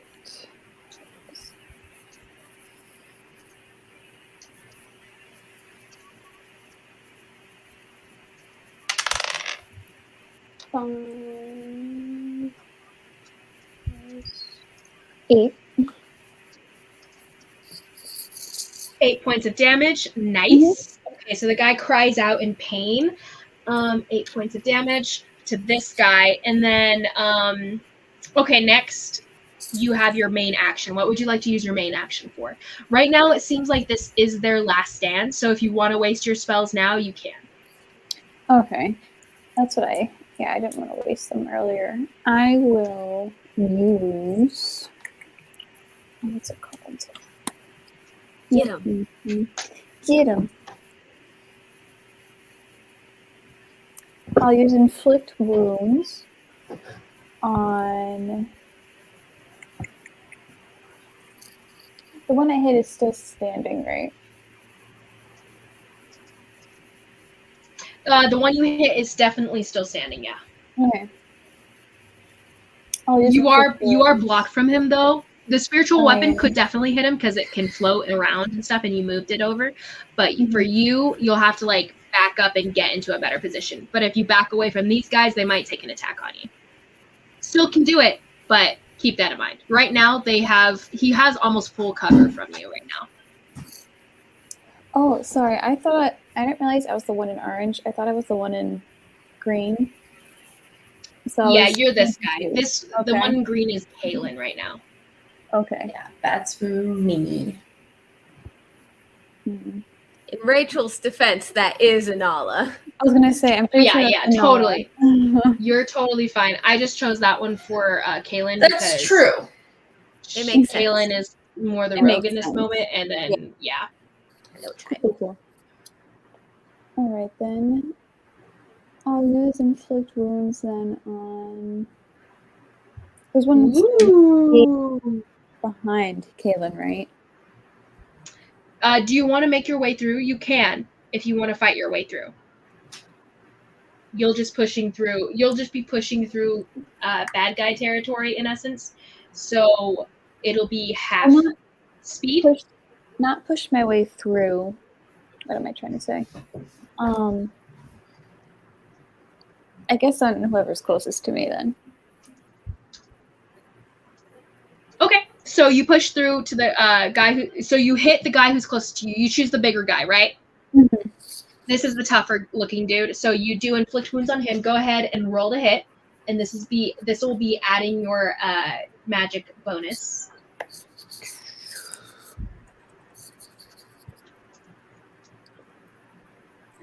Dirty 20. Dirty 20. Nice. Dirty 20 definitely hits. Yeah, and inflict wounds is awesome. So go ahead and roll that damage, ma'am. Yes, I double dice. As you guys see, Adenor reaching out and like grabbing the jaw of this larger fish creature and everything, and it's slimy on your hands, Adenor. But then you start sucking the life out of it immediately, and the creature itself, you start to see veins appearing on its skin, and its skin becoming more sallow and sinking into itself as it starts to dry out. Okay, where are all my D10s? Nice. The creature itself cries out in pain. Rachel's pulling out her D10s. Nice. As you roll that damage, Elanor, what are you doing? All right. You said I can only use one of the channel divinities. Yes. Since you guys did not take a short rest, you don't have your channel divinity any longer. All right. So I guess there's nothing left for me to do than just to kill someone. What about? Hey, that's a lot. Also, you still have spell slots. Well, Yeah. but the spell slots I have. Well, because you can only use one of each of them, right? No, Nope, you you can can use use them over any again. of those spells. You What? can use the same You ones do again. have many ensnaring spells does she strike still have? going, by the way. Oh, I didn't know that. I thought you can only use I thought you can only use them like each one only one time. You could cast the same spell 3 times. You have a certain number, Yeah, I have Yeah, but 3. it's a total I of have three. one left. Mm-hmm. All right. Well, I didn't know that. I know that.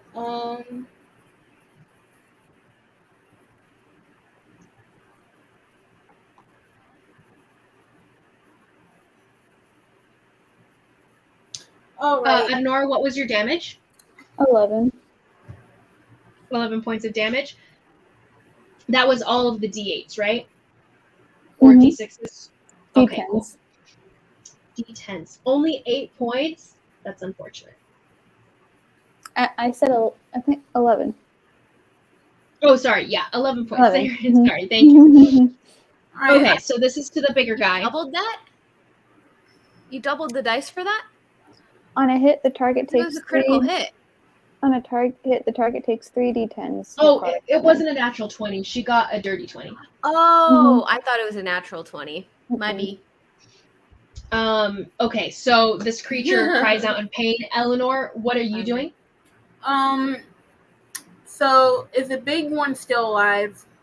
Yes. So she just attacked this one and it's still up, but she's done some damage. So doing the damage to that guy might get rid of him faster.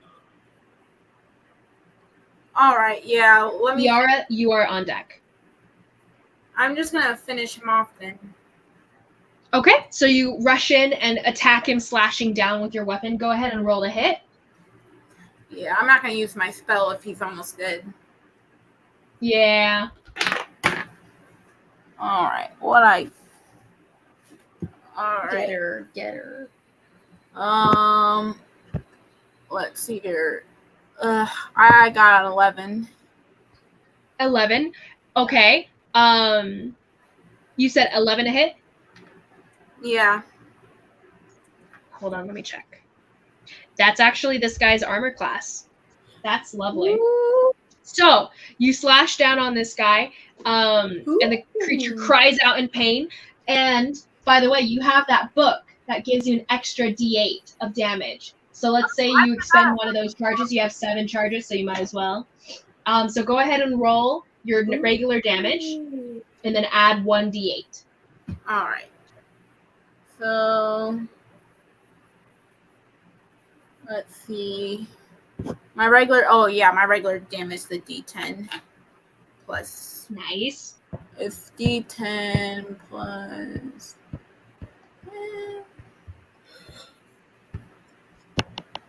D10 plus 4. All right.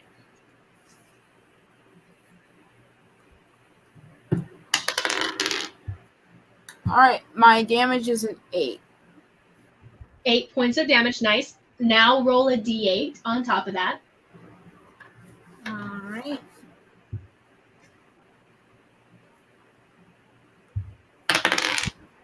I have 4. Nice. Okay, so that's going to be another 4 damage. So total. Okay, and now with the ensnaring strike, because you still have that up, what does that do again? Because you hit this time. Now it ensnares him, right? He rolls a saving throw. D6. Yeah. Yeah, it takes 1d6 piercing damage. So go ahead and roll a d6 now. All right.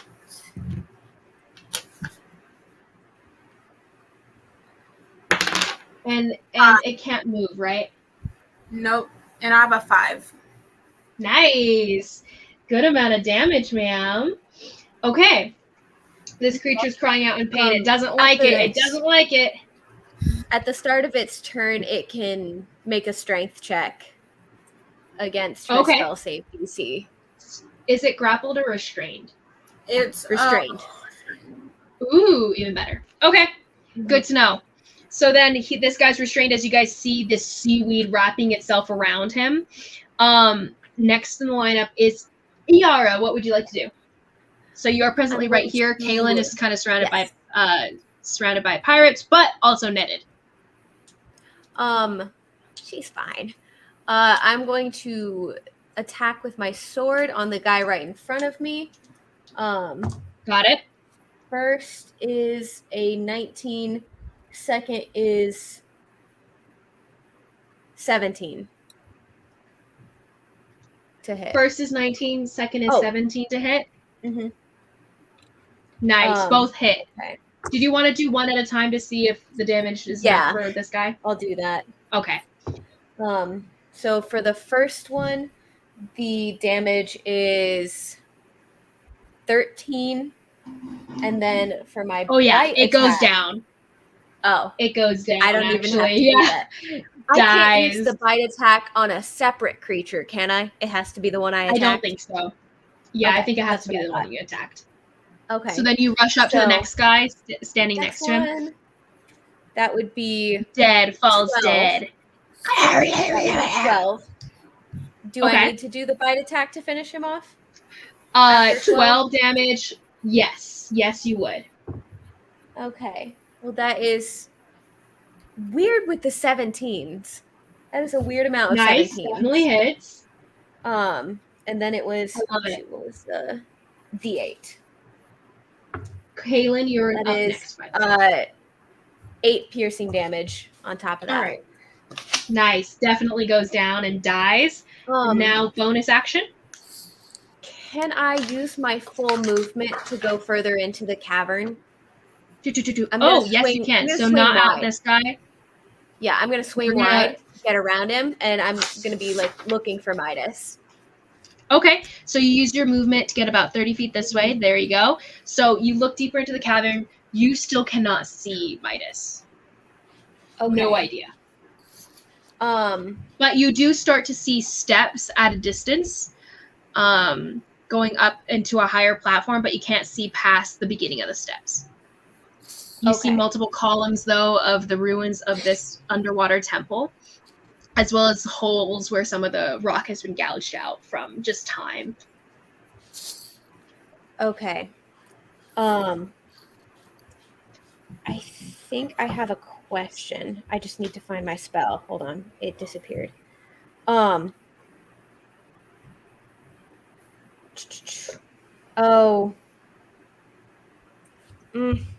So for the spell Moonbeam, dim light fills a cylinder of 5 foot radius, 40 feet high. Would that give us any decent amount of light in here? Bright light within. Sorry, you said what was the radius that it would give? 5 foot radius, dim light. It would give you some lighting for regular sight people.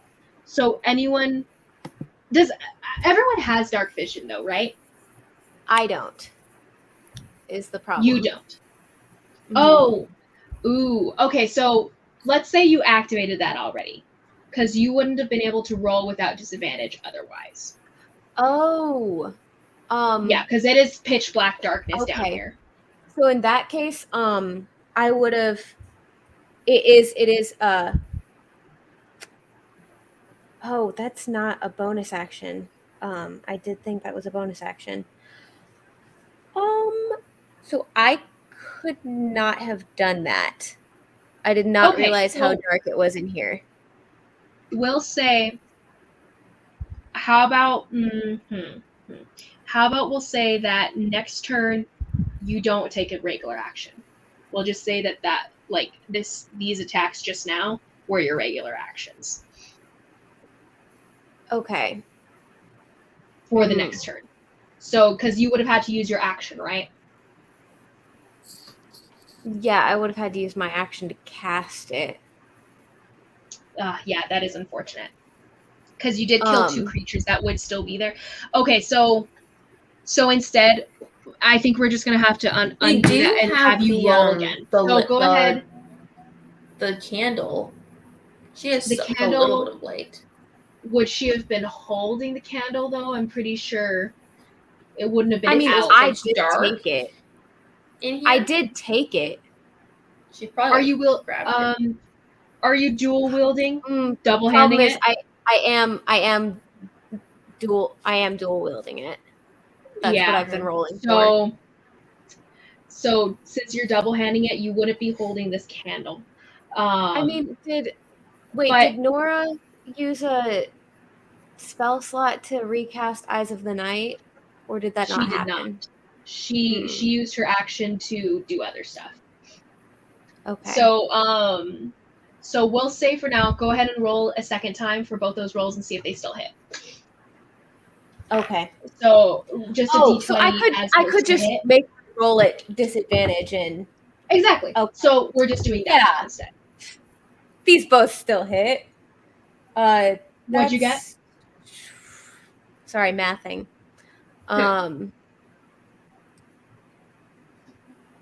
That's an ungodly number. 27 and Nice. dirty 20. Good. Yeah, they both still hit. Everything still happens as it does. You still Nice. cannot see past you though. So Okay. anything for your bonus action right now. I think I will. No, I can't use that for my bonus action. I just determined that. Could I use? I'm going to cast Misty Step, and I'm going to Oh, teleport up to the steps. Ooh, got it. Okay. So you 'Cause it teleport It's up like to the steps. with their guarding. Well, they don't seem to be guarding anything specific. So I would say Well, I'm trying to investigate Um, quickly, anyways. yeah, okay. Going forward to the center of the room anyway makes sense, I Yeah. would say. So you Misty Step 30 feet this way, you get about here. Mhm. You still cannot see anywhere. You have no dark vision. Okay. It is pitch black darkness for you. You are in a room where you can't see your hand in front of your face. Okay, cool. Good to know. That's a problem. All right, that's all from me.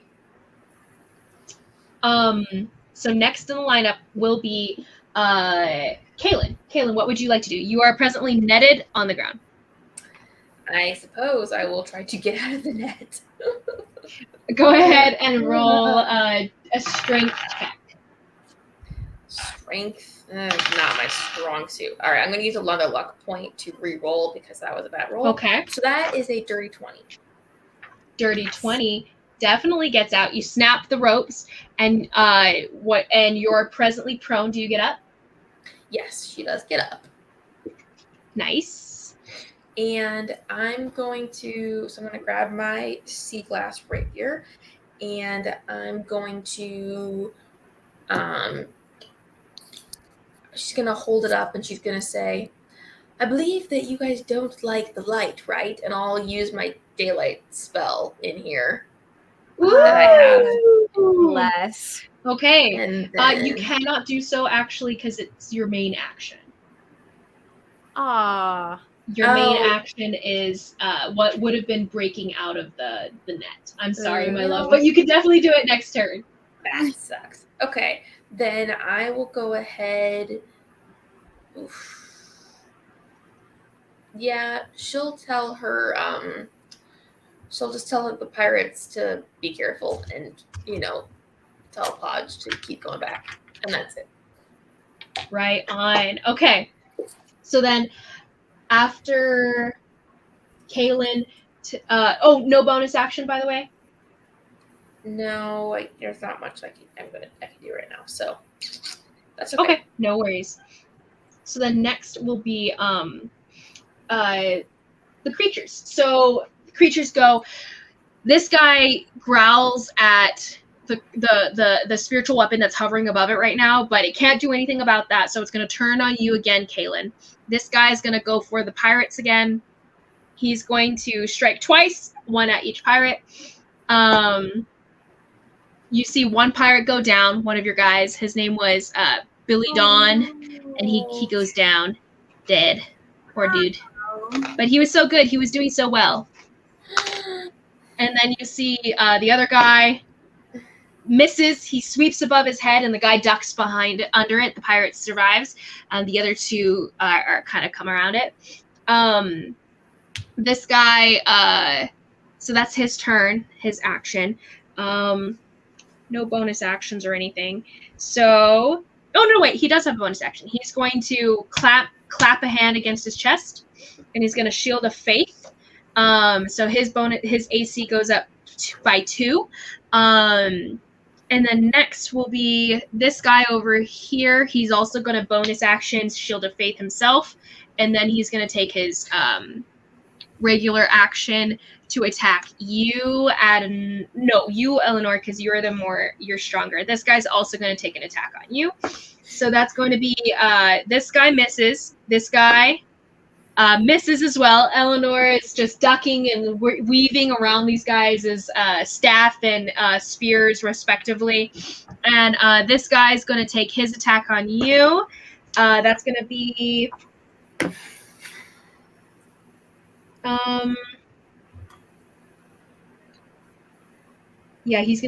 he's using makes another attack. That's going to be 18 to hit. Does that hit for you, Adenora? You said 18? Yes. Yes. Okay, that's 4 points of piercing damage as a spear lodges itself into the right in the corner of where your armor covers you, or overlaps, so it stabs right into that joint area, and it hurts like the dickens. Then we have this guy who's attacking Caelynn, so that's 5 points of damage. Adenora, go ahead and write that down. And then Caelynn, this guy's gonna try to net you again because that's what they do. I know. He has multiple nets. They all have multiple nets because this is part of their whole thing. So he's gonna net you again. That's gonna be only a 10 to hit. Does that hit? No, that does not hit, fortunately. Okay. Then this guy is just gonna come in and try to grapple you. Actually, he's gonna. Gosh, dang. Will he grapple you? No. He's just gonna attack you. That's a natural 20. So that's just a regular spear. It's not super powerful though, so it's kind of lame. That's 9 plus 1 points of damage. And then I'm gonna use my, uncanny dodge to. Ooh, nice. Good. And so then that happens. That guy happens. This guy happened. Okay, so those guys have gone. And then we have our Archpriest. So, Archpriest's action. He's going to cast Spiritual Weapon as his bonus action. Poof! And what you can now see above you, because it's emanating a slight glow, not enough for you to see anything else, but you can see the weapon itself. Yara, you see what looks to be some sort of tentacly, bulbous, blocky looking piece of ooze and grossness right above you as it comes down and slams on top of your head. So that spiritual weapon appears. We'll say this is that. Comes down, slams on top of your head. That's a 19 to hit. Or sorry, 21 to hit. Yeah, that hits. Nice.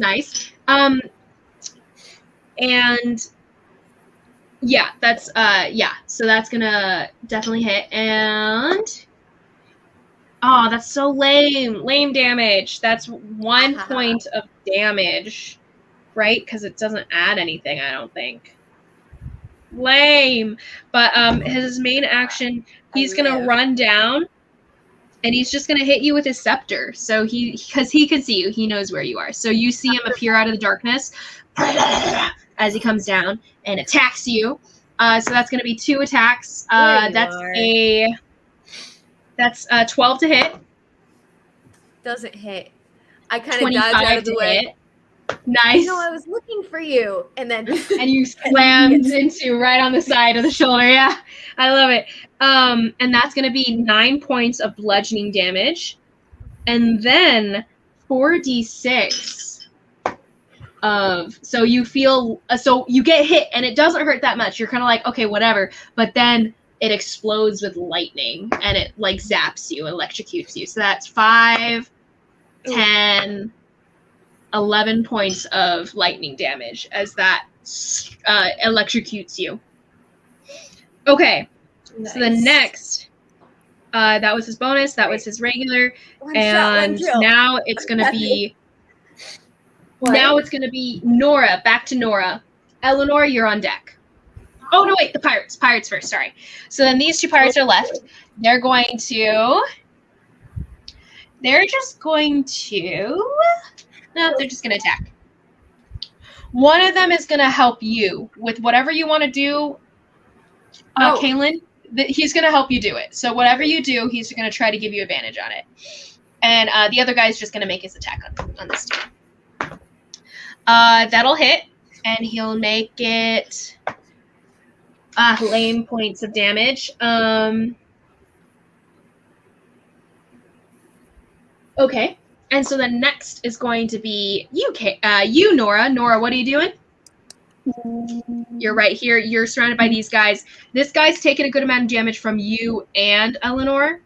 Yeah. This guy is not touched. This guy's not touched. Is the big guy almost dead, or does he have a way? The big guy, he looks like he's bloodied. He's like halfway there. Halfway there.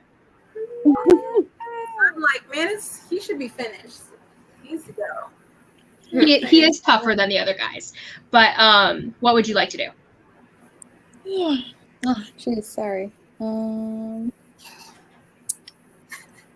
I will. Hold on.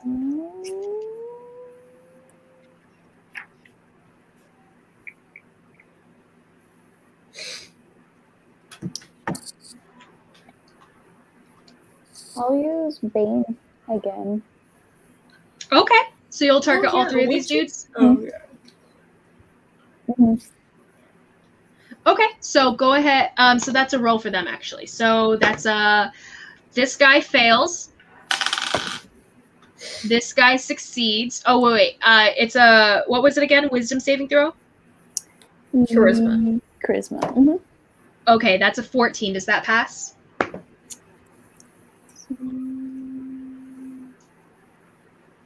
And then the last guy passes, definitely. He got a natural 20. Yeah, they do. rolling a lot of natural 20s, but I guess you're. I know, rolling. I am. I'm still surprised, though. Does a 14 pass? Mm-hmm. Okay, so then these 2 don't get hit, but this guy does. So I put a little Bane on him. It's there. We'll just, it's half on him. Anyway, so that was your main action. Any bonus action? Oh, well, you have your spiritual weapon up above this guy. So go ahead and roll a hit as your spiritual weapon comes down on him as your bonus action.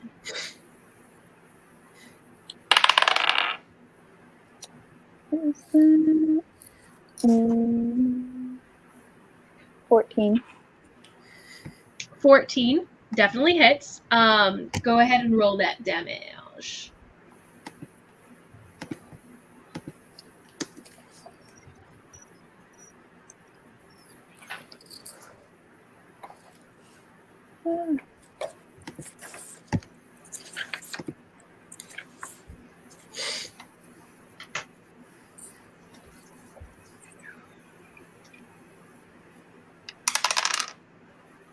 Four.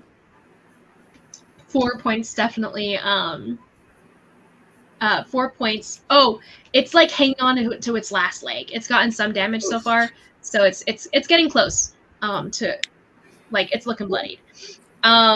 Next is going to be Elanor. What would you like to do? You're right here. You have this guy who's taken a good amount of damage. This guy who's taken none. All right, the guy and the damage. Is he still under the ensnaring strike spell? Has he been able to get out of it? He has not been able to get out of it yet. Oh, I forgot to actually roll for him. What am I saying? So, natural one does not get out of it. All right. Oh no. Finished. Oh, wait a minute. He couldn't have attacked you earlier. He missed. I remember him missing, but he couldn't have done anything because he was restrained. I forgot about that. Yeah, well, he missed anyways. All right. It's time to kill him. Got it. Yes, go for it. You have advantage on this attack, but it's going to be a regular roll, not a disadvantage. Go for it. Nice. Please be good. I believe in you. I lost it. Oh no. Oh, no. I got it. By the way, Iara, you're on deck. Yes. All right. 21. 21. Nice. 21 definitely hits. Go ahead and roll that damage. And he also takes an extra d6 and an extra d8. Right. So let me roll my d10 first. Let me make sure I have the right one. No, that's not. I would grab them all at once so you can roll them all. Oh, So a d10 and a d6 and the d8. Roll them all. at once. all right.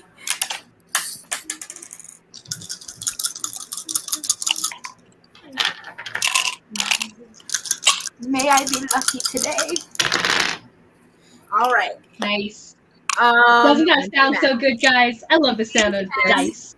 Sound pretty good. 10 is 5 plus 4, so that's a 9. Nice. My D6 is lame. It's a 1. And my 8 is a 5. Oh, okay. It is so close. It is crying out in pain, and it's like struggling within the seaweed. It's like right there. Right there. I rolled for their hit points, guys. Don't worry. It's not like crazy high necessarily. But guys crying out in pain. But he's right there at the edge. Any bonus actions?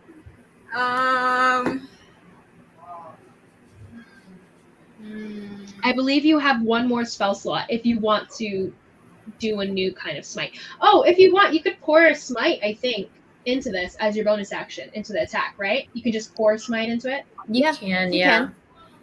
If you want to use your last spell slot, Eleanor, you can just pour the smite into this guy. Finish him I'm off. trying to see though, because there's other people left, so I don't know if I want to like use my spell on him if he's already almost dead. Very fair. If finish him off, then he can't have an action next round. If you don't But he is finish him off, restrained. he'll She does an have him. Oh, Like he never won't be able mind to do then. anything anyway. Yeah, Never he's mind then. restrained. He's fine. So I'll just leave him. Yeah. Yeah. Yeah. No worries. I want to save this smite for like another guy who's not. Yeah. Yeah. No, I totally get it. Iara, what would you like to do? I would like to You are cast presently. Compel Duel.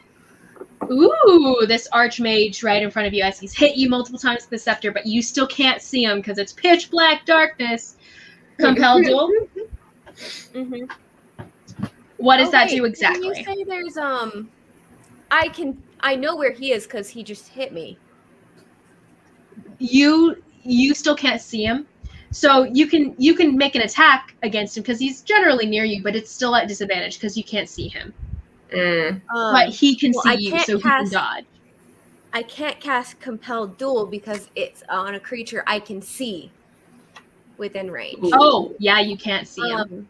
So can I just like pre-action pull out that candle? Yeah, totally. So you whip out the candle that's on, single-handed wield my sword, and I see him. and you now can see him, and you can see this very gross-looking fish-like creature, slimy skin and all that. Compel Duel. Woo! He Okay. needs to make a wisdom save. Nice. And that's a 17 natural plus, what was it again? He passed. Ooh. My Nice. DC is a 14. It's not that high. Just worth a shot. No worries, no worries. Anywho, I will be swinging at him twice. Is Compel Duel a And- bonus action or a regular action? It's a bonus action. Nice. Okay, swing at him twice. One of them's a natural 20. Woo! Okay. Swear, you've been so lucky today, Aaron. I She know. really has. They're kind to me. The other one is a dirty 20. Nice. Okay, Nice. So let me just do the first one real quick. I'm lowering it to a D8 because I'm only doing one hand, unfortunately. So that is. Do you want to pour a smite into it, by the way, with any slots that you have left? Because you can. What the heck? Why not? You might need to write this one down. Or actually, I need to write this down because I'm going to be doing math. So I got 13 for the initial damage. Got it. Plus, so I'm rolling again. That is 11 for the crit. Okay. Plus another D8 for my smite. Whoo! And that's doubled too, because I'm pretty sure it still doubles. Okay. So just double the smite damage or double the smite dice? Dice. All the dice get re-rolled. So what was the original one though? You got the first one was 13. 13 I was just plus going to give 11, you a total. I was okay, just yeah, going to give me you the total. All's good. So that is 12. Okay, so I got the first attack. It was 13 plus the crit was 11, so 24. Dang. So it's a total of 36 for the first attack. Nice. The guy does plus not like that. Plus the bite attack from my shark necklace. Oh yeah. That's a 21 to hit. Nice. Get him. So that's Get him. a D8, right? Yup. A D8 plus 2. Yes, ma'am. So that's an extra 5 damage. Nice. So that's for my first attack. Yeah, that's 41 damage so far. Girl. Okay, so that was 41 for the first, and the second attack was a dirty 20. So that is 11 plus. Paladins, man. I know, it's pretty dope. I'm gonna put another smite into this one. Okay.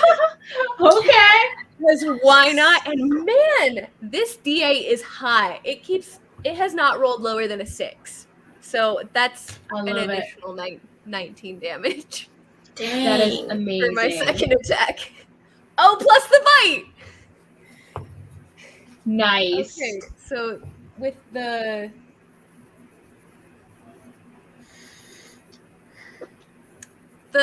bite is a natural 20. Nice. You're joking. Oh my gosh. Okay, 2D Different dice, right? 2D8. I've been using 2 different D20s, rolling my attacks at the same time. Okay, so that's 2D8. Oh my word! That's an additional 15. Nice. So that was here. Wait, I want to do the math on that. You said 15? 15. So we got Okay. Wow. That's really impressive. that was 75 damage. That's crazy.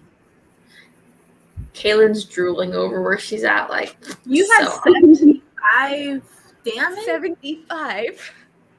How's that even possible? Well, Don't. I get as a fifth It's looking level really paladin, rough. I get 2 attacks, and actually that would have been more if I was wielding it with 2 hands. It was less because I was only wielding it with 1 hand. yeah. It was I a love D8. it. I love it so much. To D10 when I wield it with 2 hands. Okay, so Caelynn, you're up next. That's me. Wow. I love That's it. insane. Caelynn's gonna look around. So you said, Dan, that it would be an action to light my sword? Yes, it'll be a main action to cast daylight through your sword. She'll go ahead and do it. So I'll go ahead and cast daylight. Yeah, we'll see what this does. Okay. So casting daylight through your sword. Let me just pull this up really quick.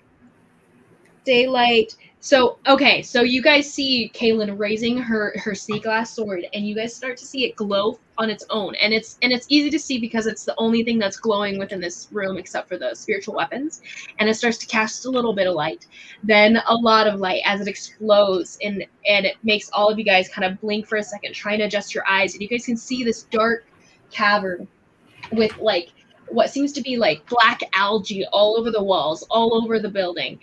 You see different columns. You can see this whole room. You can see Midas on a slab of stone all the way up some steps of this platform raised up, and he's tied up on top of it, and he seems to be struggling within it, and he's gagged, and he's struggling, and he can't break out. He's wrapped a lot. He can't get any sort of purchase to try to snap it himself. No. What am I saying? No, he's unconscious. They would have knocked him unconscious once they had the chance. Because they know druids can turn into other creatures to be able to like get out of something like that. So he's unconscious on this slab.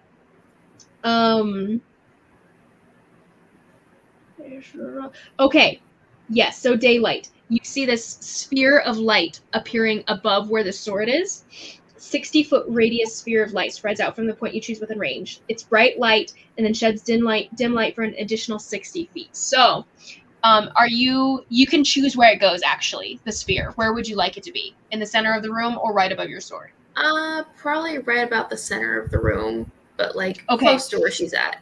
So it starts where your sword is, but then you send it toward the center of the room and it starts to hover there, and it's just bright light, like a little piece of sun right above you guys within this cavern.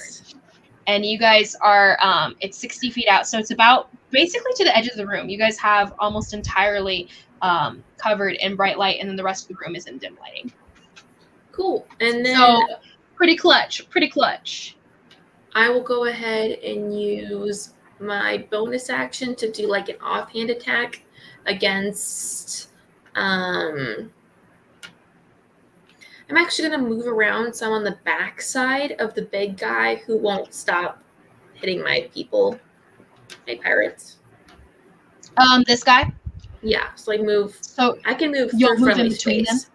Yeah, move in between them.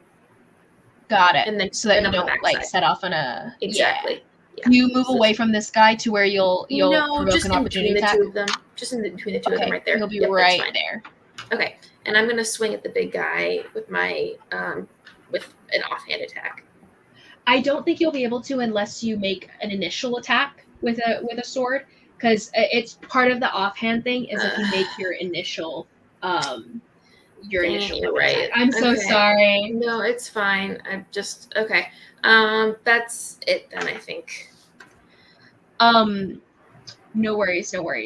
So next in the lineup then will be so next in the lineup then will be the dudes. So these guys are first we'll go with the archpriest. So the priest has taken so much damage in one turn. He is completely frightened, and then the light happens. Oh, Caelynn, by the way, at the same time that the light appears, all of them cringe in pain and fear of the light that's being shown. They have sunlight sensitivity, and while in sunlight, they have disadvantage on attack rolls and wisdom checks that rely on sight. So all of them cringing in pain, they can't. It's terrible for them. So this guy casts Spiritual Guardians as his action. Spiritual Guardians pops out, and you guys, Caelynn, not Caelynn, Iara, you see these small, tiny, like little fish-like creatures start coming out of him, like little black creatures, and it starts to swirl around him in like a little tornado about him. Let's see.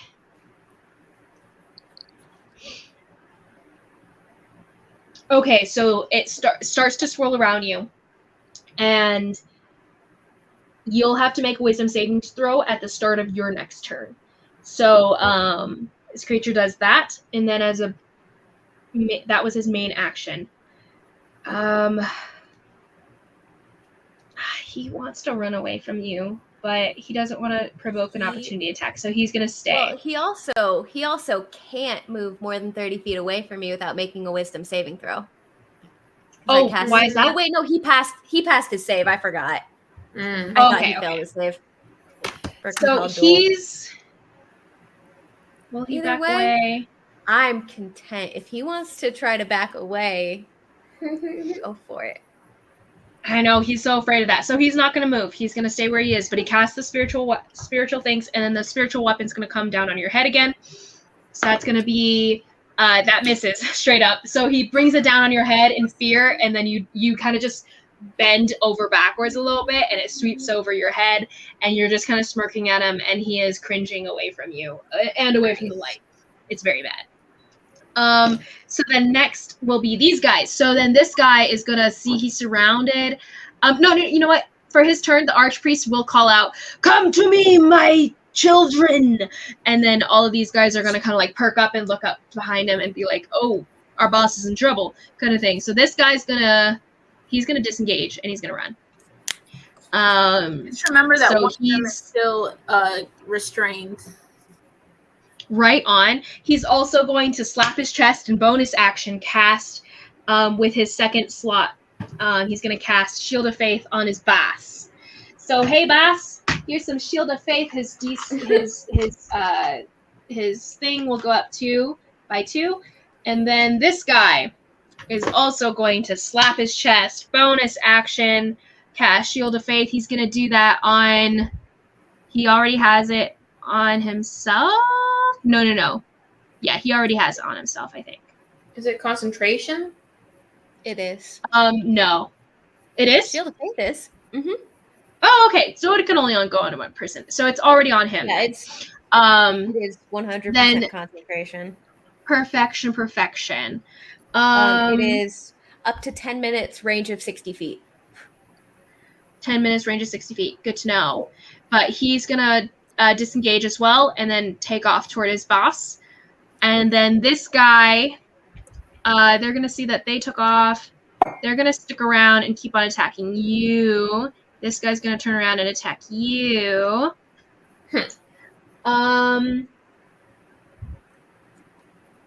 Okay, yeah. So these two, this one is going to... Wait, where's the restrained one? I'm going to say, hey, buddy, come over here. Oh, you're right. That guy was restrained. He couldn't have done that. Yeah, that's what I was going to say. That's why. I was like, what is the thing for him? I guess he's spiritual guardian himself anyway. So, okay, this is the one that disengages and goes over here. This guy can't move. He doesn't do anything. This guy is going to disengage as well and go over there. He has... I like all this disengaging. I like my attacks of opportunity. I know, right? They're smart enough to be able to disengage, but not... Yeah, so it's a whole thing. Anyway, so these guys, they see that those 3 already went over, so they're going to continue attacking. This guy's going to come over here and fight you. So he's not going to disengage from you, Caelynn, so you can take an opportunity attack. Yay. Get him, baby. That's 15. 15. He honestly should have disengaged because he was on his last leg. So he dies because that's the one she was Adenora was attacking. So no matter what kind of damage you would have made, you would have killed him. I forgot that he was damaged like that. And then this guy is gonna just take his action on you. Gonna attack. Go for it. That's a 16 to hit. That hits. Okay. So that cleaves down on your head. Only 4 points of damage. Okay. Oh, not even 3 points of damage. Okay. She gets a really one of the classic like hot scars that are just like across the side of the cheek. Yeah. Oh, I'm so sorry. I'm still wrong. It's actually 9 points of damage. I rolled the wrong die. Oh, It's a slightly worse. No, she'll use uncanny dodge, and so she'll kind of like duck out of the way of it. So just barely like. Such a clutch ability. I love it. I do love uncanny dodge. And then next, this guy's restrained, so he doesn't do anything. These guys disengaged, so they're over there surrounding you. This guy's going to get in between you and him, by the way. They're going to kind of like lodge themselves between you and the Archmage. So these squeezes in, and he blocks him off from you. So then, next in the lineup is Nora. Nora, what would you like to do? Elanor, you're up next. Iara, you're next. Caelynn, you're next. Cool. I will. Oh, the pirates. I'm sorry. They move in and attack this guy really quick. But go ahead, Nora. I'll just roll this silently on the side. I will use my mace to attack the guy in front of me. Get him. Get him. Right on. Mace to attack the guy in front of you. Bro. It's at advantage, by the way. Oh, thank you. Because he's restrained. 11. 11 definitely hits. Go ahead and roll that Nice. damage.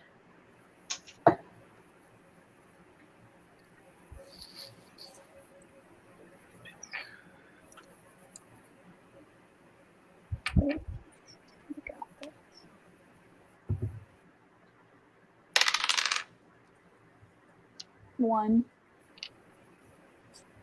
1. Right Oh. on. Wait. How did you get just 1? Your mace should be It's at 1d6. Plus and something. then it's plus your strength modifier. Oh. Then 3. 3 points of Okay. damage. Nice. He's not doing too hot, to be honest. Is he still alive? Barely. He is literally barely hanging on. He is like right. It was only 3 points of damage, so he's like right there, right at the edge. And so any bonus act. Oh, you have your spiritual weapon. Do you want to bring it down on the guy who's just barely hanging on? Go ahead and roll twice. Roll at advantage.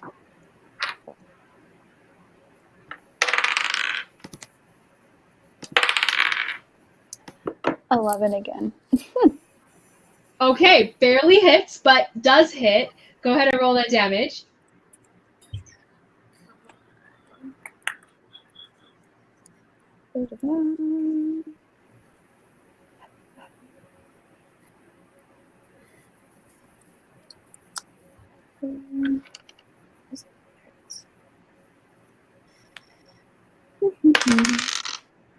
I keep rolling so bad tonight.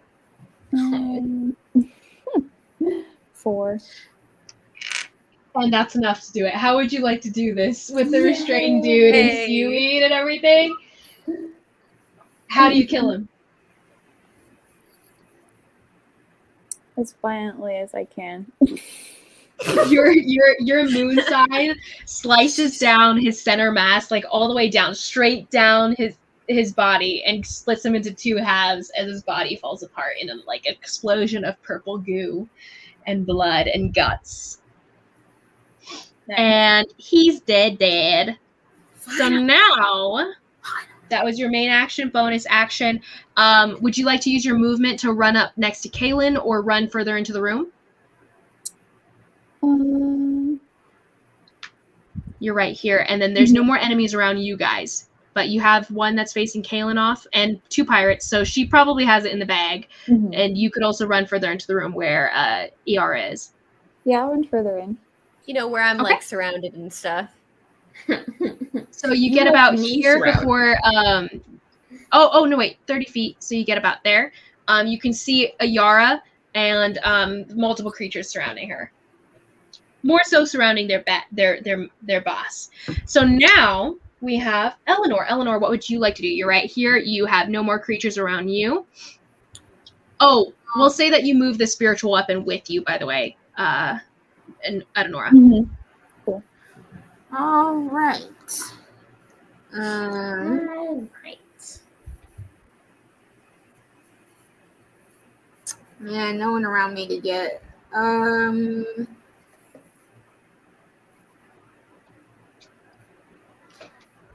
I guess I can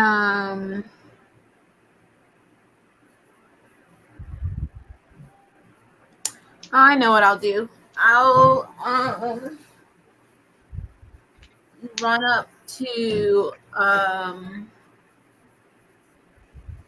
close do you have to be to cast an ensnaring strike? To cast an ensnaring strike, you just have to cast it on your sword in essence. So it's just going. But I'm pretty sure you already have it cast, right? It's still going? Yeah. Mm-hmm. It hasn't ended, so you just have to attack someone. You get to add it to like every attack until you break concentration on it. Yeah.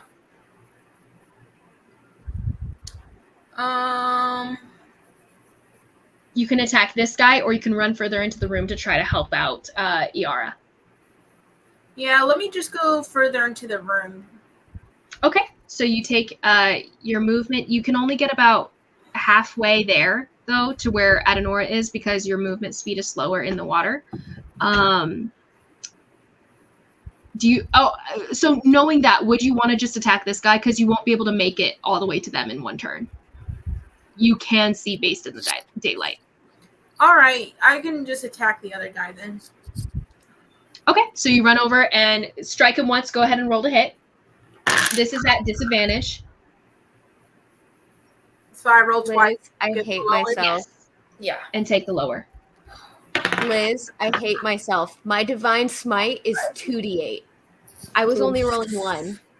Oh, really? Do you want to roll 2 more right now? Because I rolled I did divine smite on that crit on the priest and on the second attack. Yeah. Do you want to roll them right now? 3d8s. 3d8s that I missed out on. Oh, that's a good point. Go for it. Because 2 from the. And Elanor, what did you get?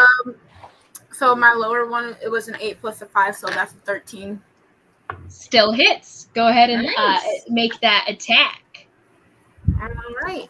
And my damage is, let's see. Wrong dice. What did you get, Iara? An extra 16. Ooh. Nice. Wow.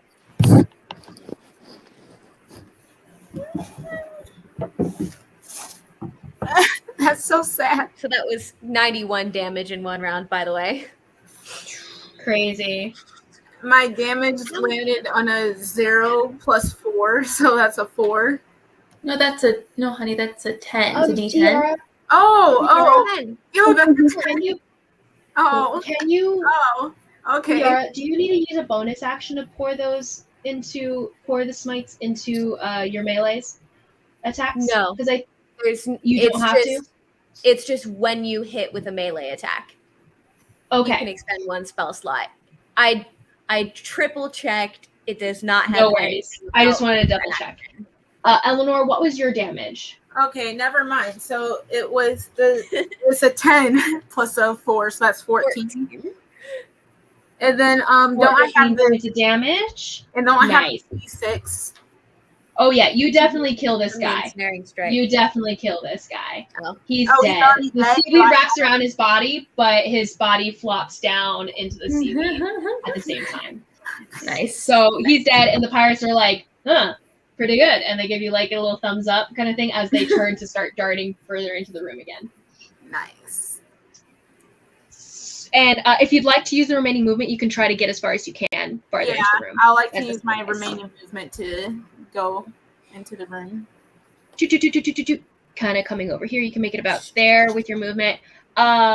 So, Iara, you could do that. How many smites do you have left, by the way? They're by spell slots. I only have 2 spell slots left, but it's fine. I am going to look at the priest. I'd love to kill you, but live to fight another day. And I'm gonna lay on hands on myself and give myself an extra. I'm gonna do an extra 15 hit points Nice. from my pool. Nice. Okay. Main So action, let bonus me- action. All of my bonus actions are spells that I have to attack Oh, with. right. Got it. Literally all of my bonus action spells are like when you hit with a melee attack type of Mhm. thing. Very Okay, annoying. then. In Kaelynn, what would you like to do situations for your this. turn? Can I actually are there any of our guys, the pirates near me? Or Nope. can I see them? Just You kidding. cannot see them, Never not mind. from where you're at. Never mind. No worries, no worries. Yeah, they're blocked by this boulder that's sitting right behind Caelynn. And then, so they're just hidden from you where you're at.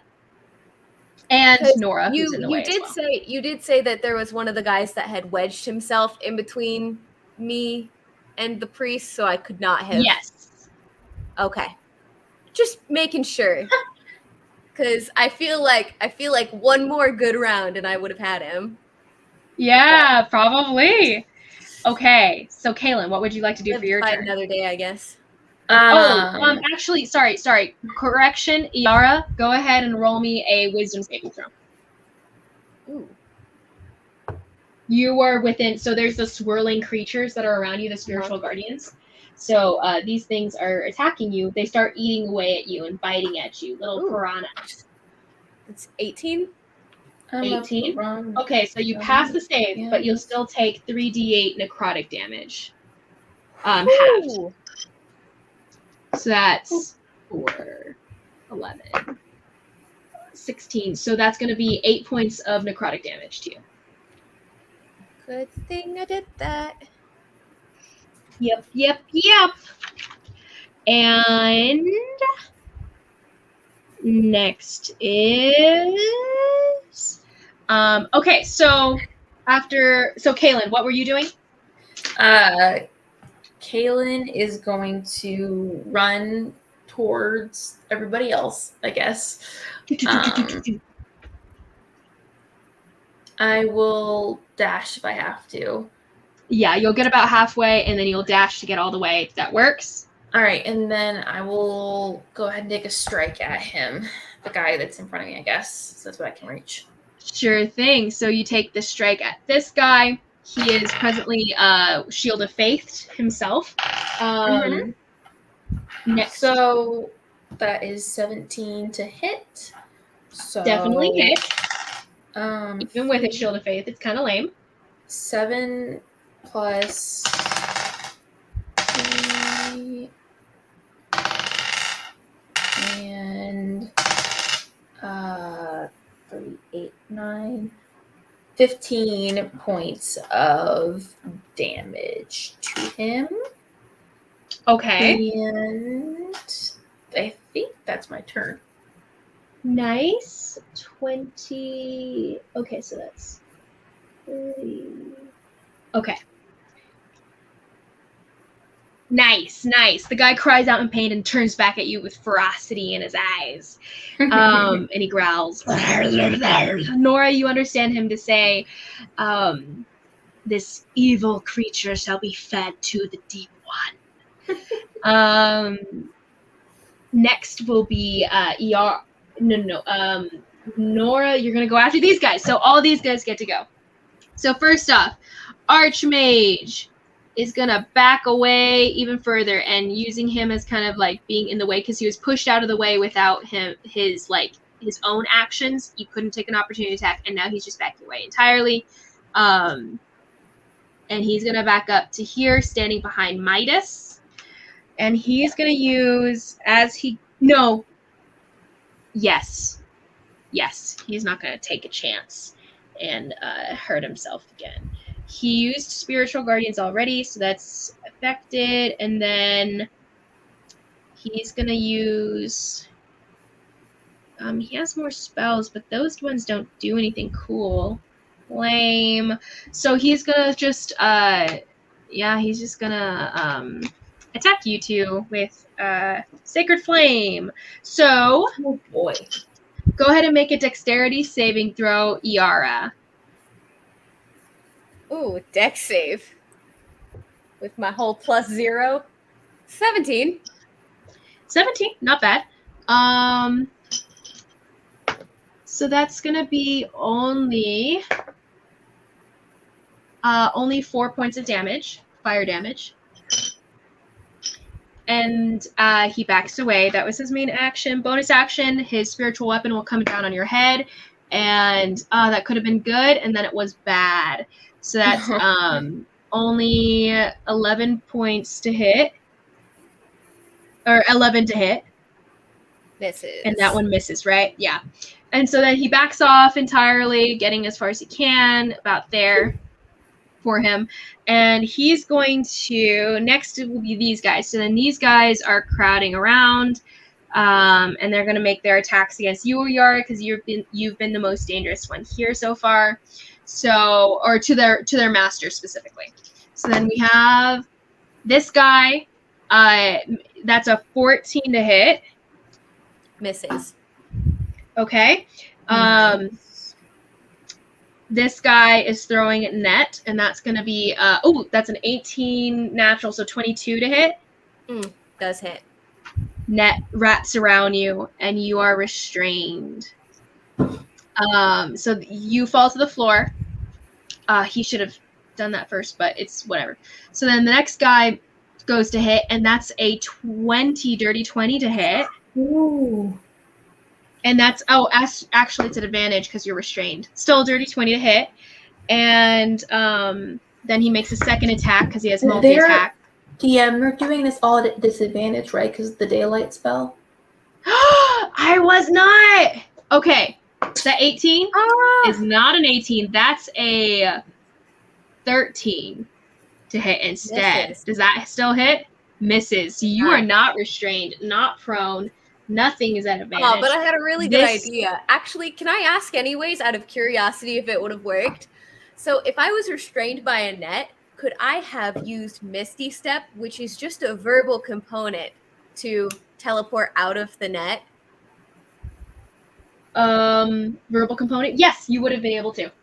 Okay. I was just curious because I had the idea. Actually, cool. it might take it with you. I don't think it would teleport you away from the net because the net's like wrapped around you like clothing, right? And your clothing goes with you, so the net would in theory as well.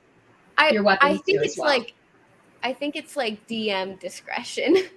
Mm-hmm. I would probably say that one will probably take the net with you because you're not like changing you're just teleporting yourself kind of thing away. In which case it wraps around you. So it's like part of your clothing now. Is the way it would work in my mind. If it were a cage, then that would be different and not clothing, and you would teleport out. Okay. But that's just the way I would think of it, because it's like it is basically becomes a part of you. But anyway, so this guy, even at disadvantage, still hits you with a natural 18 and 17. So that's his first attack, and then the second one, that's a you said 13. They're a natural. That was the natural. They had +4s. Yeah. Okay. So this one does. The second attack doesn't hit, but the first one does. So the first one is not awesome. That's 7 points of bludgeoning damage, piercing damage, and because he hits you with his staff, you are grappled, so you can't move away from him. The escape is a DC 14, but you'll have to use your action to do so. So this pincer staff basically clamps around one of your arms. So that guy gets these two to their action. With my other hand. Oh yeah, you can still attack. You just can't leave. Okay, cool. Yeah, and so those were his main action, and then as a bonus action, he will use his last Shield of Faith. He has 3 slots, so he'll use it's concentration, so he can't do a second one anyway. So it doesn't matter. He will actually bane you, Caelynn and Elanor. So go ahead and roll me wisdom saving throws. Charisma saving throws. Charisma saving throws. Thank you. Not super hard to. Holy crap! My charisma's high. Scratch that. it's Don't roll one. anything. He can't bonus action that. That's a main action. Scratch Oh. everything. He can't do that. So moving on to no one else because everyone's taken their turn. So now it is Nora. Nora, your turn. Elanor, you're up next. All right, Nora. These guys do run up, but they don't have enough speed to get anywhere to do anything. I can't really see. So who is left? So right now we have 3 guys here facing off with Iara, and then we have the Archmage up here. And then Midas is still sitting on the slab, and he seems to be unconscious. Oh boy. Get the mage. Long range. Pew, pew. I've got nothing long range, and I'm surrounded. I know. I can't survive 3 opportunity attacks. You wouldn't be able to move anyway. Oh yeah, I'm grappled. Never mind. There's that too. What would you like to do, Adenora? You have all the spells left, I'm pretty sure, right? I have a little bit left. A little bit.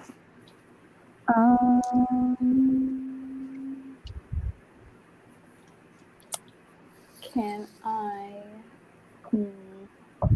You can bonus action automatically just hit someone with your spiritual weapon if you want. You can move that up to 30 feet. So you could hit the mage with it. He's a little bit out of 30 feet for you. But you can hit any of these guys facing off with Iara. Maybe one of the weak because you're about ones. here. So he can make it, the spiritual weapon can make it about here. How far away am I from the mage? You are more than 30 feet. You're about 45. Okay. I will move so I'm in range, and then I'll use my. Are you trying to move to the Archmage? Mm-hmm. Okay, so how you won't make it to melee, Okay. but you can get up to the bottom step. Sure. Don't you have a crossbow? I do. Yeah, just take What a would you shot. prefer to do? You can cast a spell. It's up to you. Or cast a spell. You can Yeah. crossbow if you want. You don't have to. You can try to target these guys if you want to use a spell to do that. Yeah, I'll try Or to someone else. use my spiritual weapon. Okay, spiritual weapon. Who are you attacking out of these 3 guys? 'Cause these are the 3 that you can reach. The mage, but I know I can't. Yeah, you can't reach him. Yeah. So do you want to bring it down on the guy that's damaged already? Sure. These guys haven't taken damage yet, but this guy has. So you'll bring it down on top of him. Go ahead and roll a d20.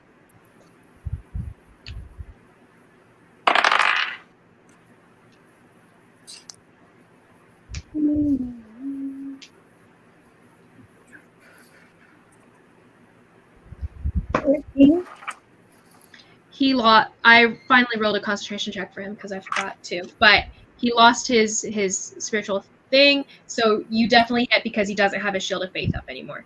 So go ahead and roll that damage. 10. Ooh, nice. Nice. Okay.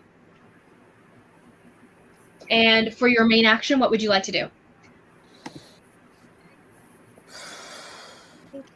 Is Elanor on deck? Elanor is on deck.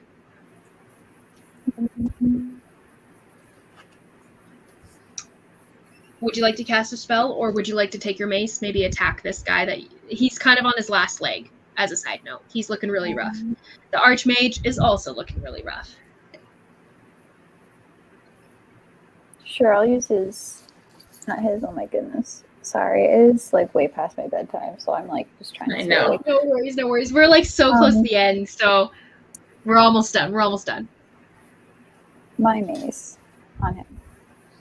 Okay, so we'll use the mace. Since you can't reach the mage, we'll go to this guy, and you'll use a mace against him. Go ahead and roll a hit. 15. Roll one more time at and then if it's lower, it is technically at disadvantage. I got higher that time. Nice. So you definitely hit. She doesn't have a weapon that allows her not to have disadvantage. Oh, that's right. I keep forgetting underwater. Mm-hmm.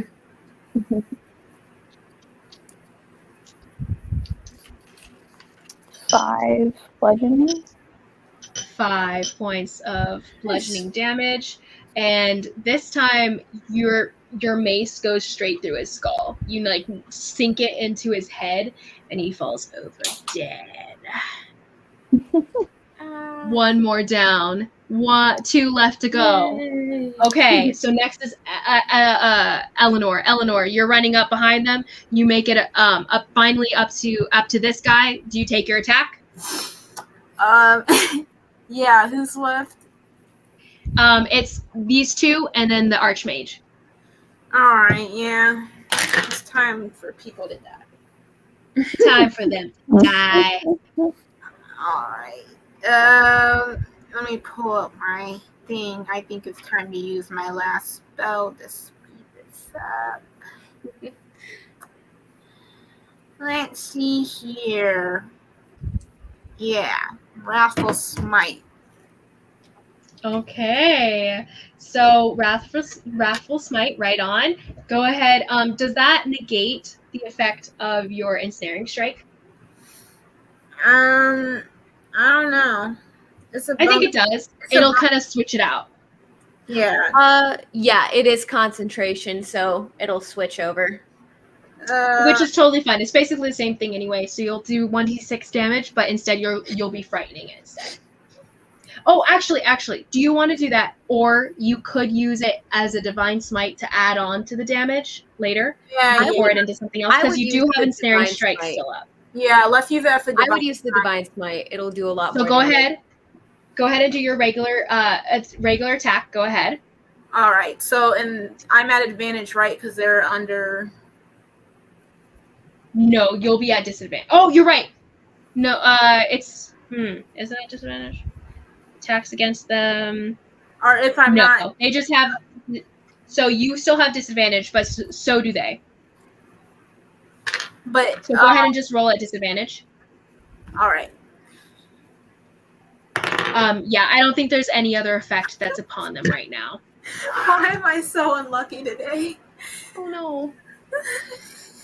Well, you don't have your Divine Smite if you don't hit Man, man, if only I was rolling at advantage. All right. Oh, that other one was so bad. It was a 9. A 9? Plus Oh. Wait. Is that like you added your sword bonus to it? Yeah. Your to hit bonus? Oh, shoot. Yeah. Okay. My first one I rolled was a 4. The second one was a 16. So yeah.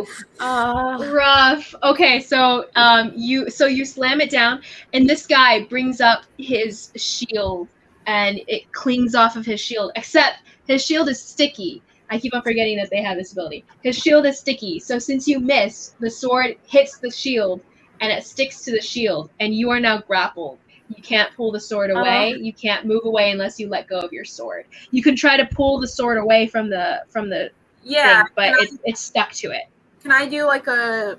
You have to do that next. That's an action, probably, right? Yeah, you'll have to do it as an action. Just drop your sword and punch him. Drop kick him in the face. Or use a different weapon if you have another weapon. But it is stuck to the shield. You'll have to yank it away next turn. So next in the lineup will be Iara. Iara, what would you like to do? You are presently grappled. So I will attack him. Oh no, the guy who grappled you is dead. So you're good. Oh, cool. Am I in melee with the other guy? You are, yes. Okay. So I'll use my first attack on him. Right on. That would be 18 to hit. Definitely hits. And that is 13 slashing damage. And then for the bite, it is 21 to hit. Definitely And hits. That is extra 9. Okay, so you see Iara slash down on this creature, and then the head of this spectral shark coming out and bites the head off of this guy. He goes, dead.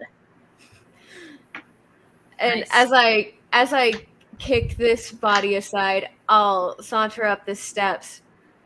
You know, I'm really kind of pissed at you for ruining As you my pass wedding. by this guy, you will be taking an opportunity attack. Are you okay with that? Wait, what guy? You're within melee with him to walk. There's a guy You're behind within the melee of 2 pillar. guys. There's 2 guys. Apparently. Oh, yeah. I didn't even see those guys. I didn't either. I thought that It's just was one it. more dude. It's just one more dude right here. How many hit points do I have?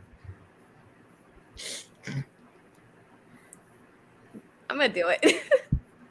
Okay, you walk past, and this guy, he doesn't have a super high, like, thing to roll.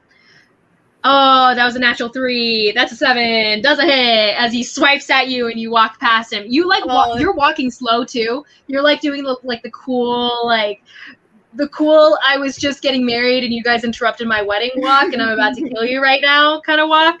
And so as he swipes at you, you don't even dodge. He just misses straight up. And you start walking slowly up the steps. And what do you say? You kind of ruined my wedding. So I'm really not sorry about this. And I'll use my... Are you serious? Girl. Are you freaking serious That's right now? What is this lying. madness? I can't even with you right now. This is like one of Brennan's D20 games right now with how many D20s they'll roll sometimes. I can't even. Oh my word. Wait, what did you do? Apparently.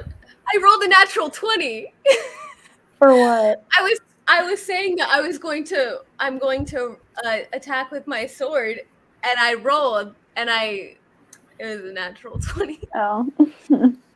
Second attack. Go ahead and roll this damage we're for him. Pour my last spell slot. Ooh, I have a 2nd level spell slot. I'm gonna pour my 2nd level spell slot into it. So that's amazing. That'll be 3d8. Ma'am, how do you want to do this? Okay. So as I saunter up the stairs, I'll turn back. This one's for you, babe. Happy wedding day. And I'm gonna run him through the heart with my sword. I love it so much. And you stab him in the heart, and the creature itself, he starts to like gurgle, and the blood pouring into his throat starts to bubble out of his mouth. And you see the black purplish goo pouring out of his mouth as he starts choking on his own blood, and he sinks forward onto his knees until finally he just collapses in front of you, eyes wide open, bulbous fish eyes wide open.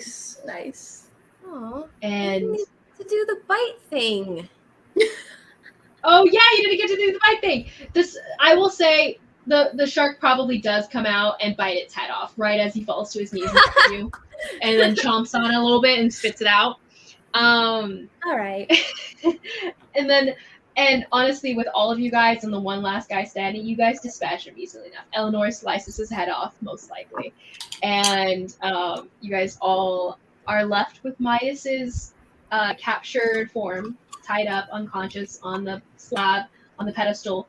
They had started to bleed him out, so he was starting to, like, some of the blood was flowing down the sides and onto the pedestal, but he was still alive when you got to him. I'm a lay on hands, give him a couple hit points. I've got 10 left. And he's presently like gagged, but he's like, You're all right. We've got you. You can't die yet. We're not married. I'm completely fine.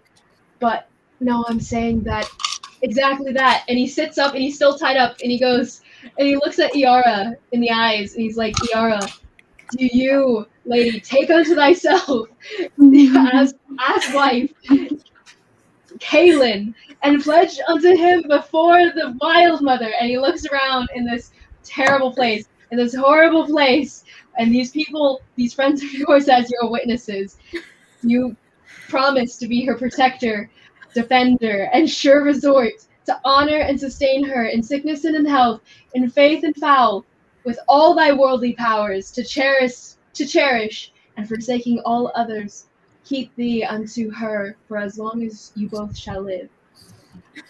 Man, you're long-winded. Of course I do. I And that was memorized probably why I got these kidnapped are in the the first vows place. that the temple told me to use, okay? I And memorized do you it. have the She's rings appreciated. getting around in him? Do you still have the rings somewhere? And she'll like pull the rings. Yeah, he says in the pocket. He finally fish it out, and we bless these rings, wild mother. And he looks up at the cavernous ceiling and everything, and the rings, and they represent blah blah blah blah blah. Put on the rings, exchange them, and he watches you guys as you guys slip them on each other, and this circle now seals the vows of this marriage and will symbolize the purity and endlessness of their love. And he goes, before I proclaim you joined, thou must kiss 3 times on cue. Once for luck, twice for love, and thrice for long life. By the power vested in me by the realm and the wild 3 mother. times. And do you? Yeah. Once, twice, and the 3rd time you guys feel a rushing of warm water swirling around you guys as the wild mother's blessing falls upon your marriage. I now pronounce you wives under the wild mother. And sealed with a kiss. You guys are now married with witnesses. And the pirates kind of hoot and holler, the ones that survived. With the platinum wedding bands, I cast Warding Bond.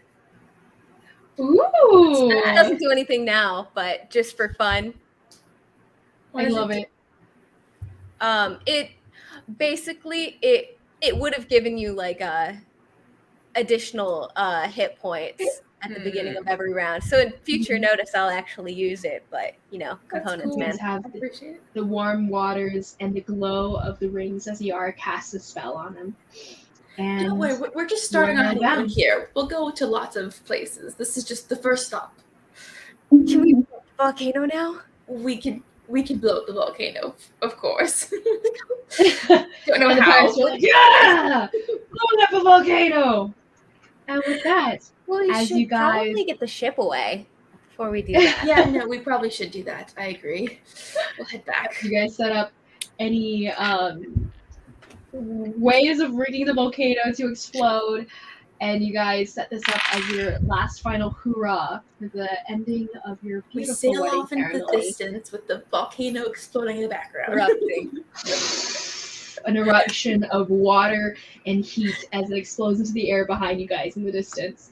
The waves themselves kind of picking up in that direction as the tide flows away from the volcano. I'm gonna pick up some of the wave with shape water, and I'm gonna make a little heart. around the ship as you guys sail away. And Nora, Elanor making your way back to Singapore eventually. Caelynn will continue any other adventures you guys might have. take her hat off and like put it down like between the two of them so they can get like with the little movie thing. They pull it over, cover it, kissing behind the hat. I love it. And with that seals the end of our wedding one shot for Iara and Caelynn, Nora and Elanor. Oh, that's such a random. The pirates, Nyla May.